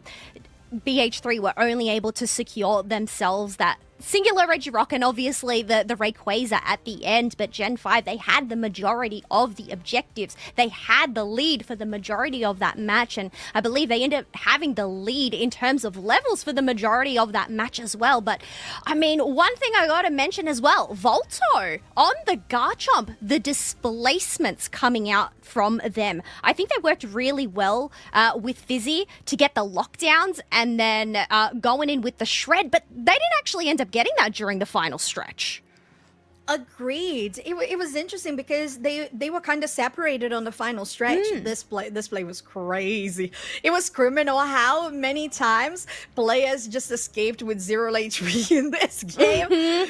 But yeah, it's so funny as well because you had Mewtwo Y and Garchomp on the side of BH3 Keller, and you didn't even have a Comfey or a Trick Hooper. Not a Convict, sorry, a Blissey or a Trick Hooper to try and enable them, and they still managed to get such good plays. Yeah, I guess it's the disruption that Fizzy provides with the Slowbro, but also this Psychic from Greg to just go and drag out the opponents. And there, you can see the slow beam in the back line onto the Absol and the Comfey, not able to actually capitalize on that. And that's one of the more powerful Unite moves, especially during that team fight. But I think the way that BH3 were just able to fight on back here, holding up as Utah and Zazuro was scrambling about. Ugh. Oh, it was so close. I saw that little flower. My heart stopped. What's gonna happen? I don't know. Oh, it was so close. Very clutch there. And again, BH3 just saw that fight exactly as you did, Keller. Yes, there weren't any members of BH3 that were on Utah when that slow beam was used, but still it was enough to get Utah away from the heat of the fight. And I think that changed everything. The heat of the moment, I guess, have Utah and Sazuro occupied, allowing the rest of the team to go take care of those other members, and then that way they could then focus all of their forces on taking down I guess the final boss of the Rayquaza. I mean, Rayquaza's the final boss. The second final boss? I don't know what you call it. I guess so. It's like it's a dungeon boss. You know, it's like semi. It's a dungeon boss. Yeah. Okay, there we go. Like mid-level. Still a boss nonetheless, and I think the way that they work together and then shredding on up. I mean, J-Pa ended up getting knocked out just to make sure that the team was able to shred up that Rayquaza in the end. Oh, yeah, but J-Pa had to be there. They had to go down to Rayquaza because they were applying damage to it all the while. I don't know. could have been different if they hadn't committed to it. So it was good that they did. BH3 gets themselves into a match point game 3. And to be fair, I liked BH3's composition this time around better. As I said, it feels like they learned a little bit from what Gen 5 played themselves. But getting into the final draft of this series, we'll see if a couple of things are going to remain the same or if they're going to change. Well, it's back to how it was in match 1, where we have Gen 5 in that first pick position, BH3 in that second pick. So whether things are going to change up here. Gen 5 banning out their own Absol there. Too much of a threat, clearly, and Greg has locked on in that Snorlax. Talonflame also confirmed for the ban in Gen 5. Gengar as well, so we only left with that Meowscarada. That should be the first pick here for Gen 5. Yeah, please. Yes, thank you. Yeah. Gotta love when you say something with so much confidence and then the player are like, no. Just playing games with our heart, what can we say? It's the Yeah, caster it's true. curse after all. Sometimes they just gotta catch us off guard. But you know what? I've got to say, Greg on the side arc has been looking quite nice. So locking this as a first pick, it makes sense. And Fizzy on the Umbreon as well. So the thing is, well, hey, we're seeing it here again. Lunda on the Inteleon has decided to rear its head. Well. Ooh. Oh, I like this. Although they had already selected the Psyduck, I wouldn't be surprised if, for example, they decided to go for a Hooper on their team as well, because the Psyduck is more disruption and the Hooper is more survivability and sustain and peel. So it's a nice pick from Gen 5 to get that away, because BH3 has been enjoying playing the Garchomp, the Mewtwo Y, and if you leave that on the table, it would be dangerous. At the same time, you still had have a Blissey if you wanted to go for something like that. But on the side of Gen 5, Yutao could potentially go on the Blaziken once again, and we have seen them play really well. Oh, that is a specialty, Krenix on the Mamoswine, and it is going to be the case rounding out Gen 5's composition. Yeah, the Ice Fangs there to go and lock him down, especially when there are 2 melee all-rounders on the side of BH3. I'm surprised they actually decided to round out this composition with an Urshifu. No Blissies in sight this time round, actually. Yeah, I don't know how I feel about this, because you already have your all-rounder there, melee all-rounder, with the Garchomp. You have mid-range with Miffle on the Mewtwo Y. I guess you're going Japa with the Urshifu to guarantee the confirm and objectives with the Dark Bear. Maybe that's the case. I don't know. I just feel like every single time when there is an Inteleon for Gen 5, I feel like BH3 is just not picking the very ranged options. Even if it was an Espeon, I would have been happier, you know? I think it's just they don't really have that answer to try and get into the back line, the dive, to try and take down Lunda. Obviously, they're going to have to prioritize their positioning, maybe, you know, hiding out in that tall grass to come out from behind and catch Lunda off guard. But I feel like Lunda is so switched on already that they're likely not to get caught off guard, especially when you have a Hooper that can utilize that Phantom Force to actually bush check as well. Bush check, keep people at bay. Final game of losers semis. Gen 5, purple team. BH3, orange team. And Kello, we have some questions in regards to how they are going to deal on the side of BH3 against Lunda's Inteleon. We'll see what the answer is going to be like. Well, one thing is for certain, we have a little bit of a supporter showdown here as Suzuro was going in for the invade, but both Psyduck and Fizzy have decided to answer that Cubthru's calls, because we know Cubthru in that early game phase isn't exactly the greatest. No, it is not. Oh, I love that Sazuru just waited enough to be able to steal that berry with a magic trick, but they're still going to go down themselves as they had assistance jet for Japer, as they're still going to take the buffs themselves. Now here on the top side, because of all of that switch around, BH3 was able to guarantee plenty of that AOS energy. Second evolution for Volto, looking good for that 850. Yeah, it's just a matter of these birds coming on up. It is going to be a 3v3 up in that top path as those birds end up getting melted. We do have Megu dunking in 4 points, even though they end up getting taken down. But sometimes, you know, you've just got to take that risk to get in that attack weight stack before getting punished and sent back to the Pokemon Center. Well, it's true. Sometimes it's just worth it. And in this case, for the Hooper, Sazuro is running the highway. And because of that, we're not going to see that extra bit of protection from the trick on the Hooper and the auto attack boost. But that's all right, as we know that the snipe shots are the most reliable source of damage anyway. I think that's really interesting considering we have seen a majority trick hoopers come on through. I feel like it pairs in well with a Meowscarada, even with a Blaziken, but I guess with no Speedster threats on the side of the BH3, Hyperspace Hole can benefit Gen 5 to go and get those resets, as demonstrated there. Exactly. Thank you so much, Teacher Callow. I appreciate when things are very much visual so I can learn better. Oh, Fizzy steals that berry, and Krenix is going to defend this Sazuro together with them. Going to defend against this 3v2 push with 25 seconds for the basement Reggie and top Reggie to spawn. Mefield taking some damage, but Krenix, you are just a pillow swine, and it's not going to look good for you. Lunda was still getting around with double eject button used here by Fizzy and Luda together. None KOs.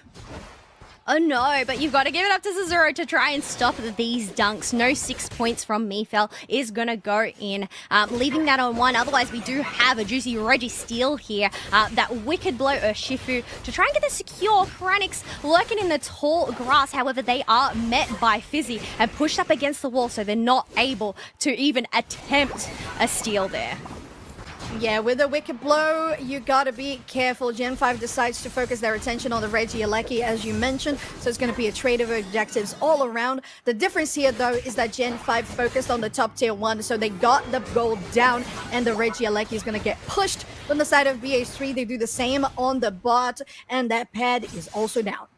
Yeah, I think that is really going to benefit BH3 and just shut down Gen 5's teleportation. Create that space for that second basement, Reggie, as they no longer have that flux zone speed. Otherwise, Megu already at the double digits highest level on the board so far. And we know how dangerous Megu is on a Meowscarada. And so far, we haven't been seeing anything super inspiring in regards to gameplay or flashy plays. But it doesn't matter because we know that in team fights, this Pokemon excels at the most amount of EXP. Now, still going for the side of Gen 5 with 2 level 10s on their squad. And they're just waiting around to catch somebody off guard. Oh, and here they go with the flower trick as well. But here goes the Livid Outrage. And into the portal they go to go back safely to the Pokemon Center.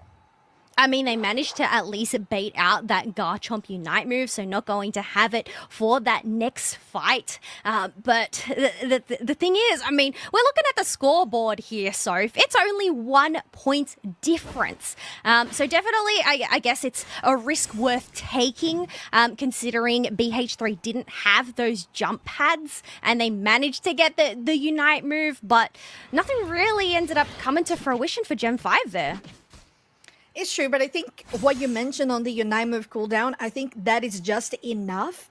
But it doesn't look like they are preemptively on the bot side for that Reggie. They're trying to catch off guard here. Greg on the side, they take quite a chunk of their HP buff, but BH3 is happily and content taking Reggie. Steal down. Krenix is going in, but there's Azuro with a Hooper unbound. Oh, and they could be able to steal it, but it's not going to be the case as Miffil will guarantee this one for BH3. So Azuro is going to be taken down as we speak, as on the other side, Krenix is also following up for BH3, and the Flowery Flourish goes into it, but we mentioned it also makes Meowscarada very vulnerable. The Azure Spy Vision will get Lunda away. Still, gotta be careful. Into the pad they go, and they survive. So this, Fizzy. That was too close. Too close for comfort indeed, but they are able to make it back to safety. But BH3 being able to pick up a basement Reggie and a couple KOs as well is so beneficial for them. Overheat charged on up despite Volto trying to get the steal. That is going to create a little bit more pressure towards BH3 side. Be interesting to see what Gen 5 end up answering back with. BH3, they still have that bottom tier 1 pad to go and dunk in. Yeah, rotations are going to be interesting right now because with the wild Pokemon respawning, and especially a lot of them on the side of BH3, especially there on the top lane, we got to be careful into looking about those rotations. Gen 5, not really focusing at anything in particular in regards to lane priority so far. Maybe looking to catch somebody off guard, especially with Utah and the sneaky overheat in the bush. Now Volto have to use their eject button away, trying to get an Ice Fang there for Krenix, but it's not connecting. 30 seconds on the bot side for next Reggie. 30 seconds on the board, a minute until the final stretch. Only 1 point difference between these two teams. But even then, looking at the levels, they are pretty much on parity with each other. So it is such a close match. It's really going to come down to what Basement Reggie ends up popping up here and whether these teams are looking to actually go and fight for it big time. Ooh, Miffil already not looking to fight for this one with 50% HP. Regirock getting dominated by Gen 5. And they're pushing everybody away on BH3. They decide to not contest it at all. Going for a preemptive rotation to the central area with 20 seconds for Rayquaza to spawn. And having that extra buff, now it's looking good for Gen 5. Yeah, the extra defense and special defense buff for them. That way they're able to just sustain these team fights. Otherwise, a great pushback onto Kranix. That way they're not able to take the hyperspace highway, popping their mammoth mash. The thing is, they end up getting taken down. They're not here for the final stretch as things are about to be popped. Oh, Lunda having to use the eject button away with the Azure Spy Vision to get them safe. As on the other side, Volto has used the Livid Outrage as well. And Japer is on the other side of the pit. Now Utah, they have the damage with the overheat to try and do something about a steal. The damage comes through and 3 members are down on the side of BH3. It's a 2 KO streak that goes for Lunda. This Inteleon is absolutely on fire. Trying to get Greg's as well. Japer is in the bush. Maybe could land that blow. Oh, close. Lunda had the right idea, but very, very close to revealing where Japer is. Rayquaza is still untouched. Could reset while we speak, but going onto the back line, Gen 5 has been able to find their enemies, and it doesn't matter that Rayquaza is not being made. They don't need the overheat snipe shots, and Lunda has the damage for days, and another one with a Flurry Flourish as well, and Megu takes another one down. That was an absolutely disgusting combination. Ice Fang, Overheat, and Snipe Shot to just go and wipe them out. And Gen 5, they know they don't actually need to secure this Rayquaza. Instead, they're just going to go in for some back caps. The thing is, BH3 have 45 seconds left on the clock to try and make a comeback. But oh my gosh, we have Mewtwo being taken on down once again. Well, the reality is that if they had 50 Gubbins, maybe BH3 could turn this around. But now going to another fight with the Hoopers Unbound as well. Gen 5 is going low on numbers as BH3 has found an opening. They're going to rip the Rayquaza. They're starting it with 20 seconds to go. Krenix is on the right side with Lunda on the left. Maybe could try to do something more. 14 seconds. They're still trying to rip it for BH3. They take this one down. They have to run so fast, but they don't have enough time. 5 seconds, and Lunda takes them down, stopping them on their tracks, and it doesn't matter. Gen 5 will take this one to lose its finals. Hello, so Zuru on the Hooper, securing the Rayquaza out from BH3's nose. They shredded on down. Volto, you could see on the Garchomp, was trying to shred it down as quickly as possible. That way Japer could secure it with the Wicked Blow. But unfortunately, the damage just wasn't enough, and the Wicked Blow left it on such minimal HP for Zazuro to just come and snipe it. I mean, I know Lunda is the sniper there, but I think Zazuro has earned themselves that snipe title. Absolutely. I would put it in my curriculum if I were them. And to be fair, this game was everything I could have asked for a game 3, because especially in an elimination match on the lower bracket, Callow. The fact that the game was so close up until the very last moment. We had 86 and 85 as a score for over half the game.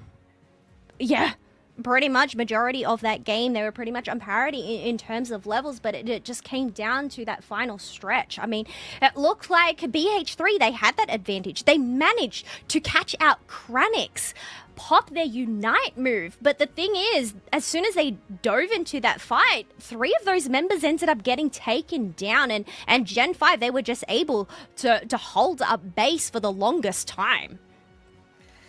It's crazy. It really is crazy because both teams got that. It's a close match at that final stretch. And they had no idea how close it was. It was definitely nail-biter up until the end and how they were playing those fights. BH3 had some very nice Rayquaza fights because those, they stretched out for a while. It was literally neck and neck there. But yeah, objectives going over to either side there as well through the match. I think, you know, BH3, the way that they stuck together and really capitalized on that to try and get those isolations, breaking that tier 1 pad quite early as well to go and create that space. I mean, the thing is, like, there's so many things that went right for them during that match, but then there's also, I guess, so many things that ended up just going wrong for them. It's very unfortunate because in this case in particular, I really enjoyed the plays that Voto had on the Garchomp. Miffil as well was a little sneaky about the damage, but the Mewtwo Y was dealing a lot during the both games that we watched in the series. But it was complicated. It was very complicated because as soon as you had that extra bit of goals that Gen 5 had applied in the end of the game, they just created their advantage, and that's why they won. I think there was that highlight there, J-Pa, going and hiding into the tall grass, and you've really got to give it to Gen 5. Despite Rayquaza already being chipped to half HP, the fact that they decided to just leave it and let it regen its health, instead of actually taking the risk of shredding it down, despite having the numbers advantage, I think it's that restraint that they demonstrated that just ended up paying off because, yeah, BH3, they were put in that position where they panicked. We have to do Rayquaza. We have to secure it. And it just came down to that acknowledgement, that patience, and, I mean, obviously Cesaro with the hooper timing. Absolutely. And it was so close in the semis.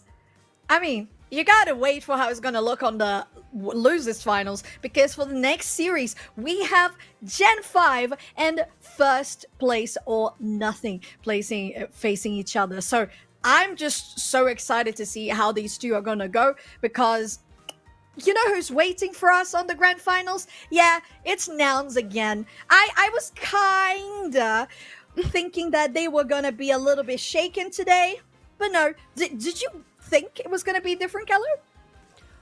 Honestly, I expect the unexpected. You just never know how these matches are going to end up turning out. I mean, I feel like it's beyond me to try and make predictions at this point. The caster's curse, after all. I mean, I thought Wigglytuff would be a sleeper pick, but no. Nobody loves the Wigglytuff, okay, Soph? I cry. I mean, look at them. They're right there. Very small, very sad, right there. I'm trying. Hold on. Yeah. There. The Jigglypuff needs some love, eh? No, I guess.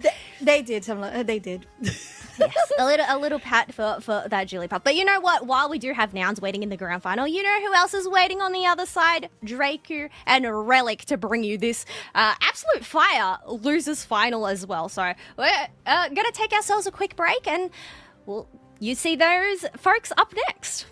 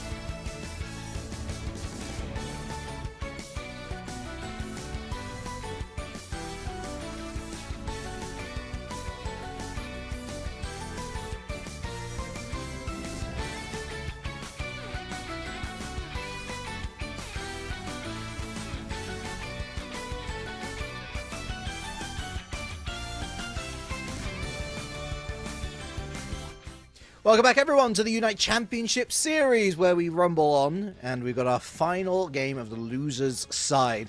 Before we head into the grands, Relic joined by Draku. First place or nothing. Their streak of form broken ultimately by Nouns esports Gen 5. A couple of bumpy hurdles to get over, but get over them nonetheless. They have, and now they face up against this first place or nothing side for the honour of facing Nouns in the grands. This is a rematch between these two teams. Gen 5, first place or nothing, did meet in the first day of the final stretch play in qualifiers. Of course, Gen 5 losing that set in 0-2 fashion to first place. The big question for first place, though, clearly they did lose quite significantly to Nouns esports, and we've seen Gen 5 quite proficient in a double speedster composition. It's really going to be up to first place. Hopefully, in these last few sets, they went back to the lab, maybe drew up a game plan on how to combat a double speedster, sometimes maybe even a single speedster composition, because those were the compositions that really ran them over in the winners finals, and Gen 5, no stranger to that type of team. Yeah, look, if there was one major criticism I'd have of first place up against Nouns esports, it would have been the draft. I think that twice we saw relatively similar rosters, right down to 9 Apple with his Ashen couple times. Didn't even change up the moveset, and it's kind of like, well, we were saying just in discussion off stream, it just feels like if you can see slivers of hope, I should say, then okay, it's fair, run it back, see whether you can get a different result out of it. But when there was no joy to be found at any point during the game, no major KO pickups, no many major picks of any to speak of. I think, what was it? We were talking about that Ashen in first game with 16k damage, which was less than anyone else on that roster. And you're like, well, you got to get that out of your system because now your tournament lives are on the line. Gen 5 has shown great tenacity. Yes, not everything going their own way, but this team is slowly but surely trudging on through the mistakes and through the small errors to eventually, they hope, find themselves with that storied matchup, as we've seen so many times this season, of Gen 5 versus Nouns for top honors. First place definitely have to get their composure together. They had a couple of games to do so watching this last semifinals rounds, but Gen 5, they have been building up momentum this loser side of the bracket. They got one more team to face Nouns esports one more time in the grand finals. They got to get through first place, and I think first place, the biggest enemy right now is themselves. They need to figure out a plan in draft, and I think that top lane carry position is going to be their first problem they need to solve. I mean, the problems, I think, start even before then. I mean, forgetting for a moment whichever side ends up going first pick or second pick, of which, if I remember correctly, first place or nothing should have first pick on both the ban side and the pick side, for reference. What do you go ahead and ban? Because I think we've seen a lot of different approaches today. Some choosing to go and at least ban away 3 of the speedsters across the two teams. We, of course, saw that one instance of all 4 of those Death Pen speedsters getting, locked away. Not going to see that for the game. We've seen other times where it's just been the one speedster being banned, and that naturally favors the second team then, because as we've seen, as Nouns has used to great effect, picking up 2 of those speedsters to pivot around. I'm not going to say it's an instant win condition, but at the very least, you have the meta in the palm of your hand. Not only that, you can sometimes pick those 2 speedsters that you don't end up banning out, or you can pick up one of those speedsters plus one of the premier defenders. We've seen Snorlax plus speedster, Umbreon plus speedster, even Slowbro plus speedster do really, really well for that second pick team. So definitely second side has been the favorite of winning these games. We'll have to get that stat line towards the end of this broadcast, but I'm interested to see how many second pick teams end up winning the entire set. We must apologize. The players are just taking their time. To be fair, especially for Gen 5, it's been a long day. It's been such a long day. Starting off, of course, in the lower bracket because they were knocked down, as you rightly pointed out, Draku, yesterday, to the losers' side. Apparently, we're finishing our ready checks now, so fingers crossed we're going to be heading into our draft sooner rather than later. But yeah, a bit of a chip on the shoulder, given that it wasn't just the nature of first place or nothing knocking Gen 5 down to the losers side of the bracket in qualifiers yesterday. It's the fact that they did it in 2-0 fashion. And admittedly, you could say, well, Gen 5 still figuring out the kinks with Kranix coming in and trying to find a way to make the defender supporter, like disruptive supporter role, his own, and what Megu does, whether they're top path or whether they go ADC central. I think that now we're starting to see the fruits of the labor, but has that come in the nick of time against first place or nothing? And more importantly, I guess, what has first place or nothing talked about and decided upon in the last 30 to 60 minutes or so that'll give us a different look to the one that ultimately lost against Nouns 2-0 just a moment ago?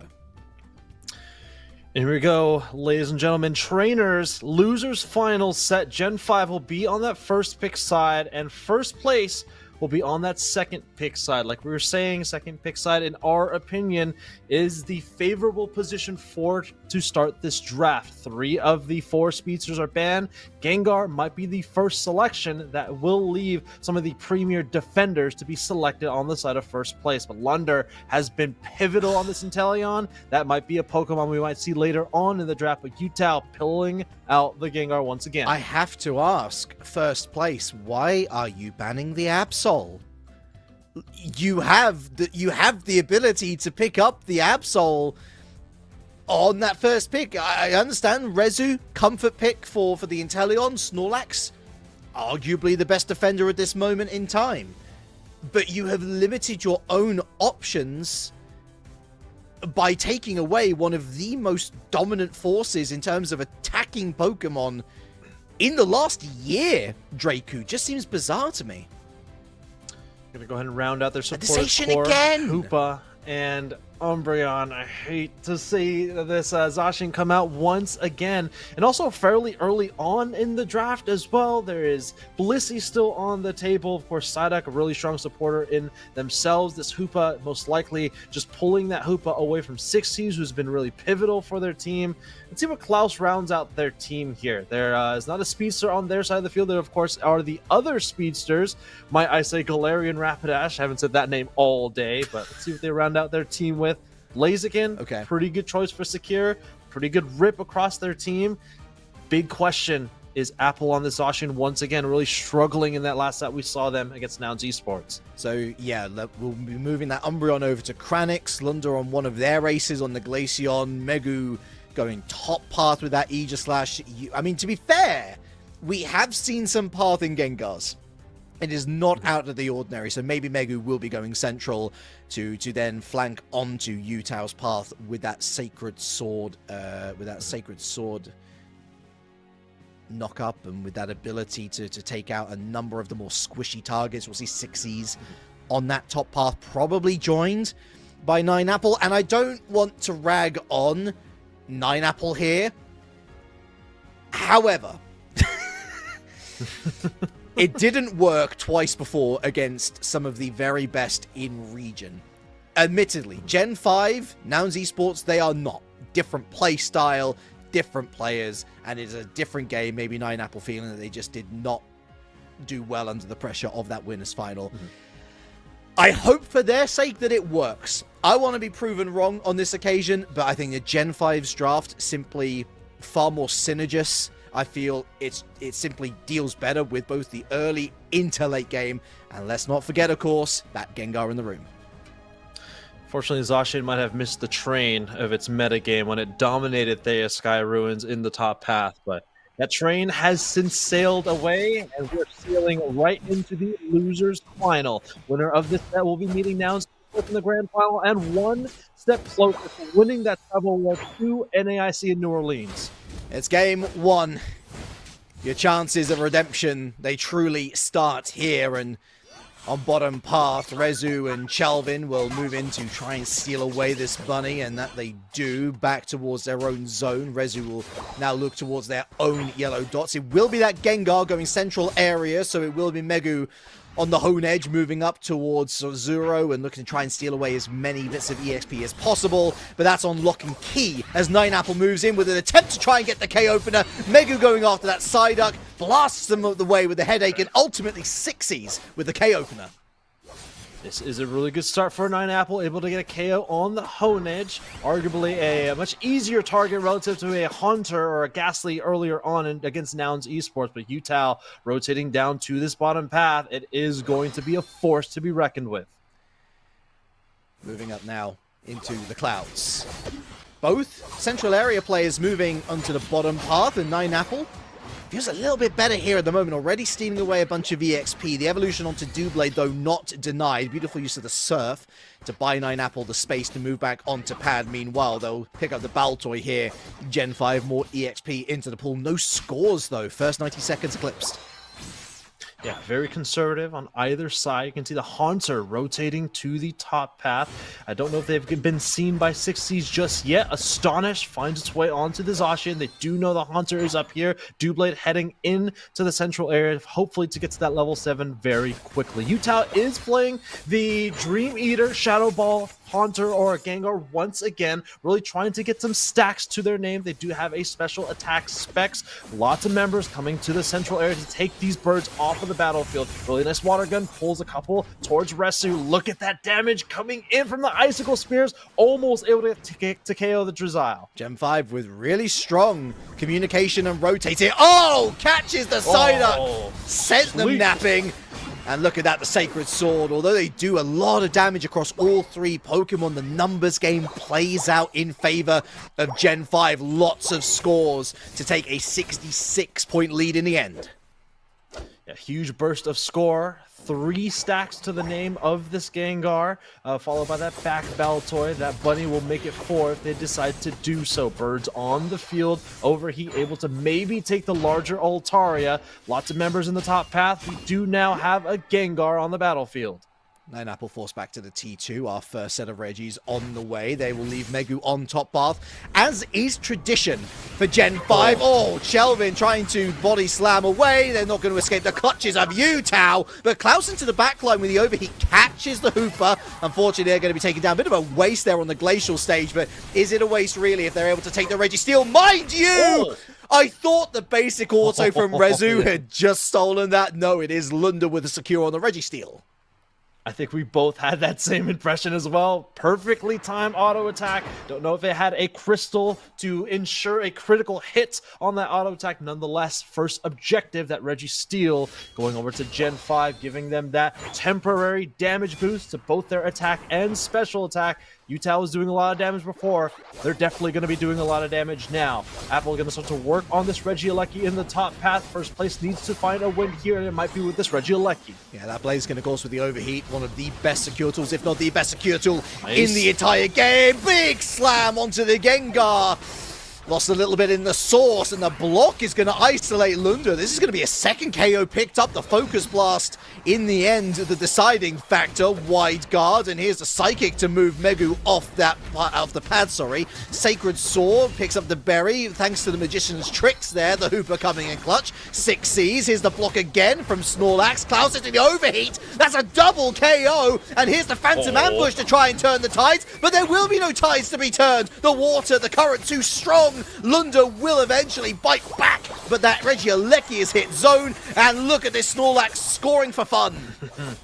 Yeah, Snorlax, the hero of that last play. Phantom Ambush going into 3 members of first place, trying to get a KO streak for themselves, but Power Nap saves the team there and able to KO Utah in response. Finally, first place finding a win in the top path will give them the lead going into the halfway point of the game. Level 11, your Blaziken, level 11s on your Glaceon, and Gengar are your level leaders of the game. Next battlefield is this bottom path for the Southern Roulette Reggie.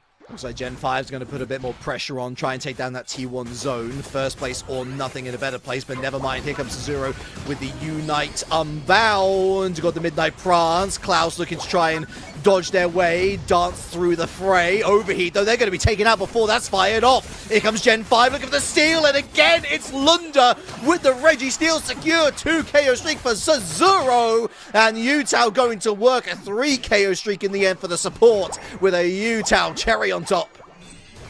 Gen 5 striking back in the bottom path will break this goal zone wide open. 233 to 100. Somehow Lunda able to find the knockout, the capture on that Reggie steal once again. Very quick on the rip is the Aegis Slash. It's met by so many members, and a coup de grace, as graceful as it can be, able to take that one for Gen 5. Megu says, yeah, I'm just that guy. 1v4, do not give a silly one, as a KO on this Psyduck and the Blaziken will mean that Gen 5 have free space to rotate back into their side of the field and pick up those yellow dots. Big minute for Gen 5. Yeah, Megu said, don't forget about me. I'm also the other captain of Gen 5. This has been Yutao's show on the Gengar, but do not forget about Megu in the top path. Aegis Slash, one of those Pokemon that can really take over the game. Sometimes you can underestimate that Unite move, but it still has that impact of securing objectives, even though it may not have the biggest impact on team fights. In this bottom path, first place, maybe hovering to push forward the Tier 1 goal zone, but lots of members here for Gen 5. 1 minute before the rendezvous at 2. They have been tending this goal zone beautifully. Not a single point scored on this bottom zone. And that is a great credit to the Gen 5 squad. Little pokes and prods here from first place or nothing as our final Reggie will arrive. The block attempts to try and catch out Kranix, but look at that. The shield is evaporated.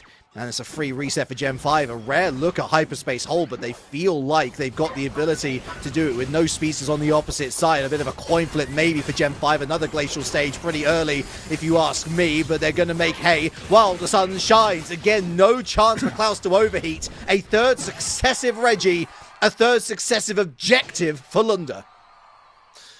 3 objectives going over to Lunda, but more importantly to Gen 5. Yutao getting a KO streak of 3. Not only did they get the objective in the bottom path, it is most likely the most valuable of the 3 that spawned there. Reggie Steele is going to be very handy for taking this off the battlefield, and it might be a very quick rip for the Rayquaza. Already brought down to 50%. Here comes the coup de grace with the secure going over to the Zacian Apple, finding their MVP moment. They decided to take a leaf out of Nouns esports book, but the leaf was rotten.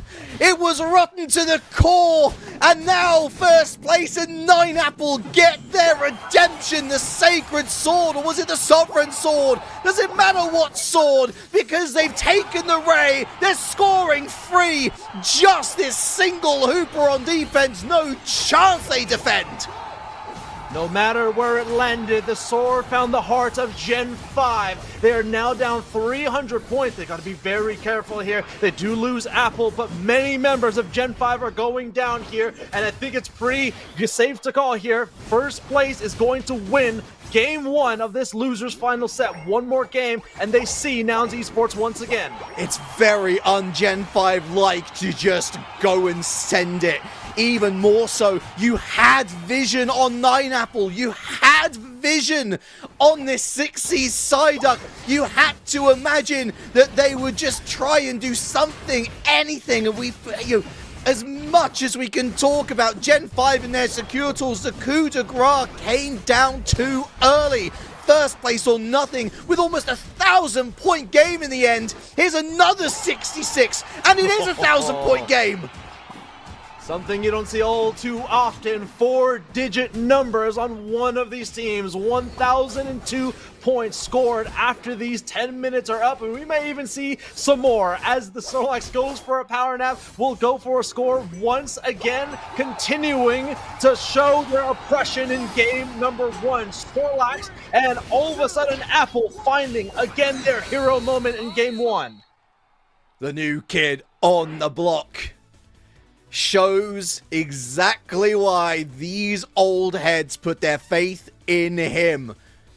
And I am so happy for him, Draku, because again, in the face of criticism, it is how you respond if you got that confidence in yourself, give us the evidence to give you your flowers, and give them the flowers we shall. It was all on 9 Apples. They had the only access into that raid pit, really, to go and make a difference. And make a difference they did. We can, of course, look at this from a Gen 5 perspective. Why on earth were you ripping it when there were players within the vicinity to go and attempt to steal away the Rayquaza? But listen, first place or nothing, that was an all or nothing strategy, and it paid off.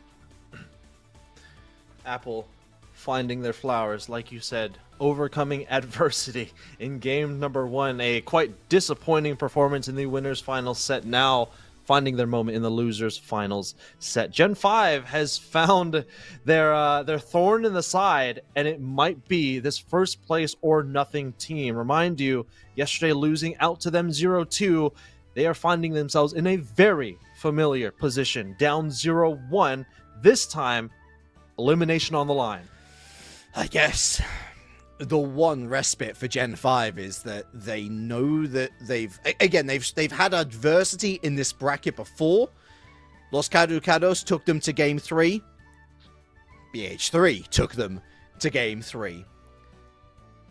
But neither of these teams were first place or nothing. A reminder that this is a squad. Chelvin, Sixies, Klaus, all 3 of those players, World Championship caliber in previous seasons. Rezu, widely acknowledged within EU as one of the best Inteleon players out there. To compare with Phil, especially you can compare with Toast, as we saw earlier. 9 Apple, the wild card of the lot, but everyone knows that this kid's got talent. Gen 5, I think, just... Again, out of character. Why? I remain baffled, Draku. Why rip? They did have the Registeel buff. Maybe they were relying on Megu to secure with the coup de grace. The timing looked really strong as well. They had the rip with Glaceon. They had Cure with their team. Of course, hero play coming in from Apple. This is going to be a highlight reel definitely for Gen 5, and we're going to get a slow-mo most likely of that Rayquaza. And it's hard to say why the decision was made there, but they had good positioning. The only member there in the central area was just Apple. What we're going to see here is, again, a decision was made by Gen 5, which in my opinion was a decent decision. Close the book on first place, secure the most important objective in the game. It just all came down to a flip, and one player was just a little better than the others. Here they go then. Yutao, the Dream Eater, and Ing. Yeah, it was the Sovereign Sword then with 9 Apple. Did you see the coup de grace go the other way? I'll be honest, I was looking for 9 Apple, so if you saw the coup de grace going the other way and that was a complete whiff on Megu's part, yikes.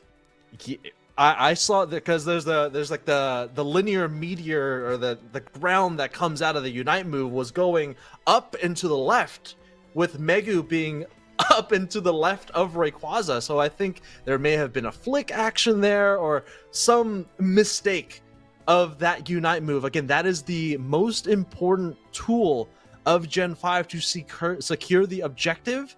And that wasn't even aimed at the Rayquaza. See, this is the cool thing. This is why you have the stream open, folks, as a caster. Yes, we do see you. Because that means that we get another look at it. Again, I know we could ask our production staff, but they're already chock-a-block. They're already figuring things out. Yep, you are 100% correct. The coup de grace needed to go southeast, and it went north, like almost the complete opposite direction that it needed to. Yikes! I mean, I wonder whether there's. We're talking about like microsecond decisions here, where maybe there was a concern because, of course, you got 9 Apple in the mix now with that Sovereign Sword, or even just a Sacred Sword, even. So maybe there was a thought process, a split second of indecision. Wait, if I throw my coup de grace now, is this guaranteed to take the Ray, or am I giving it over to 9? But then, I don't know. Like, that's wild. But look, the result remains the same, Draku. Gen 5 now need to reverse sweep, first or nothing. And that's a damaging defeat. It's got to be, morale-wise, right? This is going to really test their maturity as a team. How can they come back from this on the mental standpoint? Because that game was in their hands. They got almost a full team wipe in the bottom path. They got a Reggie steal. They had good positioning of the pit. They had the lead in levels, lead in score. Good rip, poor execution on the secure. Could have put it better myself. Talonflame, Slowbro, Meowscarada, Absol, Gengar. Absol. So first place or nothing. Basically saying to Gen 5, yeah, we saw that Gengar. We're not impressed. Go for it. Pick it again. See how we feel about it. Also, Gen 5 choosing to stay in that first pick selection. Left side of your screen. Gengar, first pick by Utah. Nothing too different here in game 1. Then game 1. Indeed. Slowbro. What am I talking about? Snorlax and Hooper running it back the front line from game 1 to game 2. No Inteleon for Rezu. That's an important distinction. Rezu with the Inteleon first pick last time out. Now Lunda takes it away. And Sazuro will lock in the Umbreon. Possibly for Kranix. Although we might yet see a support Umbreon given... that 60s actually stole away Hooper, I should say. From Sazuro. Nineapple with the Zacian. And Klaus taking the Aegislash away from Megu, interestingly, who's currently hovering that Blastoise, of which we know that they can do a lot of damage with it. Potentially Blaziken, also an option. Yeah, really bulking up with their composition here. Interested to see what Resu decides to go for their last pick option. Pulling out 2 swords on the side of first place. How? That we have not seen on broadcast this Speedster. Unfortunately, there were a handful of Speedsters that did not get the damage penetration buff or stat line added to them. And there are 2 of them now. Dodrio, last pick option for first place. What a time to play Unite. Methinks that we will have to take this with a grain of salt because... what was it? Kranix was not actively selecting something. So I do wonder whether this is going to be a remake. I mean, the fact that they've put Kranix on Gengar, Utah on Zoroark makes me feel that it's definitely remake territory, since I think we're pretty established now that Kranix is... Unless they're willing to let Kranix go wild and they've finally given them the keys. I mean, this is what I was asking for yesterday, and that is... Okay, we have confirmation that that is indeed a crash, and so I believe that that will be either a remake up until that point, or a complete remake of the lobby. It would have been exciting to see Kranix on the Gengar and Utah on the Zoroark and a Dodrio from left field, but alas, we waited a little longer. Mm-hmm. It does bring about a really interesting conversation of Kranix coming to this Gen 5 squad, right? They excelled rather well on Kamai Esports. Correct me if I'm wrong, as the top path player. Yes. And I do know that Megu has really invested themselves into playing the top path. So really Kranix is coming to this team in a really interesting predicament, right? They excelled so well in top path for Kamai, as we saw. They performed really well at EUIC, and a conversation that you and I have had in the back room away from stream is, where does Kranix really fit on this team? And I feel like they're still figuring it out till this day, till this match as well. I mean, it's not hard to figure out. You put Megu on defender, you put Kranix on all-rounder, but here's the thing, is that it's easy for us as casters to say, oh yeah, you know, it's easy, the jigsaw piece goes there and there, and we're not factoring in the fact that players do have an opinion and players will back themselves to play a particular role. And as much as Megu has got that flexibility, Megu believes that they are best served in that role, in that top path. And to be fair, it's a role that we know ourselves that they can completely dominate a game from. They love that opportunity to free roam across the map, to hold down the fort at that first set of Reggies on top path. And so Kranix is the new kid coming in, and I feel sorry for them because, you know, clearly it was a conscious decision from Kamai's part to pick up Lunda, to take them away from... sorry, not Lunda, Sorayu from Gen 5, and so there's not many places where Kranix could go. And more importantly, if Kranix wants to make it to Worlds, Gen 5's a pretty good roster to land on, but it does mean that they have kind of had to adapt to how this team plays, as opposed to the team saying, okay, Kranix, go wild, we know what you're best at. And I think that over the course of yesterday, and indeed, grassroots tournaments prior to this, I think we're starting to see what Kranix can offer in sort of like that setup, that tee-up role. Whether it's a Mamoswine feeding a Speedster, whether it's that nasty Sableye providing stuns. I'd like to see maybe a couple of other wildcard options, and we saw the Trevenant earlier, maybe a bit of wild mind gameplay wouldn't go amiss. I guess the important point for Gen 5, though, Draco, is just get it across the line. Get to regionals, get, one of the EU spots at Worlds, and then from there, you're on a tournament stage, on the biggest stage in Unite Esports. Anything can happen, right? I agree. And Kranix is, again, of age. I believe it's a little bit over a month ago now. It reminds me here in NA of the performances of, for example, Metallic from Nemesis having such an outstanding performance as soon as they became of age in UCS. Kranix is definitely of that same caliber as well. As we have a little bit of time here, you want to talk about one of the Pokemon that you had mentioned that Kranix could potentially do incredibly well with. It's a Pokemon we've seen a couple of times in today's event. Inder was playing it in Nouns esports for the winners finals. Sableye, Relic. Sableye in day number 1 had something, you said, an 80% win rate. 83% win rate. Incredible. Incredible. Yeah. Again, Sableye does so well at providing vision for your team. It can apply pressure to goal zones, and it has so much impact other than just being a supportive Pokemon on your team. 64% win rate today from a 9% pick rate overall. 11 picks across the day, Sableye.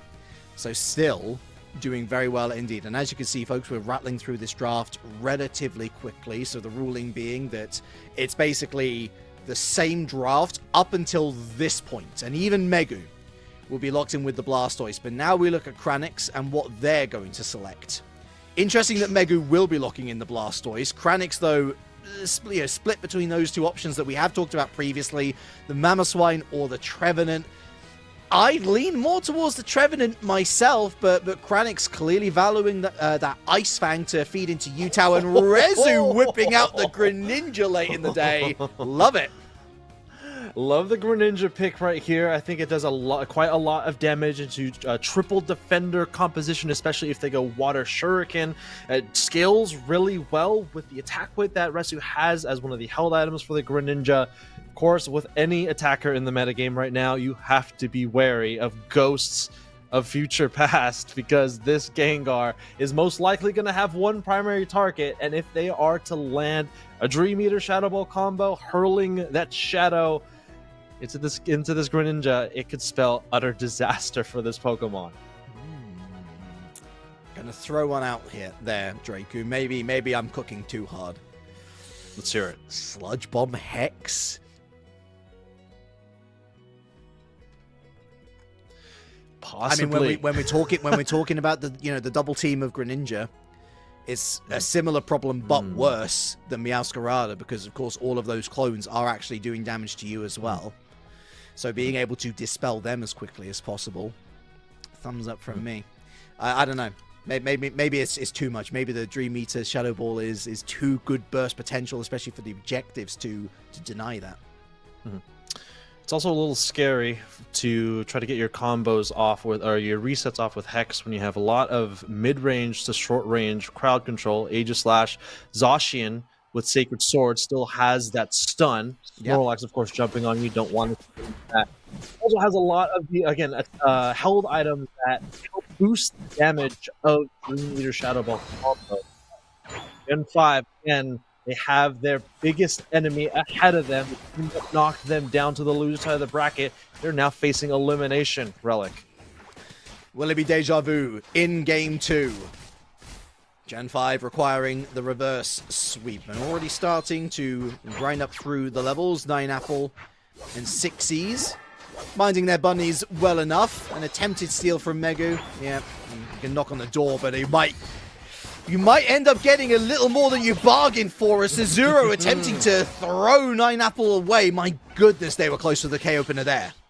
You can see 9apple, their confidence has definitely shot up, feeling confident to push on forward onto just a Squirtle and an Eevee, double defender in that top path, and defender down here in the bottom path. Again, Snorlax really good in this early game, able to confirm last hits for this Froakie, especially in this early game.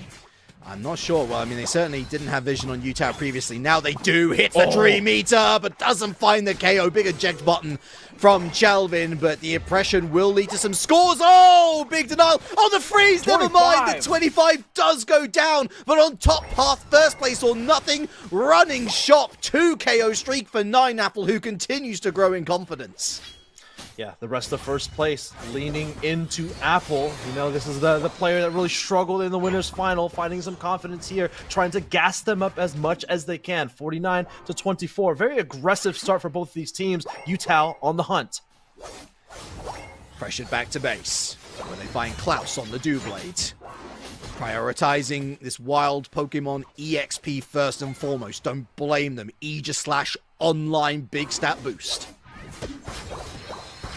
Trick onto the Zacian. Yeah, gets stunning. Oh, missing out on that Dream Eater's kind of huge here. Klaus in that level 7 as well. It's starting to become a dangerous territory for this Haunter, only at level 6 at this point in the game. They've done pretty well at limiting them to level 7. They just now hit level 7, and of course level 9 in a couple of levels now. But highest on the battlefield, 2 swords, almost 3 swords on the side of first place of Greninja, fully at level 7. Same thing with the Aegis Slash. Zacian now having access to both of those abilities. Gen 7, I don't think they were worried too much about the early game. The fact that they've been able to dunk 74 points and hold a point lead as we stand 3 minutes in, that's good enough for them. 4 hyperscalers is going to really run shop in the last 2 minutes, with first place or nothing looking at that Aegis Slash and Greninja for the clutch up late on. Trick Hooper confirmed then for Sixies as our first set of Reggies drop.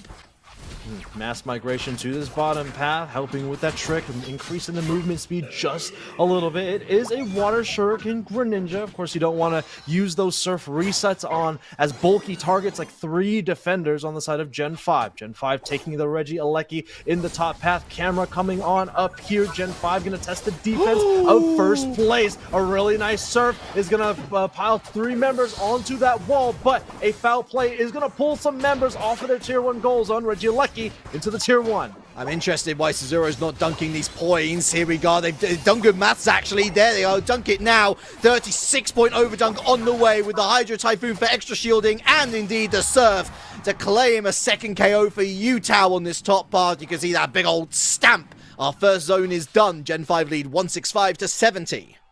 Yeah, really scary to go toe-to-toe with at least for even 2 of these defenders. Surf Blastoise having so much crowd control. Same thing with this foul play Umbreon. I feel like as soon as you get out of the animation of being crowd controlled by the Surf, immediately going into a foul play, and then the cooldown for the Blastoise might be even online once again. These pad pushes for Gen 5 is going to be really, really strong. It's going to be up to first place to try to find a spear for this wall. They have some pretty good damage, but if these defenders are at equal level, it's going to be so hard for them to go toe-to-toe in these 5-on-5 team fight engagements.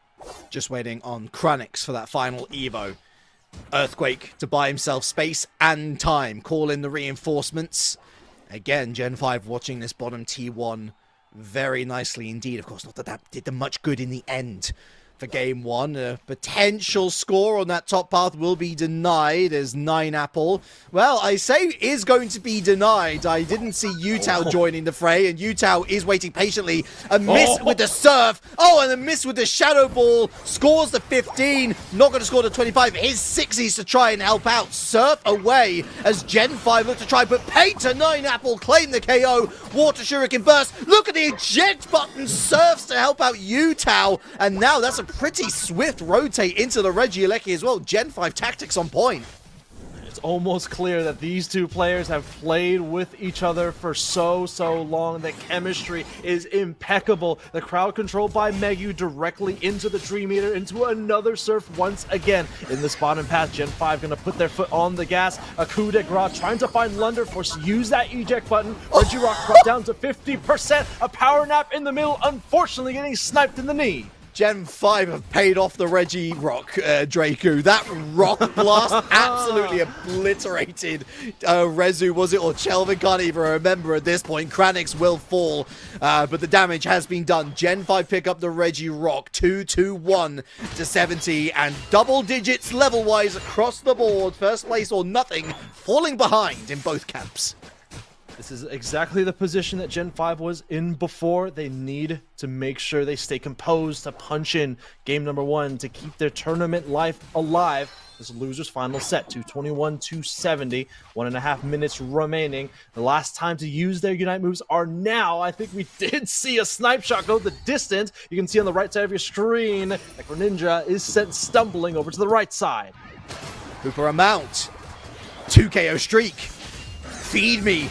Feed me well, says Yutao, with a third to find the coup de grace from Klaus. Where you gonna go, son? Snipe shot, Dream Eater, a 4 KO streak for Yutao. The ace is on the cards here with 2 Pokemon on pad, but Gen 5 call it off. There's one thing this Pokemon has been doing all night long. Dream Eater has been eating the dreams of anyone it lands on. The massive amount of damage that it does is incredible. Spectacular, if you may. Still 221 to 70. 45 seconds before the final stretch fight begins. And this battlefield in the bottom path has still continued to rumble on. One more Regieleki, and there will be brief seconds for that bottom path, Reggie. I doubt we will see it. No more birds for you. No more clouds for you. Chip damage onto Suzuro. Here's the yawn. Interesting. The Earthquake still able to move Kranix out of danger momentarily. First place or nothing, though. They recognize not just the EXP gains, but also the sort of pressure that they can put onto Gen 5 here. They have secured that Regieleki. Picks up the berry. Megu with a couple of chips. Gen 5 ain't even going to bother defending that pad. I think they're confident enough. Draku, first place or nothing, won't pressure them. Relic very tense here in the central area. Final stretch. This might be the elimination moment for Gen 5. If they do not find a KO here, Kranix forced to use that Unite move very early. Megu in the pileup, able to knock up 3 members. First KO going over to Yutao. So the Mammoth Mash and Hydra Typhoon have been burned. First place or nothing will have their Aegis Slash back online, and with the coup de grace. Gen 5 opting not to go for the rip, and Sixies swerving away out of danger, and with a reset back to the Pokemon Center, they'll be back in the fight nevertheless. Another snipe shot eaten by 9apple. Gen 5 buying time, but they can afford to do so this time. They have the points lead, and it's a mighty one. 261-290, 1 minute 15 seconds remaining. Lots of Unite moves still available for Gen 5. They can take this objective off the map very quickly. That's big. And that's going to be disaster for first place. Losing their Greninja, they're going to have to watch as Gen 5 can make the first move. That's another 2 Unite moves that won't be used. Look at the low health bars here. The power nap trying to disrupt. Sixie's not going to get on the dodge this time. The yawn will only deny the inevitable. Chelvin taken down, and now Gen 5 feel that they can go for the rip. Is there another hero playing 9apple? They won't get the time. They cannot make it to the Rayquaza in time, and first place is sent scattering, fragmented in game number 2. 30 seconds remaining, a lot of shields, a lot of points, and our favorite words as casters, we're going to a game 3. They tried to play it cute, they tried to play it calculated, but first place or nothing. Their Unite moves were left in reserve. They were left on the bed, snoozing until they were late for the bus. Gen 5 driving their way into a game number 3. The reverse sweep is on.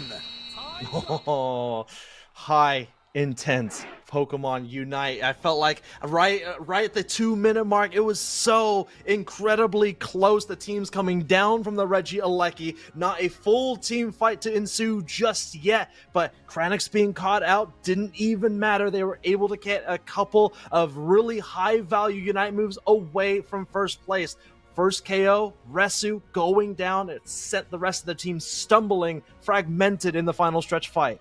Utah with the 10 and 3 KOs. I fear to look at the damage numbers. I imagine they're pretty mighty. I think shout out in particular to Megu. Not to say that I feel like I was proven right, because it was a different comp to what we expect. In fact, never mind Utah. It's all about London with the 110k. But Megu playing the more defensive style, the more crowd control style of Blastoise, the amount of surf tech into the setup that led to a number of KOs and the domino effect into securing objectives.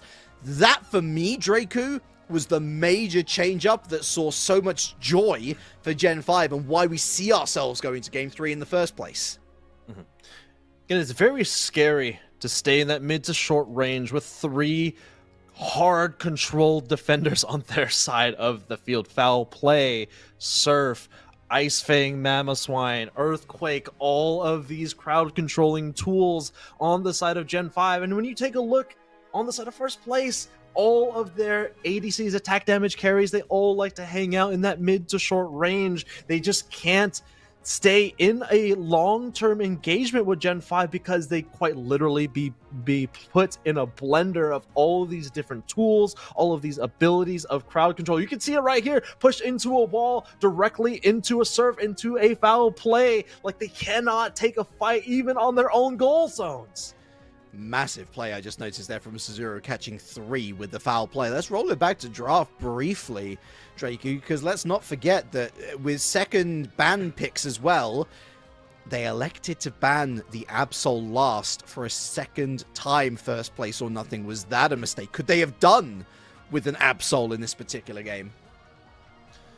Yeah, I mean, Absol would still be very scary. Of course, it is an assassin by nature, but going up against 3 Speedster, I think Absol does a lot better than the other Speedsters because it does have that ability to pierce through a shield, quite literally being the spear with Psycho Cut into that Unite move. But you can see here, all over the place, first place could not find their footing back into the battlefield. Greninja going down, Aegislash going down. At this point in the game, Gen 5 did not even need the Rayquaza, and what put them under the ground is Lunder with these auto attacks doing so much damage in that close range. And look, I think I was saying cute and calculated, and I think there was a certain element of that with first place or nothing not utilizing their Unite moves, but it's better to wait and use it properly than in desperation. I think we've got to give Gen 5 a lot of praise for this comp and the amount of CC that they were able to put down upon first place or nothing. Like, that in of itself is denying the Unite moves from being used. You can press that button as much as you like. If you're locked out of the movement, it doesn't matter. It doesn't matter whether you want to use it or not. You don't need to pick a support when you hinder the entire enemy team. Literally, yeah. If you don't let them play the game, if you don't let them press their buttons, quite literally what's their strategy. And it's also, I think they were picking this triple defender to maybe call out Apple. I mean, we've seen Apple on broadcast, what, 4 or 5? This is now the 5th game we've seen them potentially play Zacian. Zacian does not want to go up against 3 defenders, especially 3 hard control defenders. Now you pick Absol, huh? Now you pick Absol. Now that you got first pick. Snorlax, Gengar, Meowscarada, and Slowbro are bans for those who are listening in and not watching. We hear you, or we see. You're hearing us. That's the important thing. And now you got the information that you need. Talonflame and Inteleon. Very aggressive start to draft for Gen 5 there. I love that Talon pick, honestly, for the first time that we're seeing it this series. And going up against a Hooper, yikes. 9 Apple sticking with the Zacian yet again. Going into that double defender composition. These are, in my opinion, the next 2 defenders in that line. We saw Chalvin, the qualifiers yesterday, do so well with Crustle. I think Crustle actually does pretty decently well into the, at least the core of the double defenders. And the Inteleon, they have to forcibly use their eject buttons, or they don't really have any dashes to get around a Rock Tomb. So pretty decently well matchup into those three Pokemon specifically. But Dodrio, wow. Oh, let's go. Let's go. Is Kranix going to get their all-rounder? Oh! Is Kranix being let loose? Okay. Okay. So Chelvin going back onto the Crustal. I don't know how I feel about that against a Talonflame, which is going to be able to get out of the Rock Tomb with, well, whether it's Fly or Brave Bird, honestly, either works really. Rezu with this Dodrio is wild. That's a wild choice, honestly, when we contextualize, A, what they're running into, and B, the fact that we've now got a Machamp to directly counter it. Yeah, I think when they see Talonflame on the other side, I think they're just going to do their best at this point. Yeah. Talonflame, in my opinion, one of the two best speedsters of the four, getting that damage penetration buff. And just to piggyback off of my idea earlier, you know, Rock Tomb generally does pretty well into all of the other Pokemon on the other side. I think maybe Machamp needs to use Cross Chop to get to the other side of the Rock Tomb. But when you take a look at Inteleon, Blastoise, and Umbreon, they need to forcibly use their eject buttons if they're using it. I don't know if Foul Play can get through that long of a wall that Rock Tomb uses. So I think Rock Tomb is really just for those three Pokemon in that pod specifically, and hoping they can do something with the Talonflame. Hoping for the best. I feel like, yeah, we are high up on the Hopium right now with first place or nothing. I think that's... just make do with what you got. I think that this draft was a little bit all over the place. Imagine if I'm wrong about Kranix, by the way. Finally on the all-rounder for the first time this entire tournament, I want to say. Listen, for Gen 5, they're going to hope that they have calculated this to perfection. Yutao on this Talonflame will go central, and Kranix going for the early invade. I have had more than I've expected casting a EXP share. This is most likely going to be a submission Machamp. You don't have to worry so much about getting to level 13 to get those cross chop stacks, because your goal is to use submission to submit the speedsters on the other side. If you're able to land submission, they got the buff! The Dodrio. They do have the blue buff. You can see the blue aura really briefly there in the tall grass. They were able to take it away from the Absol, but again, Absol having an early rotation to the bottom path. You know, it's these moments where I feel so sorry for our observers, when it's like, there's a genuine chance of a KO on pad. We need to look at that, but also, good lord, that's a huge steal. And Yutao's cooking with a 2 KO streak, going head-to-head with the Absol, finds a third before Rezu stops them in their path. Yeah, really nice peck there. I think it was the boosted auto that gets the KO of both of those, and the farm on their side of the field. This is a try-attack Dodrio. Once they do have submission on the field, expect this Machamp to run directly at the speedster. It's particularly important to grab the Dodrio because it inhibits all of the speed gauge that is everything about this Pokemon's kit. Still looking for those first Evos on bottom path. Rock Tomb, oh, saved for the moment, but not for too much longer. Kranix ended for the time being. Scores on this bottom path for first place or nothing. Take the points lead, 50-18. Talonflame almost level 7, heading into the central area to capture some wild Pokemon. Level 7 on the Dodrio. Again, the game doesn't really start until our Gen 5 team starts to scale. Still level 4 on the Machop. We do have a Talonflame online in the central area. In the top path, let's take a look at Apple really quickly. Level 6 on the Zacian, kind of stumbling once again in EXP, going up against, I believe it is the War Turtle, the Blastoise in the top path. Gotta wonder whether we'll see the Spinstoise or the Surfstoise again. I'd hesitate to say why go Spinstoise when the Surf worked so well last time out, but listen, Gen 5, they want to be flexible, they want to roll with whatever they're going up against, and maybe they do feel like the Spinstoise will just help with those oppressive attacks. Speaking of, here goes Rezu with a wonderful flank, and to be fair, Yutao's not been able to do much here, forced into the eject button on bottom path is given. Well, it was going to give free entrance for Kranix to score, denied by the Absol. Here's Crustal picking up a KO as well. First place or nothing, roaring back into life.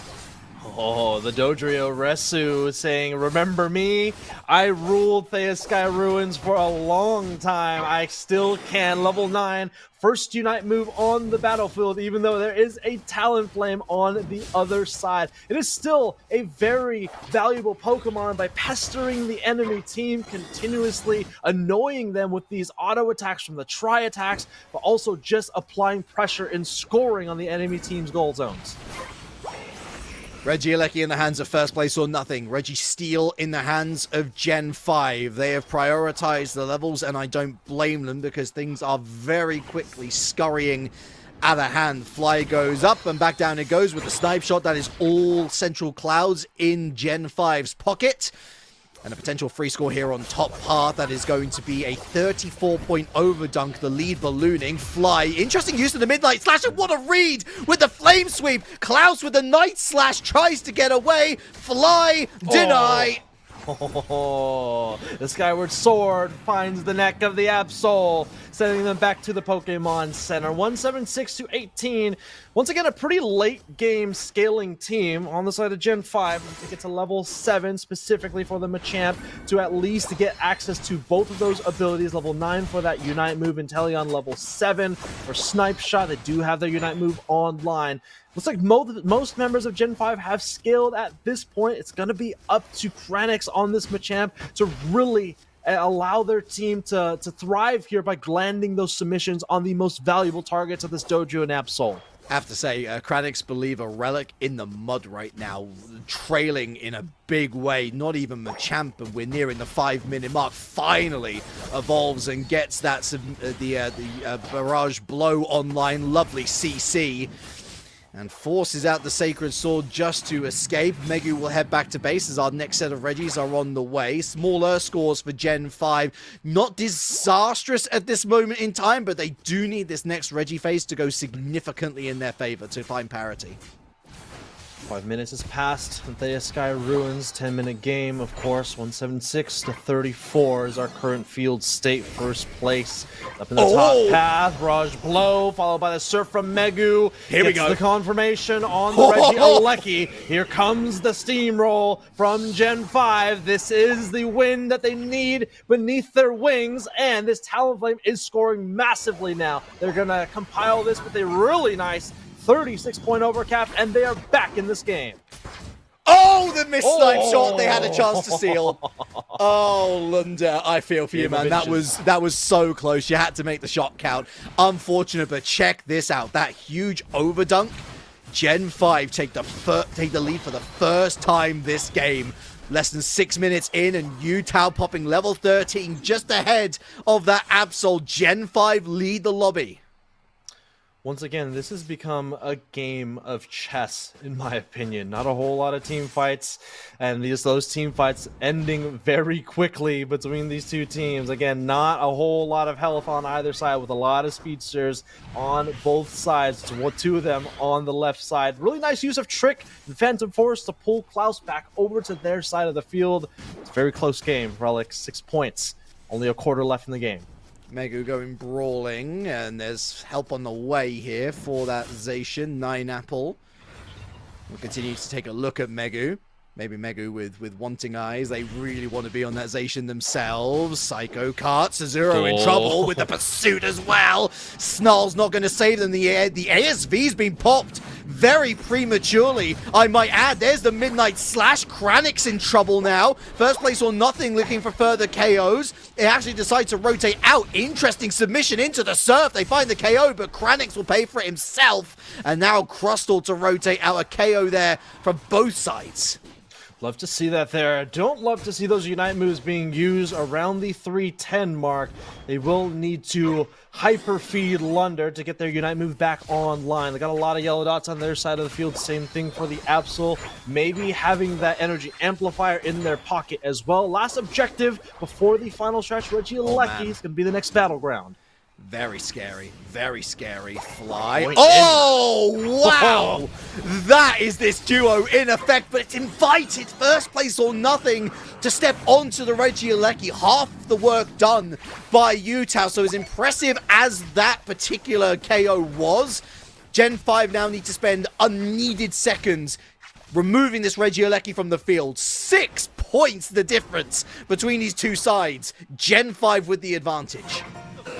Regieleki taken off of the battlefield in the top path as they start to rotate to the central area. Kranix getting a lot of vision on the Dodrio as they retreat back over to the left side of the field. Kranix only level 11, but doesn't matter. Submission, finding the right target is going to be so impactful. They just need to find the Dodrio. They just need to find the Absol. Either of these two Pokemon, and it might spell disaster for first place. Draku, that tiny score, first place or nothing, now have the lead. Oh, wow. Very, very fine margins. That T1 zone on bottom path could be the difference. That is an obvious back cap opportunity, but first place, do they know? Oh my Big gosh. hit eaten by Apple, and Gen 5 launch themselves into the background. Barrage blow from Kranix does not find the KO. Flame sweep up against the wall, and somehow that Absol's been able to get away. Azure Spy Vision is popped. Rezu in the source, and they're going to drown in it. And now they're going after the Hooper, who goes unbound to bring this Absol back into the fray. Midnight Prance on Chelvin, who's utilized the Rebel Rousers, so all that shielding gone. Hydro Typhoon, the Umbreon falls, but look at Chelvin, still online. That Umbreon, the only one gone from Gen 5. Score though, back cap from Utah. Will he return to the Ray in time? Big flip, here comes the fly. It's Gen 5! Utah finding their way, getting a back cap on the tier 2, flying up into the sky, and this might be the dagger for first place. Gen 5 finally finding a win on the team that sent them down to the loser side of the bracket. We will be seeing a Nouns esports and Gen 5 reprisal in the grand finals. First place or nothing. I think you played that pretty alright, to be fair. Scary moment, but you saw that back cap from Utah and you knew that you had to go for it. But Captain Utah, from the bear to the bird, soars in to fly this squad back into the grand finals, where they face their nemesis for this season, Gen 5 Nouns esports, for that spot in New Orleans. Fly high, Utah, fly high. Finding a way to keep your team alive despite all of the adversity, being down 0-1 to the team that knocked you down in the first place, to finding the win condition, finding the secure, the capture of the Rayquaza. 5-5-0 to 2-10 is your final score of the loser's final set. And what a set it was. What a set it was. First and foremost, commiserations to first place or nothing. You don't go away with nothing. You go away with good championship points and the respect of a lot of people here. Great to see Klaus 60's Chelvin and Rezu back in the UCS and in the top 3. I think a worthwhile shout out to Nine Apple as well, who continue to ply away with that Zacian. Sometimes it worked out, sometimes it did not, but when it worked out, that hero play in game number 1 will be remembered for a long, long time by this commentator. But Gen 5 and Utah in particular, at that one moment where you choose to backcap, you are risking it, Draku, especially with no Hooper to drag you back immediately into that central area. But with Fly, you've got a fantastic secure tool, and secure it most certainly did. And Kranix, an outstanding performance from you as well. I mean, we're all seeing this last pick, this 10th pick Machamp. They, of course, wanted to come onto this team as playing the top path player. They did play a top path Pokemon traditionally in that role, but really cool to see Submission Machamp come out for the losers final. Again, their goal was one thing: grab someone with submission, immediately put them into the Barrage Blow Unite move, and for sure they did. They grabbed a single player, landed Barrage Blow, I believe, on 3 members in the choke point, the bottom side of the Rayquaza pit. Of course, it didn't lead them to the KO, but it did save the time for Utah to get that score, get back into the battle to secure the objective. It's all a game of dominoes, and that butterfly effect was needed for Utah to come back in.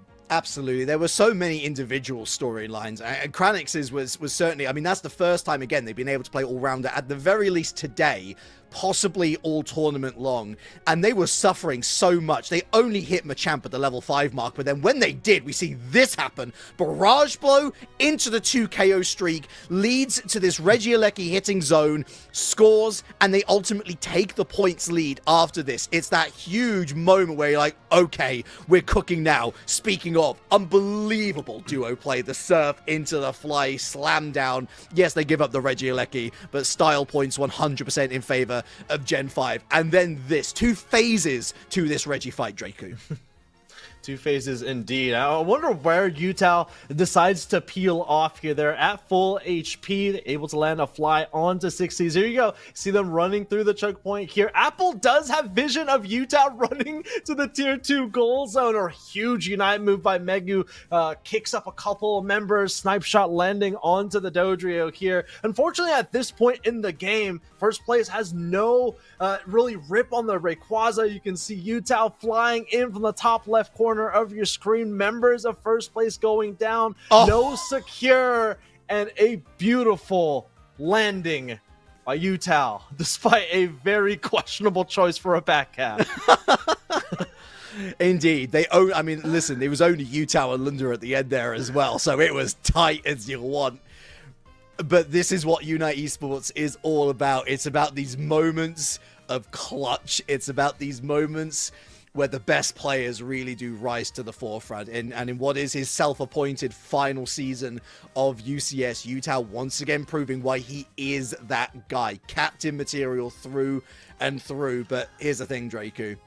He's got to go and do it one more time yet.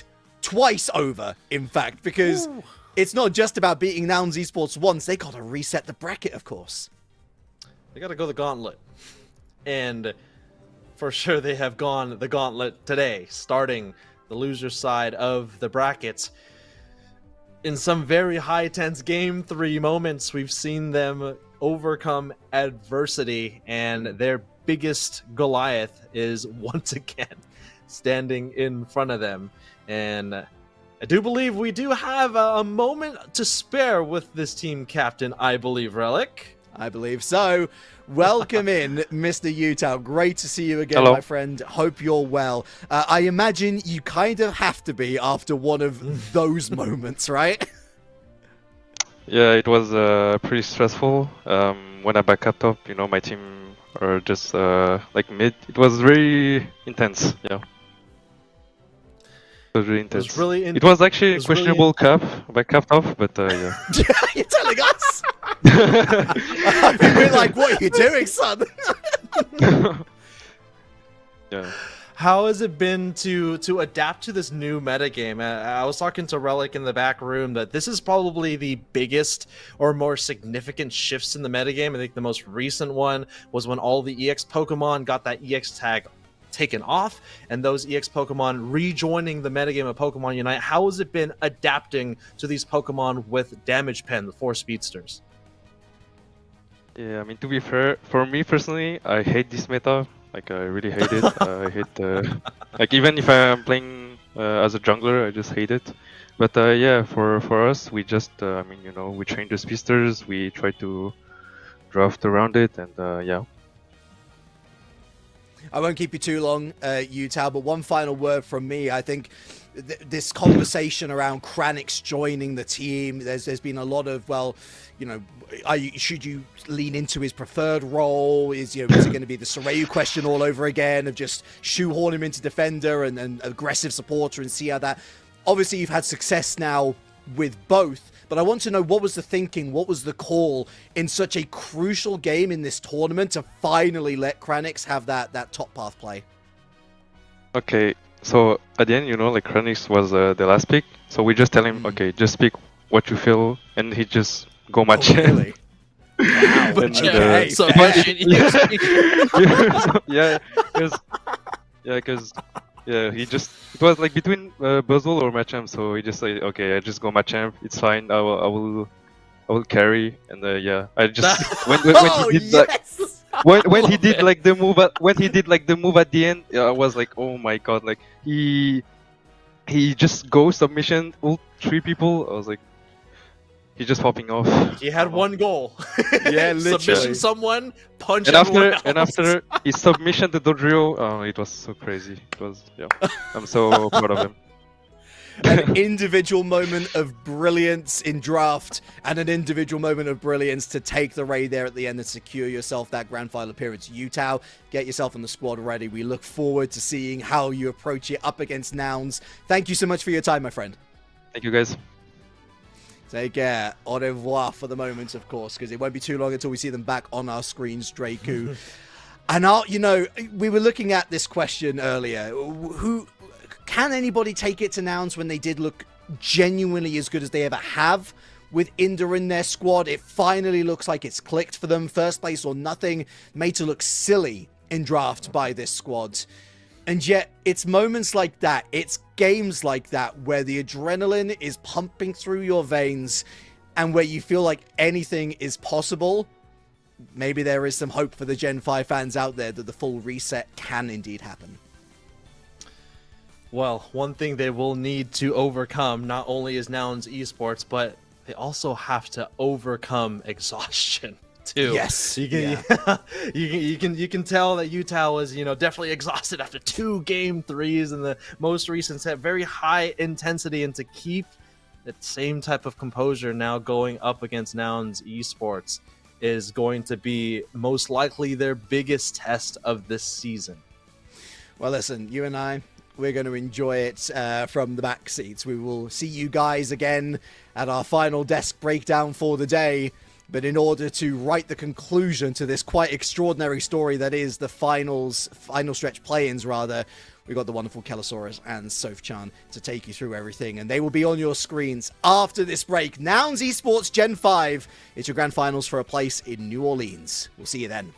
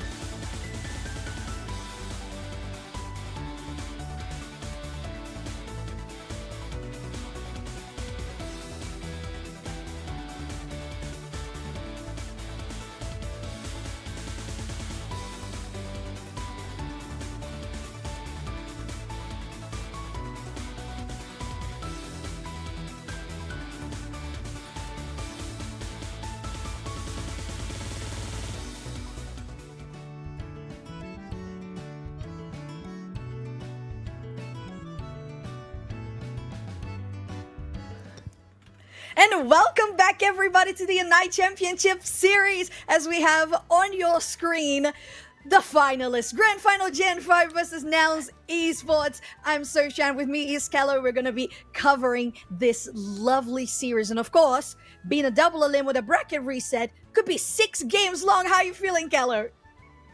Well, I mean, we've had a fair few round 3 situations here today, so I don't know if we are in for the long haul for this grand finals or whether it will end up being a quick one, but I feel like this is a bit like deja vu, isn't it, So? We've been here before.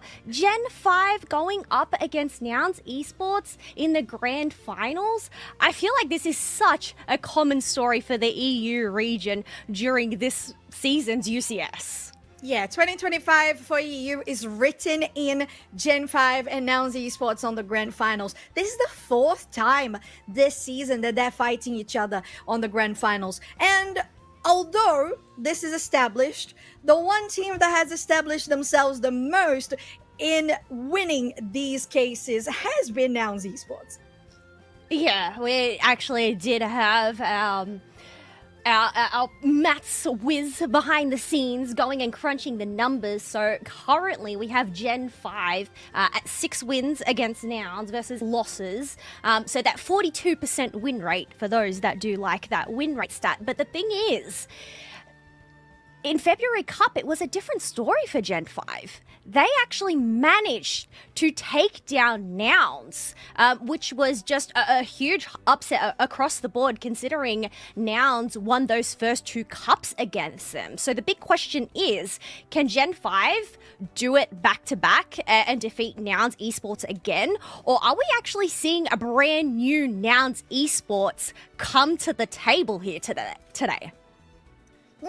Well, there's one thing that is not new to them, as we have been hitting the key over and over. It's the fact that they are on the grand finals and that they got here through the upper bracket. That has been consistently that way through the online events in 2025. But the thing is, let's mention the one thing that we talked about on pre-show that was going to be an issue, that is an issue in this matchup in particular, the Gengar pick to be disputed between Gutler for Nouns and Utah for Gen 5.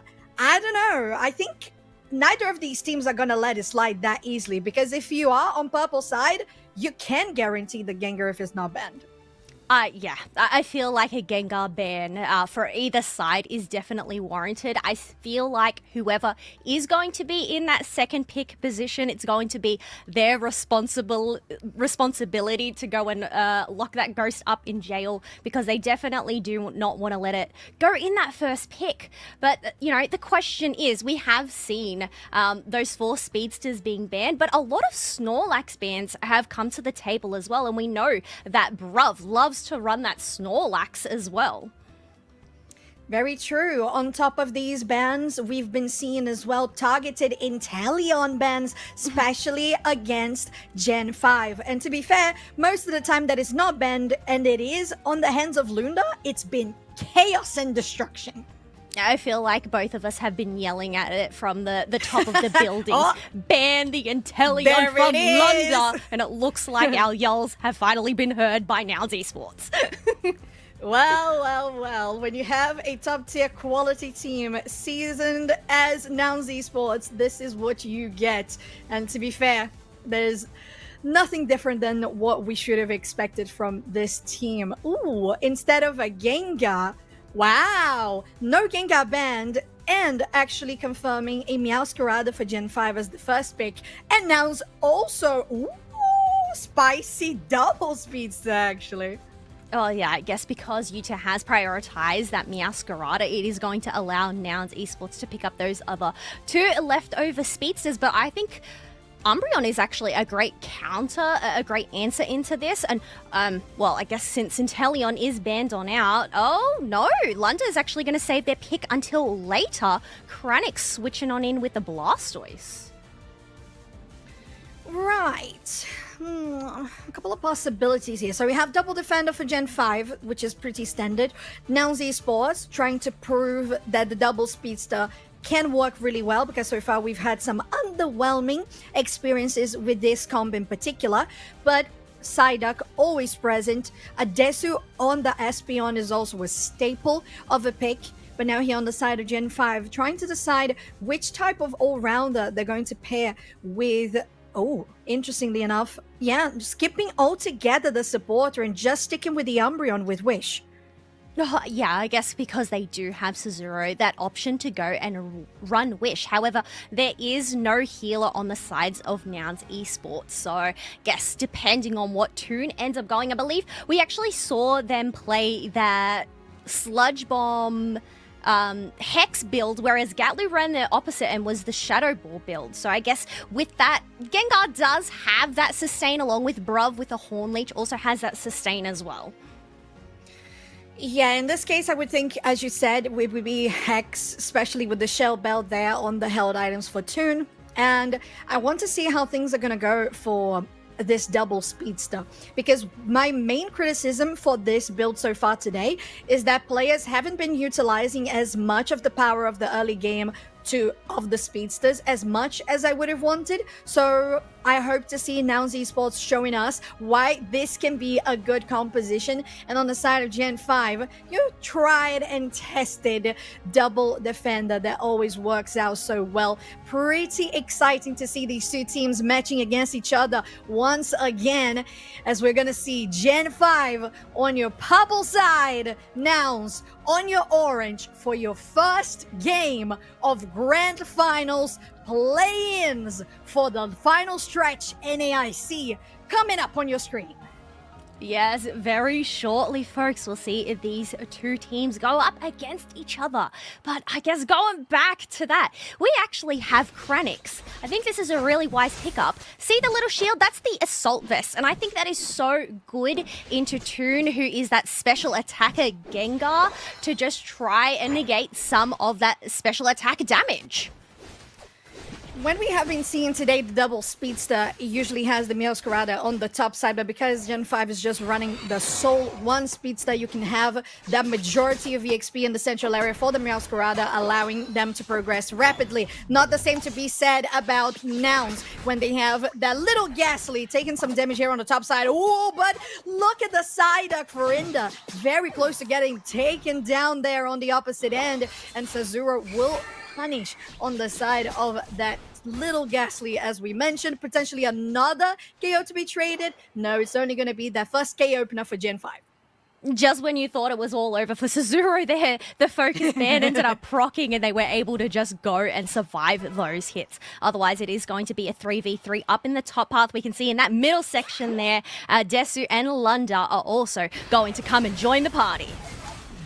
Yeah, looking very intense here, and Gatl going very low on HP as the side of Gen 5, a very healthy Lunda in this position, has found themselves in a healthy one to continue pushing Toon again, being punished as a Ghastly. They still need so much resources and EXP to grow.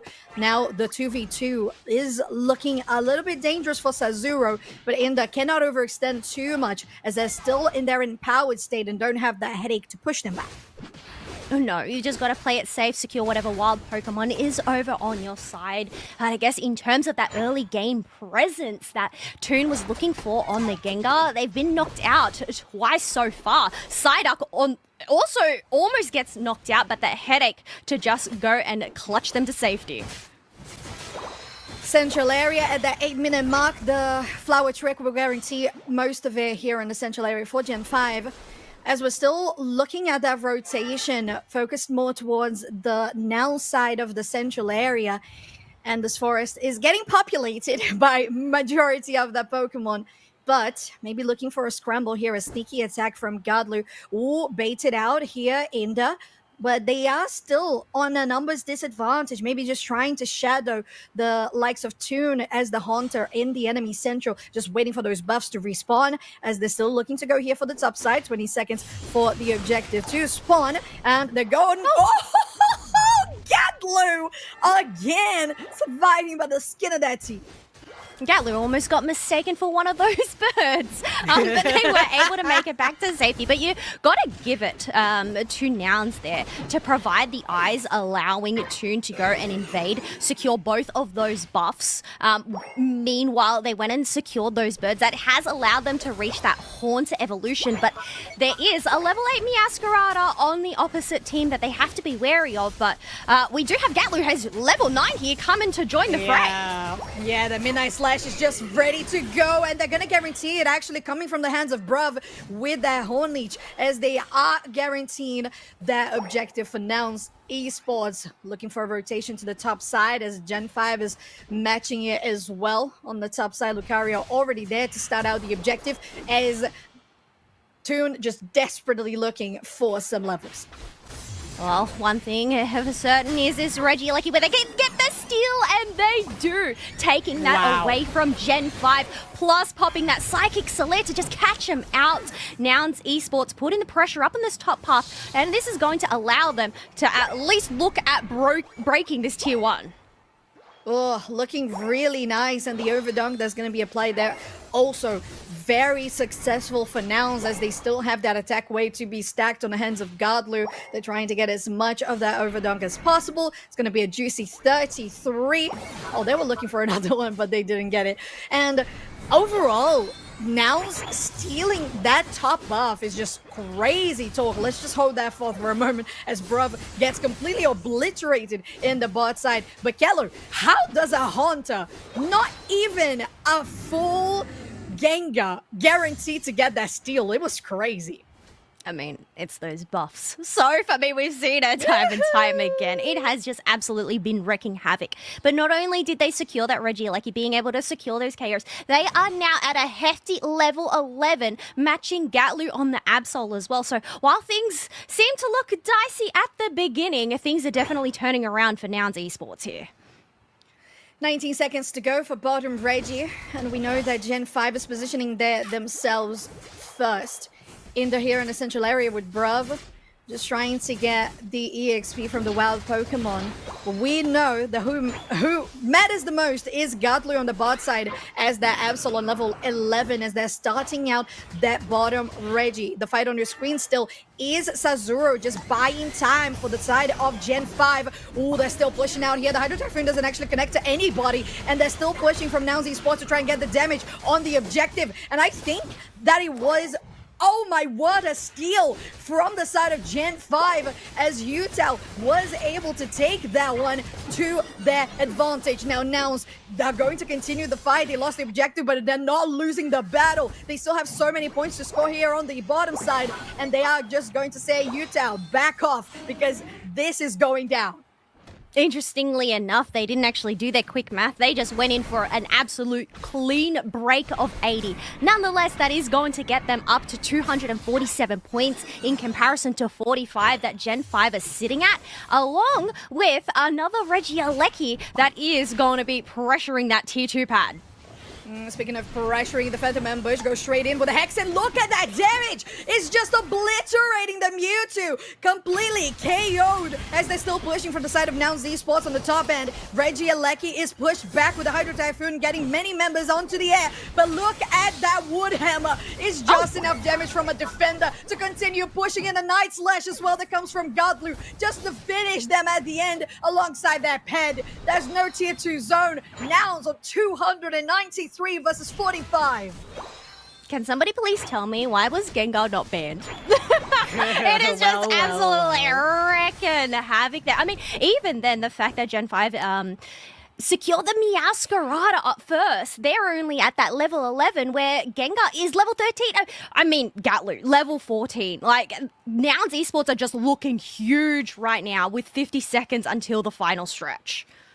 And they have been able to collect most of the XP around the map. When they are ahead, they're going to the enemy central, stealing out the Pokemon, and just guaranteeing that those levels are just quite on the edge of making them on the lead. Now continuing forward, even the defender is getting melted on the Godlu's touch. Now there goes Azura into the front line, and Toon is actually obliterated themselves. They're going in with a Midnight Bronze, and on the bot side, Bruv also gets taken down, and Gen 5 turned this fight around with goals to be scored and the bottom ready to be taken with 10 seconds for Rayquaza to spawn.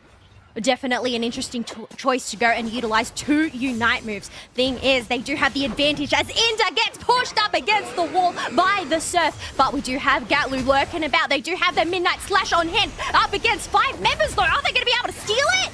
Oh, so close, but they're not though. It's Gen 5 who confirms this one, and although Nouns esports were ahead, it's not that game to win, but they still need to keep on pushing Gen 5 because Krenix's shield is down. Toon has to defend on the top side, but there's the Lucario going to the bottom with 50 gubbins that have to be defended. Nobody has scored on the mid-goal zones, and now Gadlu has actually taken down Lucario, and they're 30 points ahead still. Oh, but look at this. Azuro does have 19 points, and there is a ton of Eos energy on the ground. They still have their shield. They need to just go in for a last-minute push. Guess maybe they're waiting for that minute timer to say that they are currently behind. Well, 9 seconds to go. Gatlu pushing through the defenses there on Krenix. And the shields are going low. They have to go on a full unit, so they're able to preserve the ones on Sazuro. First one also taken down. Krenix is very low on health, while on the other side of the map. Well, Lunda. Well. Indy is pushing on, and they are just taking down those Rayquaza shields, and it doesn't even matter because the points, Gen 5 was able to score a couple more, 50 more, make it into 100, and Gen 5, although close and clutch of a defense from Nouns esports, Gen 5 guarantees even more and make it a 68. Just to go and make it even more difficult for Nouns to try and make a comeback. The thing is, they are faced with 3 members of Gen 5 here, along with an Aura Cannon as well. We have Gatlu and Toon being taken down, and that is going to seal the deal for Gen 5 to take the first match of this grand final set. Oh, well. Nouns with a good wide lead. Turned back with a very well-performed fight at Rayquaza Gen 5. That was close. That was very clutch because Gen 5 needed to win Rayquaza because they were 200 points behind. Yeah, they were 200 points behind. I think it was risk it for the biscuit in that sense of, okay, yes, we utilized 2 Unite moves, but the fact that they were able to go and get so many KOs during that basement Reggie fight meant that they had that prime positioning to go and set a base in that Rayquaza. Inda was the only one in that pit, and they ended up just getting pushed left, right, and center and instantly taken down, just allowing the space for Gen 5 to go and get the secure. I mean, Gatlu was obviously a risk there, especially with their Unite move, but nonetheless, Gen 5 managed to make a miracle happen.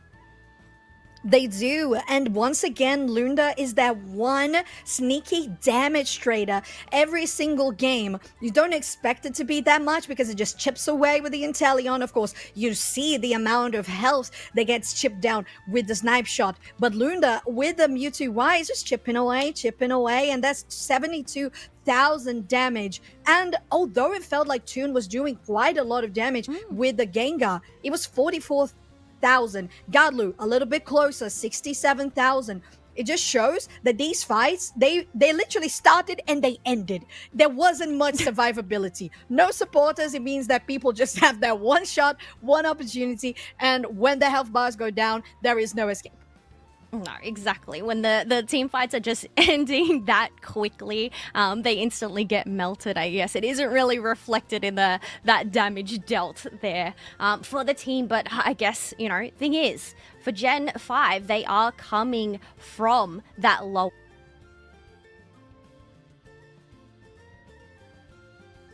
A grand finals reset here, unless Nouns esports, they can take these 2 matches back to back. Yeah, back-to-back is an expression that Nouns esports is very well acquainted with this season, so I wouldn't put it past them, Kello. But again, Gen 5 on that final fight, it was just crazy how close it all was. It really could have been either way, but the way they isolated Toon, and you have to take advantage of the fact that Gengar is very squishy, and that is the nature of majority of those speedsters. That's why the Talonflame has been banned so many times. It has a little bit of moment of invulnerability, but Nouns also played really well early game to their own strengths, so I expect to see something similar in this game. But I want to see Gen 5 bringing some of that strength in the mid game as well, so they are not relying solely on the Rayquaza flip. Yeah, that's always the risk. You can't always rely on actually winning that late game team fight and securing Ray to get the dunks in.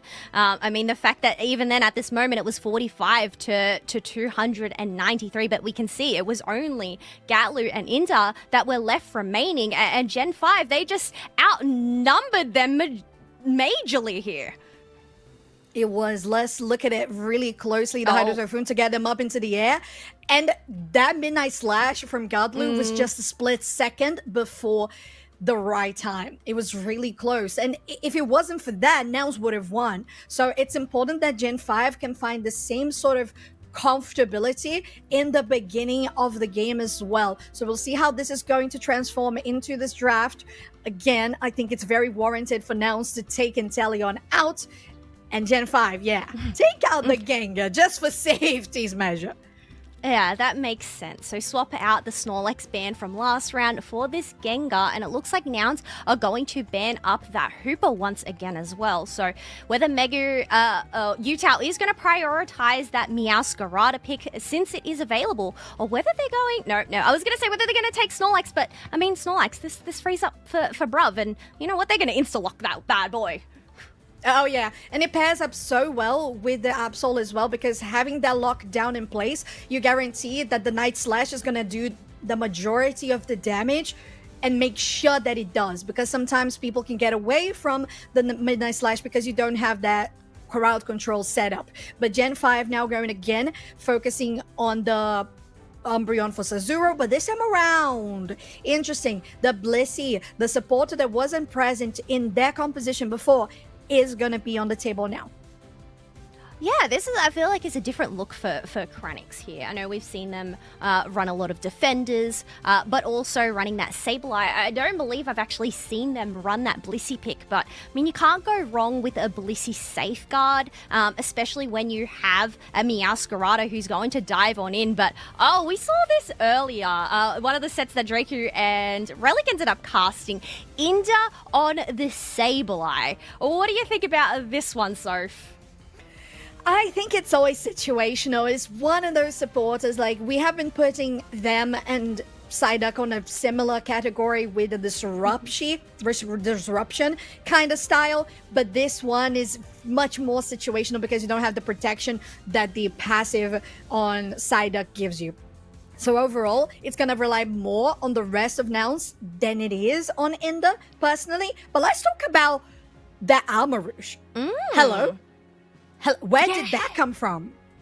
Armarouge is definitely an interesting one. I mean, this is the first one that we're actually seeing here today being picked on up, especially in terms of the attacker picks. I mean, it isn't quite popular. I mean, the question is, I'm wondering if this is going to be more of that, considering they have no all-rounders, I'm assuming it is going to be that Fire Spin Flame Charge build, because it does provide the shields upon impact. But also, I mean, Armarouge, it's passive Flash Fire. The special attack base damage is reduced by 20% when it is hit. So whether they're leaning more into that, considering, well, the only special attacker they have on their side is Adesu. Yeah, it's rather situational, isn't it? So we'll see how that Aura Cannon is gonna do, because we know that Armarouge has been off the meta for the moment. So we'll see if the damage is gonna be enough, if the range is gonna be enough, because Speedsters heavily find a way to get into the enemy backline. Game 2 of Grand Finals, of final stretch play-ins. Gen 5 again on purple side, Nouns on the orange, as we have the little Chansey accompany Gen 5 in the central area. Makes sense, especially when you do have a Sableye that is looking for a potential steal. Knowing that 2 members are there, Inda is just going to back on off, not looking to go and risk themselves getting knocked out. Yeah, and we have an information coming from production here. The Amarouge has been picked for the first time in this game in the whole event. From yesterday and from today, this is the first time the Pokemon has been picked, so it's definitely a surprise. Godlu slashing through the opposition as Absol, not as much. No, it was something that we have seen time and time again, but I'm really interested to see how this Amarouge ends up holding up against the team composition that Nouns have. We do have Bruv that he has reached that level 5. Adesu unable to evolve into an Espeon just yet. Ooh, plenty of this EXP going to the side of Nouns as it is not a privilege, a priority, excuse me, for the Lucario alone in the top side. It is a privilege to be here, Soph. It is a privilege, it's true. I am so happy to be here. But going to the bot side, Kello, destruction is going the way of Gen 5 as Krenix has taken so much of that HP taken away from them as they get knocked down themselves and they can continue to just back off and just take, you know, the results of what they sow. Yeah, I mean, it's 0 points currently for Gen 5. Megu unable to get any attack weight stacks for themselves just yet, but we do have those birds spawning in that middle section, Inda making sure to just go and provide vision for their team. Scatlu is not going to risk diving on in, instead going to take that side Boltoy instead. It is the second time, if I'm not mistaken, at least, that we've seen Glaceon in a composition here, and it is Gen 5 going for the Ice Cold Spear, Ice Shard. And we know that that is very good to just get front lines away, and considering that Snorlax is such a good front line, especially in the hands of Brav, I think it's a very good choice. What are your thoughts? No, definitely. I think being that able to have that lockdown, shredding power from a distance, but it's just a matter of getting those Icicle Shard stacks locked and loaded before you actually lock on. But otherwise, we do have a little bit of a tussle up here in the top path. But that Fire Spin is definitely keeping Nouns at bay there. It is, and Inda has to literally run for the hills as this little gremlin is very low on HP, but also regaining quite a bit while they are stealth. Now the bot side with Gen 5 already starting their Regirock. Oh, going straight for that diversion with Bruv and Inda. And that is just an easy distraction from Nouns esports, and they take the objective. Yeah, able to take it down, especially with a Flail Wax this time around. So no experience share for that Snorlax. Normally we've seen it in that supporting position. But otherwise, Inda has been locked on by those Icicle Shards, but is able to make it back to safety as Odesu is going to ward off Kranix there. Yeah, with the stored power that we have been mentioning all throughout the day. Oh, a nice KO that goes to Godlu as they are still pushing now here for Yutao. They use that Kaboom and they are not going to explode it. Well, they explode one and get exploded in return. So I guess that's a fair trade. A fair trade for here and there, but we have both of these tier 1s still available on either side down in the bottom path. It is currently 98 to 98 points for both teams, so it's just a matter of whether anybody can go and break these tier 1s before the other basement Reggie spawns.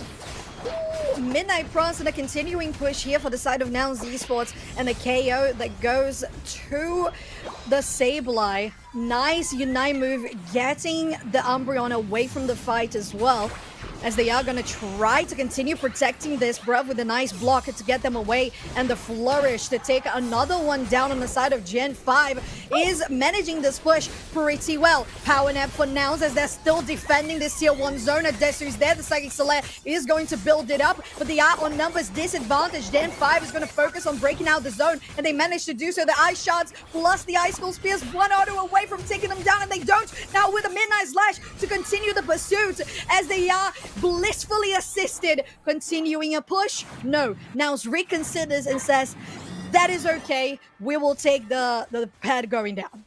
Yeah, instead of overextending there, taking presence in that tall grass, waiting for that ambush from Gen 5, but there is 4 members down here looking to try and contest this Reggie Rock. Bruv is trying to keep a presence as Adesu is more just hanging on back, but here comes the charge up from Toon on the pup, the Aura Cannon, but it is a little bit too early, and it ends up being the Armor Rouge that gets the lockdown for Gen 5.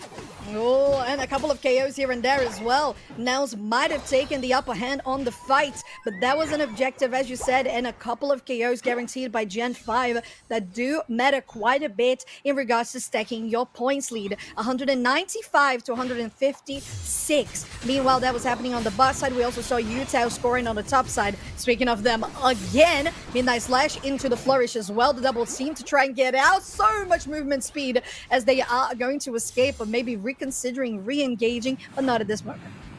I feel like this is just a match of cats versus dogs here. Meowscarada going up against Absol and Lucario. It's just so back and forth. Otherwise, Utah is soloing down this Regieleki. Lunda has come up for some assistance.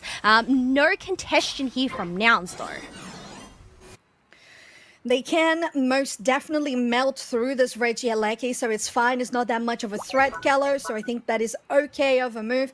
Inder as well, just being that vision across the map that we have been mentioning all throughout the day. And the numbers are looking pretty equal. Yeah, pretty equal, 195 to 156. We do have that level 13 Meowscarada on the side of Gen 5. Being able to just go and play these tricks, though. The double team and then the flower trick landing on them as it's a ticking time bomb. Like, that is just so mean. It really is, and those claws they're very sharp. They are very sharp, and I gotta say, Megu has been doing really well in the Meowscarada all around today. 14 seconds for the next objective to spawn. Getting a null there on the enemy teams. Krenix, pushing out with the front line of Bruv, having that block to get people away. Going in, Krenix as well, taking plenty of damage, and it's a big whiff from Inder on their own Unite move, as they're going to continue to try to find some place to get back into the pit. Nouns esports, but it's going to be Gen 5 with Megu, guaranteeing the bottom objective. But now Nouns esports is trying to maybe get something out of the fight, but it's not looking very positive for them, as Gen 5 is just reeling on the numbers. And this is where Nouns esports ended up finding themselves the last match, utilizing those Unite moves. 2 members are down. Inder in the backline is quite low, and Bruv doesn't have a Unite move on hand, so Gen 5 are going in for the shred. And Gablu is down. Gablu didn't have that Midnight Slash because they whiffed as well, trying to get something here on the push, but it's Gen 5, and they're gonna continue to take down those Hundo Burgers. It's looking so good for a reverse re-sweep on the Grand Finals. I am just so surprised that happened 2 times in a row. That basement Reggie fight leading into that Rayquaza. Teams are utilizing their Unite moves, but Gen 5 being able to pick up those KOs and just flip the Ray. I have to say, it felt like Nouns panicked a little bit on the Rayquaza. Godlu was there in a little bit of a bad position, so they decided to use that Midnight Slash. It just whiffed everybody, and to be very fair, maybe you should have just waited a little bit. I don't know. The reset was always going to be a little too long to come back, and Gen 5 had the potential to just rip it. And Krenix here just taking the attention from Nouns esports, and 565 to 156 is the score on the table. Yeah, it doesn't even look like Nouns are going to push on back, knowing that they are still not out of the competition. They are going to go in for that bracket reset, but the momentum that Gen 5 are just living off right now, I mean, obviously, they've come from the lower side all the way up until the grand finals. They are definitely giving Nouns a run for their money here, again. And it's a reset for Gen 5, coming all the way from losers bracket, taking your grand finalist Nouns esports a run for their money. Make that a reset, start the bracket again. Yeah, started it all over again. I guess it's just that mind reset here for Nouns Esports. What can they do going into this next set to try and combat them? But I mean, I'm seeing 4 digits on the board here for Gen 5, which is looking pretty good for them. Well, Gen 5, your back-to-back is looking really close. And Nouns Esports, what we mentioned earlier about that Rayquaza flip, I guess it just flipped a bit too hard. Unfortunately for them, they were just a little disorganized on how they approached that central area fight.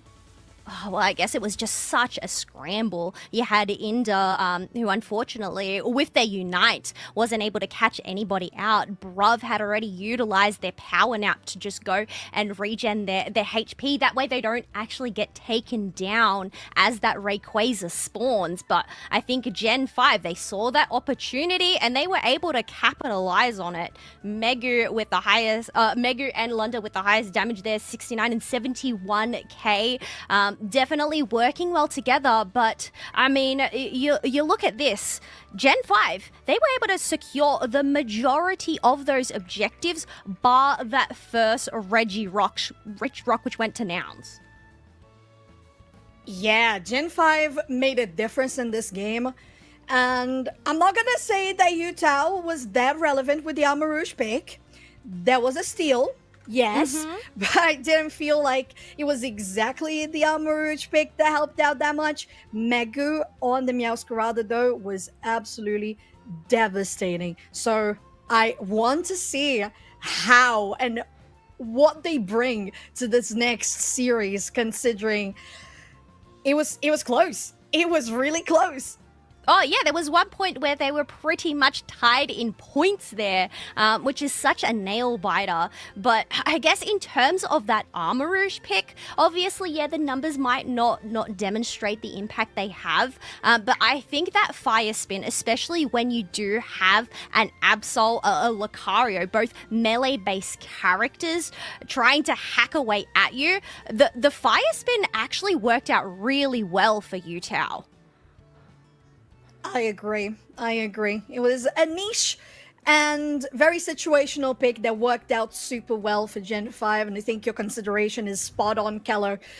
Managing for Gadlu to not melt you and instead you melting the Absol is a great idea for sure. And this last little bit of pick here, although you had a Desu coming in with the eject button and a Psychic Soleil, it was all on the hands of Gen 5. And when you don't have the Psy Shock for a Desu there on the Espeon, it's just a little bit difficult. Right, everybody, let's get into a quick break while we get things ready for this bracket reset of grand finals of your final stretch play-ins.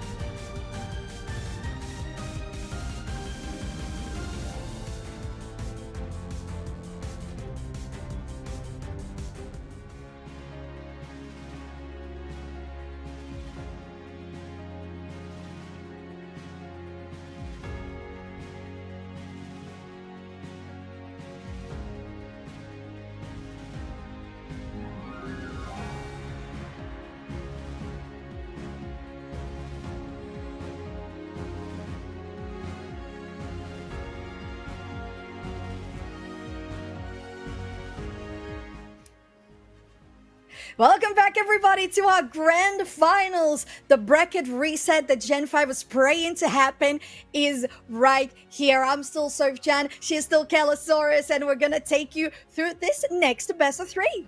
Yeah, a reset. And I mean, what two better teams than to see Gen 5 and Nouns just have another crack at it? But I feel like it's a saying as old as time, Soph, here for Nouns. Fool me once, shame on you. Fool me twice, shame on me. And I feel like we really seen that resonate in that previous match. Both of those basement Reggies, the fight ended up panning on out, and allowing Gen 5 to just go and rip the Rayquaza. So, I mean, while it's happened twice, hopefully Nouns have learnt from these mistakes, and whether they're actually going to be able to turn things around for this next set. Otherwise, I mean, it's going to be a tie in a win rate here. Nouns currently have won those 2 cups against Gen 5. Gen 5 only having that one, being that of the February Cup here. Yeah, it's running back from February for sure. And Gen 5 is looking to make it happen back to back. Now, Nouns Esports as well, having to go through another series, is also well accustomed to being in this position. So, as you said, I really hope that that mistake doesn't happen again, because seeing such professional players getting a little bit panicky and missing the communication in such a crucial moment like a Rayquaza fight makes me a little sad, but we have a new moment for them to do it again and fix those mistakes, and for Gen 5 to guarantee that those mistakes happen again for Nouns and that they can capitalize on it.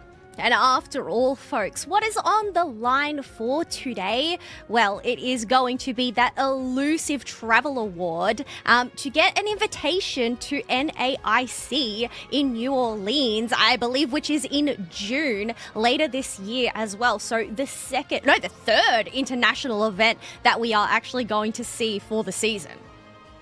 Oh, so good, but at the same time, too fast. Oh my goodness, how are we approaching the end of the season already? That is crazy. Right, on the side of Gen 5, that usually expected Meowscarada for Nouns, the Snorlax plus the Absol. Nothing new, but one thing that did slip through the cracks, it's Inteleon for Luna. Yeah, because I guess they've gone in for that Blissey band there. Safeguard, Helping Hand, just too much of a threat. I don't know if it's more of a threat than Lunda sniping out from a distance, but looks like it's similar compositions here for Nouns Esports. Gatlu on Absol, Brav on the Snorlax, Adesu on the Espeon, but we do have Inda instead of Sableye this time around, going back to that Psyduck pick. I personally prefer it. I think it has better win rates at the moment for the meta, and it just does with it. There we go. Got a hard reset on the bracket, got a hard reset on my brain. We have the disruptive potential of Psyduck with a little bit more protection than the Sableye does. To round out the side of Gen 5, we have Lucario plus an Eldegoss that we haven't seen that much today, and a return of Aegislash for Nouns Esports. Yeah, it's interesting to see an Eldegoss being picked on up, I guess, in terms of supporters that do provide that healing. It is on the squishier side, so it's definitely going to have to be wary, especially of, say, Toon or Gatlu looking to dive onto them. I guess the benefit is it does have that Pollen Puff AoE healing for when Gen 5 are grouped together. Absolutely. It has to be very well played, or else things could get dangerous, as we saw in the previous game. As to be fair, both compositions look a little similar in how they want to be executed. You have that priority on the top side with the Lucario, but this time on the hands of Gen 5 instead of Nouns. So we'll see how things are going to progress. And Kello, this is the start of potentially seeing Gen 5 taking the title of back-to-back champions on the online UCS and potentially representing the region at NAIC's final stretch. Now, Nouns Esports also with so much experience on their sleeve that they can definitely bring the high competition to Thea Sky Ruins. Your champions are getting close to getting announced, Keller, and I couldn't be more excited to be next to you, casting these two teams, Gen 5 on the purple side, Nouns esports on your orange. Now, I hope you folks have some popcorn on hand because I think this is about to be a fire set. I know my heart has just started racing there, but look, we saw this previously. The cat on one side, the dog on the other side, being Nouns and the Absol. And that is going to be run by Gatlu once again. Yes, it will. And it has been played really well so far, in spite of that bit of a fumble at the end last game. So if there is a moment to fumble, it has to be early game and not Rayquaza. So let's see how things are going to pan out earlier on. That priority for top side here with Lucario on the side of Megu for Gen 5, pointing out that it's not Megu playing the Meowscarada in this game, it's Utao. So we'll see how that's going to be different. 3v3 on the top side as Godlu takes some damage, falling really low themselves if they want to keep on pushing. Sazuro just slowing them down with the autos. Yeah, I think this is the versatility that Gen 5 bring to the table, is being able to switch up those Pokemon, switch up those roles, and seeing if, some new spice can be added to the mix here as we have 4 members of Nouns pushing on forth towards Gen 5. Yeah, and looking good at that, guaranteeing most of the EXP as well, which is very important for that Aegislash. And of course, as much of pressure you can apply with the Absol, the better. Bruv is getting some chip damage onto themselves there, but doing a very good job to just keep on protecting the fort on bot side. Oh, that was a drive-by and a half. A matter of just gotta keep swimming. I mean, hey, that's what Inda's doing on this surf, right? But look at this. We have Sazuro, a Gossifleur, still at that level 3. Needs to try and land themselves a piece of a wild Pokemon to try and get that evolution. I mean, they do have those birds spawning at 8 minutes, but we still have 2 members from either side down in the bottom path. It's true, and 2 members of Nouns esports that were in the central area to guarantee that bit of XP. So although they got the Eldegoss into that final evolution there on the top side, they did miss a couple of the wild area Pokemon in the center. Well, they literally just vanished. It was definitely a flower trick for sure, as Utah is now going to try to get away themselves, but the sword is chasing after them, and Lunda just a little frog. That's just what they are. They're trying to escape, but they can't really do much. They're slippery, but not that much. No, especially you can't escape the latch of the Psychic from Inda on the side up to just pull them back straight into Toon and then being able to finish off that KO. Otherwise, looking at the levels, we do have Gatlu that has reached level 9, has their Unite move on hand. No Unite moves for Gen 5 just yet, as we do have that Regirock spawn on in. In a majority of these games, Gatlu has the Night Slash for the first objectives, and this time doesn't even have to use it. But it's a straight 1-for-1 trade on the top side for Gen 5, getting that Regieleki, pushing out really strong onto Toon that's going to get taken down, and they could go for a very big overdunk on the top side. And I think they managed to do so. I couldn't quite catch the mathematics. It was a clean break.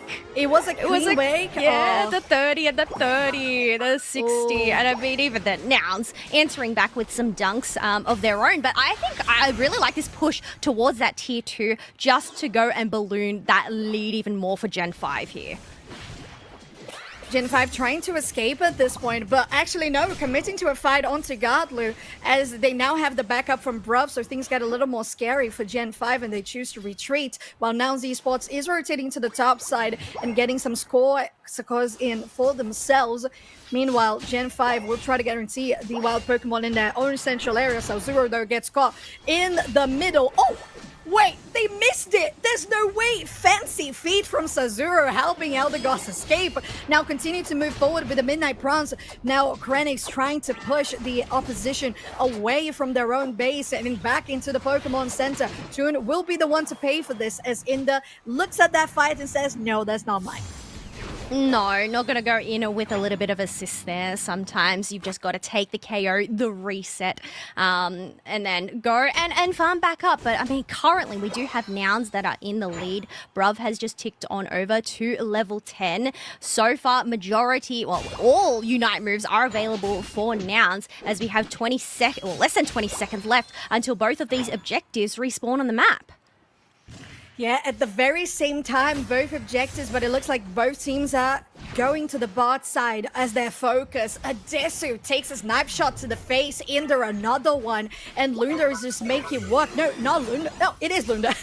They haven't traded their roles this time around. Now, trying to get that damage on the back line while Lucario is also doing the same. Mega is going to get taken down by that stored power with the Azure Spy Vision. Just trying to land those critical hits very close to taking Rage Ice. But it's the side of Nouns Esports. No, it's not. It's Gen 5 who confirms it. It was just a little bit of a birdie barrier getting a trick of the eye. Yutao trying to get away as well with that flower trick and the double team, but they're going to get KO'd. And at the end, Gen 5 got the objective, but Nouns got the fight. These flower trick secures are absolutely wild. We've seen them, I think that was like the second or the third time that we've actually seen it. While it doesn't actually implode straight away, it just lingers on that target, and the timing ended up working perfectly there for them. But another Reggie Alecki up in that top path. Gen 5 are looking to go and capitalize on this. But wait, they have to actually leave it as Nouns are looking to pick a fight. Yeah, bro, very well took the attention away from the enemy team. Now Reggie Alecki very close, and it's Lunda again who confirmed the objective as the Inteleon. Krenix was doing well there on the front line, diverting attention, and now maybe in a bad position. No, it was just a clone. I was baited by the double team. Oh gosh, I mean, the fact that we get baited by the double team, I don't know how they pro players, of course they're not going to get baited. They've gone into it time and time again, but Inda does have a flower trick up above their head once again. 25 does end up going in from Sazuro there, able to break that tier 1 pad. And the late Flowery Flourish as well, coming from Megu. Very interesting. No, actually, Yutao in this game in particular. And 20 seconds for bottom Reggie to spawn once again, as we have been having so much fighting all across the map. Tune in the wrong side of the speed flux zone as they are trying to escape. They're going to pay for it with their HP bar, as Nouns Esports and the rest of their members are heading to the bot side with 5 seconds for Reggie Alecki. They want to take this one down as quickly as possible with 30 seconds for Rayquaza to spawn. 50% on Reg Seal as they're still trying to take this one down. Stored power, that they're going to use the Midnight Slash. No, they know they have to save it, but still Godlu guarantees the objective, and that's going to be so important for them in regards to extra damage. The fight will continue to happen, Kello, and they are looking to chase Gen 5 down while they are going to go into the central area. The Psychic Select has 2 up in the air, and again with the Cotton Cloud crash, they survive for a little bit longer and help out the side of Gen 5, and the Power Nap as well, just zoning that team away. We're getting into Rayquaza. It's 1-for-1 on either side. 4 members are left standing, but we have Gen 5 making their way into the pit. We have Gatlu. No, Gatlu. I believe it was the Umbreon who was quite low, so they do need to back on off here, Soph. Yeah, looking interesting of a fight. Trying to set them up for the snipe shots on the side of Lunda, and Adesu might have to really come back to base as they are not gonna get sniped. Very nicely done of a sneaky reset. Now Bruv is going to take the front line here with Inda, as there's still time for Adesu to come back, so it doesn't make that much of a difference. They're trying to get themselves in a good position. The Psychic from Inda comes in, pushes them through, and then Toon comes in and slashes them in half. And now it's looking pretty good for Nouns Esports as they chase Sazuro as well, and it's 2 members down. Gen 5 needs to really fight for this one with Yutao and maybe Lunda trying to get a sneaky snipe shot. The stored power will do damage on them from across the pit as they're still trying to push, but Yutao almost busts through Bruv HD, and now they're still trying to get the defenses down. It's Nouns Esports taking down the Rayquaza with a numbers advantage, and they're going for the win. Yeah, they may have missed out on those first two Rayquazas in that previous set, but here comes the reset. Locking it on down. It's now 227 to 267 in favor of Nouns, and this is where the tides are starting to turn. You can see Toon on the Aegis Slash still has their shield. They're diving on in and able to get in a 100 dunk of their own. Looking really good, 543 to 227. It was really close. A detailed Rayquaza fight, Keller, necessarily played through the cracks on how you had to take those opportunities not to slip the tiles. And they managed to take it. 1-0 for Nouns esports on Gen 5. I'm not going to lie, I was a little bit worried there for a second because I know we saw it previously twice before, that basement Reggie just being the doom and gloom for Nouns esports, but instead they decided to serve Gen 5 a taste of their own medicine there, securing that objective, securing the Rayquaza, getting the shields, and 5-5-5 on the board for Nouns. And it's a little bit ironic, 5-5-5 against Gen 5. But that is exactly where we are. And it's funny, overall, Keller, there aren't that many KOs and assists around the block. We don't have any double digits. But at the same time, we know that this game was close to the very last minute. Oh, it was just so back and forth between the two teams. Once again, it's a matter of, are they going to take the team fight? Are they not? I mean, even then, looking at the numbers across the board, it is, nothing to really chirp at here. So I guess that's the thing. It's just a matter of, you've just got to farm. You've just got to do what you got to do. Get those objectives, get that level advantage. And after all, that Registeel buff at the end really came in handy for Nouns there. It surely did. I think if we notice the 34,000 damage that Toon did on the Aegis Slash at the end, it made a difference to that engage because of the Registeel, for sure. I agree, Kello. And this series and the first one, it has been so close. Objectives traded back and forth. Not even one of these moments where you see, no, this team is really got things under control. No, it's been very back and forth and very even all around, where it really just comes down to how they can keep their nerves in check during the Rayquaza.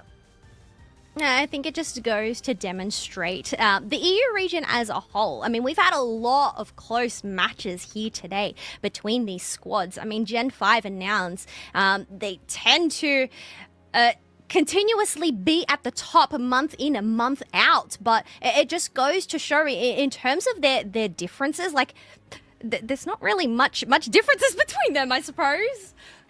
Yeah, I think that's very valid. And they have been playing very similar play styles as well. The compositions that have one Speedster, very good engageability, but also damage that comes from a ranged attacker. All of these things are a type of disruption. One difference that they had here was Lucario instead of the Aegis Slash as an all-rounder, which would have more presence in the early game there for Gen 5. But again, it really just comes down to how they played these last team fights, and the engage was so good. Like how Bruv got the front line away from Gen 5 was brilliant. Yeah, going and taking down the Lucario and the Umbreon with that block. And I think it was, they didn't actually fully commit to the rip on this Rayquaza as well, knowing that they still had Lunda and Utah lurking about, making sure to have eyes on them. I don't even know if Lunda actually ended up going in for an attempt on a snipe shot there, as they were just so far away from the pit because of that zoning. Actually, they not just attempted, but they were also aiming right in between two players, and they would have hit it, but it was just a little too late. Can you believe it? Flash before my eyes. Crazy talk. Yeah, it's so fast. As we're getting into game 2 at the speed of light, once again, the Talonflame and Gengar Bend, plus the Blissey and now a Hooper. So Inteleon is going to be available. It is available, but Megu is going to lock down that Meowscarada, not wanting to give that over to Nouns. But once again, it's the same old story that we have here for the beginning of this pick. band phase. Whether we're actually going to see something different come into the mix in this later phase, though, I'm unsure here. So, Me too, because to be fair, when you're drafting this fast, they are just repeating.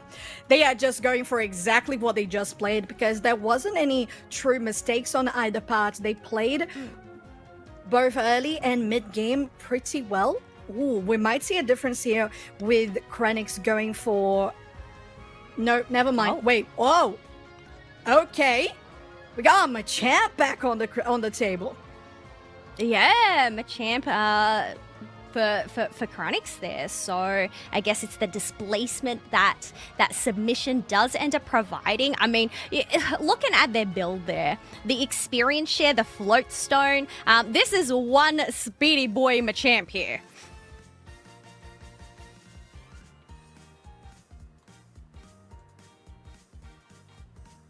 We're definitely going to expect that Machamp roaming around Kello, and it can get scary once they are fully evolved for sure. And I love the highlight you did there for the displacement. It's very important to talk about that when you already have so much crowd control on the side of Nouns that you have to kind of preemptively go around those abilities and then land submission. So then that could be a little tricky, but Gen 5 is trying to bet on the Blaziken this time around with that overheat as a secure option as well. Yeah, overheat secure, especially say if Snipe Shot just fails there. It's that charge up, and I guess because it is at that closer distance, you have a little bit more guaranteed secure there, but it's also the burn that it provides, especially when you have Utah lurking in the tall grass, and an unaware passerby just comes by and gets burned. Yeah. It's definitely one scary jump scare from their bush, absolutely. And we know the tall grass has to be something well navigated in Thea Sky Runes, which is something that you mentioned with that float stone on the Machamp. We'll see how this is gonna go, because it's match point game for no, it's not. For Nouns esports. For Nouns esports to bring this into an end, but for Gen 5 to bring this into a Game 3. Game 2 of Grand Finals reset on your screen. Oh, we are going to end up sending the Chicken Utah on the Blaziken into that central area, along with Gatlu into the mid. But up in the top path, it's just that Cat trying to slice up the opponents. However, Psyduck and that Honedge are just a little bit too tanky for it to handle for the time being. Yeah, just for the moment, we know how they can scale really well. But one thing I expect, Kello, I want to hear your thoughts on it. One thing I expect from Nouns Esports is to try to have more proactivity in the early game, because they have the Absol compared to that Blaziken that still needs to evolve. I guess, yeah, that is the benefit of having that Absol, the crit damage and early game presence that it can provide. You want to try and shut down a Utah and the Blaziken from getting that evolution. But the thing is, some KOs over to Utah could really benefit them as they're diving on in. Ooh, really strong push here. Maybe going to commit to something more. No, the Doublade will just stay for the moment, as Toon knows they can't overextend. It's an important match for Nouns to take home. Now going very deep into the enemy central area, Gadlu manages to steal the buff, which is amazing, and proves out the point that we were just saying about punishing the Blaziken. Yeah, punish the Blaziken, shut it on down, and get that early level presence. Otherwise, 24 and 26 does end up going into this top goal. Inda does have 7 points, but instead of prioritizing getting it, they're going to just try and stop Gen 5 from marching on fourth. Oh, and it looks like they are doing really well there, Gen 5, at defending that tier 1 zone. While on the central area, Blaziken is just ready, as Utel is there to take the central Altaria. Now, Adesu doing it also really well at getting people away from this area. So actually, we didn't have eyes on it, so I don't know who got it. So we'll see when we get to the EXP bars, I guess. No, I mean, considering when they do have the 2 level 7s on the side of Nouns, only the one on the side of Gen 5, potentially them, but they do have 85 points clocked up on the board in comparison to 10 points here. Another 10 seconds until those 7:20-minute birds come on up. And, I mean, well, so far we have a Miascarada online, but no fully fledged Machamp just yet. Yeah, and no Unite moves either. We have 2 level 8s on both ends, but still waiting to get the level 9 unlock. Going to the bot side, Sazura once again doing well at just zoning people away, but have to be careful about the damage that Adesu can assert and on themselves as well. Now Lunda trying to land those snipe shots, but Gadlo has arrived. They have the Midnight Slash, I correct myself. They got enough XP to continue pushing, and I don't think they're even going to use their Unite move in this one. Going to take that snipe shot to the face, but they're still feeling confident to continue pushing forward. Or are they? No, they decide to be a little more careful and safe about this, Gallo.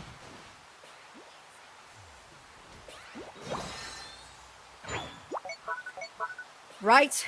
Pushing out to the top side as the objective has spawned. And now esports has taken that place into starting that themselves. But then Gen 5 comes through as well. The Midnight Slash, no, the coup de grace. Both of them actually to confirm it for Nouns esports, as we're going to have Keller back soon enough.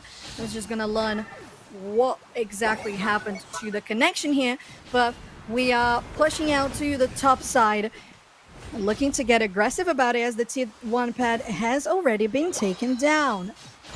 Yeah, then it looks like there's an oversun up in that top half, and it looks like Toon is able to go and lock away that red buff as well. Yeah, going for that central area to guarantee the XP as much as possible is what they're going to go for now, Gen 5, as they have lost both objectives as the game stands. 2 level 10s and 1 11 for Nouns esports, cementing their way into the late game with 175 points lead. Is definitely the good position for them to be. Now going to the bot side with 25 seconds to go as well. Gen 5 is trying to find an angle for maybe contesting the objective. We're still on 5 minutes to go, so there's plenty of game to be played. But if Nouns esports take all of the objectives as we have been seeing so far, it's going to be a little difficult. They're still going to keep on pushing. 5 seconds. Trying to get that presence here for the Reggie. Bruv having the block can push them away, and Lunda has been cornered into a wall, while Nouns have decided to go straight onto the tier 1 zone. And look at Bruv is going to maybe take this one for the good cause, but the power nap says no. Full power Sayayai with Inda, and it's a supporter and a defender making it happen. They're gonna get taken down themselves, but meanwhile Nouns have secured the objective, Gallo. Yeah, they've secured the objective, and they have 214 points to 10 points across the board there. Only 2 minutes left to go until that final stretch. So Gen 5, they need to try and make magic happen. I mean, a floral flourish comes on out, but they end up getting taken out in the source. It's important not to get lost in the sauce at this point, Kello. And Nouns is, well, they're swimming in the sauce. They're not lost. They are commandeering in the sauce. They're sailing the sauce. They have gotten all objectives in this game so far, and that means a lot. They have taken down top side tier 1 as well, which means they are much comfortable and have that Reggie Lecky keep on pushing. Here on the bot side, Bruv is going on a 1v1 against Megu, forcing out an eject bottom as well, which is pretty great for Nouns. As on the top side, they're still pushing with the Reggie as well, the 3-2 formation for their team. Ooh, the barrage blows goes into Bruv, but they tank so much damage that it doesn't even matter. They're going to keep on pushing, this time around, rather, they're going to try to escape, but they are caught between a rock and a hard place, and it doesn't matter that you have the damage if you don't have the health bar and the hit points to tank it. Now Inda might be taken down as well, with just one shot away from Lunda to guarantee, so 30 seconds for the next Reggie to spawn. We mentioned it earlier, you just got to keep swimming, you just got to keep keep on pushing. And one thing that is pushing for sure is Bruv with these blocks. Being able to just build up that shield, try and get the isolations. I mean, Inder with the surfs as well. Just so much disruption from the side of Nouns here. But once again, we're finding ourselves at this basement Reggie here, Soph. Well. You know what that means? 30 seconds for Rayquaza and Reggie. It means scramble and fighting. Now Toon's going to the back line with Midnight Prawns just tanking some of that shield. The snipe shot doesn't connect, but now successfully scare away the likes of Gen 5 as they're going to try themselves to push into the central area with 15 seconds for Rayquaza to go and the dream for Gen 5 to get into Game 3. Yeah, I mean, I guess they don't want to try and repeat those mistakes that Nouns did earlier on. Learning from that, backing it off, not going to go and take that fight. Instead, going for this positioning. The flower trick has landed on Toon, and they end up getting pushed on back, not once, but twice. Ooh, but the Midnight Slash coming into the Psychic Solera as well helps so much for this fight to happen as 2 members make it 3 of Gen 5 get taken down. And now Nouns Esports have the upper hand. Luna going so quickly back to base, resetting and just trying to land those knife shots themselves. But Nouns Esports, they know they have to rip this one. 30%. Mega comes in. Oh, and the stun with the Psychic just helpful. And they make it. Nouns Esports with the Rayquaza 327 versus 10. They might just make it a 2-0. Oh my gosh, Adesu has dove on in. They do end up having their shield busted by that snipe shot, but it doesn't matter as we have some dunks raining on into that home base. 10 points to 527. There's still a minute left on the clock, but 2 members of Gen 5 are currently down. And Yutao has to try and defend this with all that might. 28 points come in as well, and you still have more. Toon was there, gets taken down, but it's okay. The advantage you have is already enough with your central area as well attacked. And another 100 coming in from Gatlu. This is just as good as Nouns Esports cementing that 2-0, but they are not going to finish fighting Gen 5. They are going to take down Bruv, maybe chase down after Adesu. He's going to valiantly try to defend this one. If they know better, they're just going to retreat because it doesn't make a difference. Now 50 plus 44 doubled on your central go, and Nouns Esports is this close to victory. I think they have reached that victory mark there, so considering it's over 800 points to 160 or so. No further does it going to go in from Gen 5, and Nouns Esports, they are going to be your EU representatives at NAIC in New Orleans. Final stretch, Nouns Esports awaits you. Once again, almost interrupted by Gen 5 in their search of getting to LAN. But Nouns Esports, they make that way 843 to 160. They're looking good and finally feeling like the team that we know, plus a very well cohesive addition in Inda. Yeah, I think this is just a tale of 2 stories, 2 halves to Nouns Esports here. Obviously, throughout the month in between EUIC and now, it was a little bit rocky, right? They had that disbandment, but I mean, sometimes you need to burn down that forest in order to begin afresh, right? Initiate that new growth, and then that way they can just go and flourish. And we actually ended up seeing that demonstrated in that grand finals reset. So true, and it was so close for Gen 5. A potential back-to-back for them was there. It was very real. You could almost reach it. But Gen 5, although the valiant efforts in this game in particular flatlined, 10 points all throughout the game, up until their last effort to push. And a very nicely played game from Nouns Esports made a difference. It really did. And you mentioned it there, Nouns just keep pushing. They definitely kept pushing throughout that match, bruv, with those great blocks. But I think it was just the synergy between the teams, the way that they were able to just hold Gen 5 at bay. They, as you mentioned, they flatlined. So just the defenses were absolutely insane from Nouns, but also the aggression that they were able to come back with as well. And it made such a difference, this aggression, as you said, because it means that they were assertive. And all of these plays, we could have the camera for days on Bruv, and they were doing well, them and Inda together. Like, it didn't even matter that the team wasn't there. They were still holding the fort pretty well. And what matters really was that the rest of Nouns were taking objectives, as they confirmed all of them throughout this game. And it is a very nice way to finish off your tournament. Yes, you could call them two peas in a pod, not only in Thea Sky Ruins, but also in a real life as well. I mean, just during all of these highlights, we can see Bruv and Inda together all the time. Yeah, holding hands. It's a duo. It's the feels, the family, the bros. It's just how it goes. And with this final stretch here, we had teams just trying to get a space, with Nouns esports looking so good. And to talk with us about this series, we have with us Inda, the representative for Nouns esports. How you doing, man?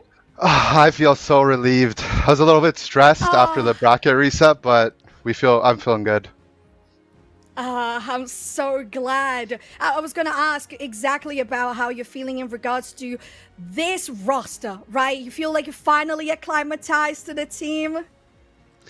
Yeah, I mean, if those of you that have been following us know that our rosters had the trajectory of a toxic relationship. You know, we had our ups and downs, but I think we've managed to piece together like what works for us, communication style that works for us as well, and I'm happy to be on the team. I mean, I moved to this country to play in this region on this team, and it's the only group of people I want to play with. Oh, I love that. That is so sweet there to just go and be reunited with Tuna after all of this time as well. But I mean, firstly, I've just got to say congratulations on your first win. Obviously, it's not Nouns' first win throughout this season, but this is yours. So I think that is a pretty big accomplishment from you. But I guess, what do you think ended up bringing you that success? I know you played a few Sableye matches there, and you banned up the Hooper as well. What do you think is actually working out for you here? So, because of the way this metagame works and all the speedsters being in the game, it's almost like a little chess match on what are you allowed to give your opponents and what are you allowed to take in return. So while we would have loved to play the Hoopa, the position that we were in, we always wanted to take the strong speedsters first, and it would make them get the Hoopa. And Sazro, he's also a good Hoopa player in himself. So we knew that while we want it as badly as they do, we have to take it away from them. And I was happy to play the Duck. I've been having a good time with the Duck. Sableye game was a little sketchy, but yeah, I want to stay on cute Pokemon like the Duck. Yeah, and piggybacking on what Kello said. Oh, sorry, go on. No, you're right. Go. Well, I was just going to piggyback from what Kello said. I was going to ask, in regards to the Duck and the Sableye, we have been, as casters, drawing some, linked points between the disruptive potential that they have. What difference does it make for you guys when you decide to go for one over the other? The Sableye is definitely a lot better at securing KOs with the speedsters. It has the vision, it can make the jump on your opponents before they can see you. But the Duck gives you more disruptive power on their front line. And one of the big things that makes Duck a phenomenal supporter is that it provides damage reduction with its Unite move and Psi-II. And it's almost like having a healer, right? Like, you're not healing your teammates, but you're reducing the enemy's damage. And that's a role that I think I've had a lot more success in, so it works a little bit better for me. No, we've normally seen you on those traditional healers, aka the Hooper, the Blissey, and the Eldegoss. So this is, I feel like a new look from you, just being the disruptive toolmaker. But I guess this might not be in your ballpark, but you might have some knowledge of it. Flail Lax. Bruv was running Flail Lax. Normally, I guess we haven't seen that, but I have noticed that it has risen in the meta, given this latest patch. I guess, can you give us a breakdown of why Bruv has decided to go with this pick rather than the traditional supportive heavy slam block Snorlax that we usually see? Yeah, I mean, sometimes in Pokemon Unite and in any game, when the patch notes just keep buffing a particular Pokemon, you just have to play it. And Snorlax patch after patch has just been buffed so many times. It's one of the tankiest characters in the game, which naturally works with Flail. And we kind of just experimented with it. Bruv started to look really, really strong. And every time we got it into Gen 5, we were really, really happy. So I was glad that we got to play it. Oh, that's so lovely. Well, and the last question here. With everything set up for you guys, how are your expectations towards another IC? Yeah, UIC, obviously we didn't have the best result. I think we and everyone else rooting for us was expecting for a lot more. But the last tournament that I won before this one was NAIC, back when I was on TTV and NA. So for me, that's home turf.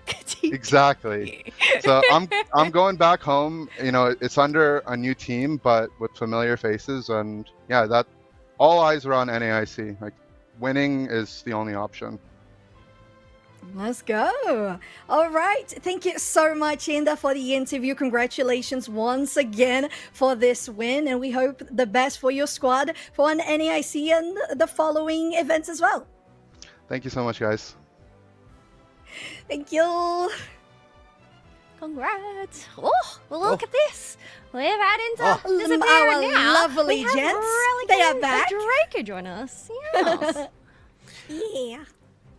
So happy to see that guy happy, by the way. Just, Right? I mean Heartwarming. honestly, the stress which radiated off that guy at EUIC and being there in person was palpable. So just like, I mean, the hugest amount of relief and a huge congratulations to Nouns, who of course earn that travel award.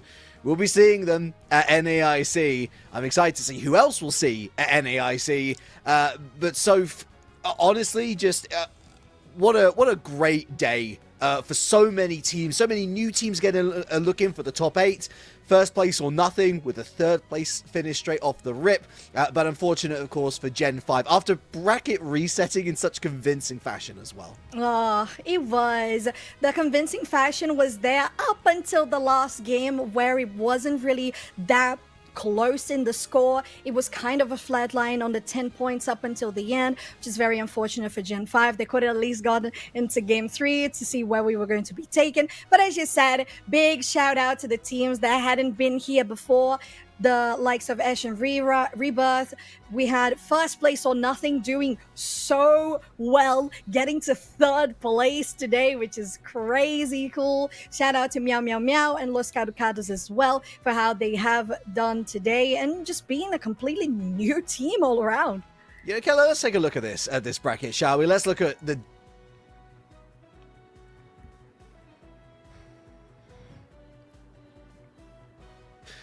There are now only 2 more online events before the regional. So for a lot of these teams, this is undeniably such crucial experience for that last dash for championship points. Oh, yeah, 100%. Locking in those championship points there. Obviously, some much needed practice as well to just go up against the top teams in the EU currently. I guess, look at it across the board. While we had a few two zeros across the board, I mean, there's a lot of 2-1s here as well. So a lot of these teams are just so close in comparison with each other. Draco, biggest takeaway from today: never let Nouns esports run double speedster in this meta. Absolutely. I think this is I said this earlier on the broadcast, this is the most significant change in the metagame that we've seen in many, many months of Pokemon Unite. The last time was maybe when the EX Pokemon joined the rest of the cast in Pokemon Unite. It's a very exciting time for Pokemon Unite, in my opinion. We may be even seeing some more damage pen speedsters. There are a handful of speedsters that do not have that, so I don't know. Teamy has a way of surprising us, and surprises we have seen a lot of today. Okay, folks. I wish we could stay and chat a little bit longer, but here's the thing. NA is waiting on us. Of course, shout out to Time Zones. Big fun. You can see the daylight outside of Draku's house. It didn't start that way, we promise. Pitch black outside Kello's. But the colorful world of Pokemon Unite esports is literally just going to rumble on pretty soon after we wrap here, actually. The North American final stretch play-ons on your screens with the lads, Spraggles, Dupsnax, Wonder Chef, and Zoinks. So sit tight, maybe do have a little stretch of your legs, grab some water, and then be back here ASAP, because more Pokemon Unite action is on the way from Draku, Kello, and Miss Soph-chan. A wonderful, wonderful evening to all of you guys. Enjoy the show. I've just been Relic. And yeah, let's wrap it up, folks. Wrap it up. NA, come on. NA's on the way. Let's go. NA. NA's happening. They're on the way. End the show. They're... NA's here. Wrap it up. NA's They're in the here. hubble.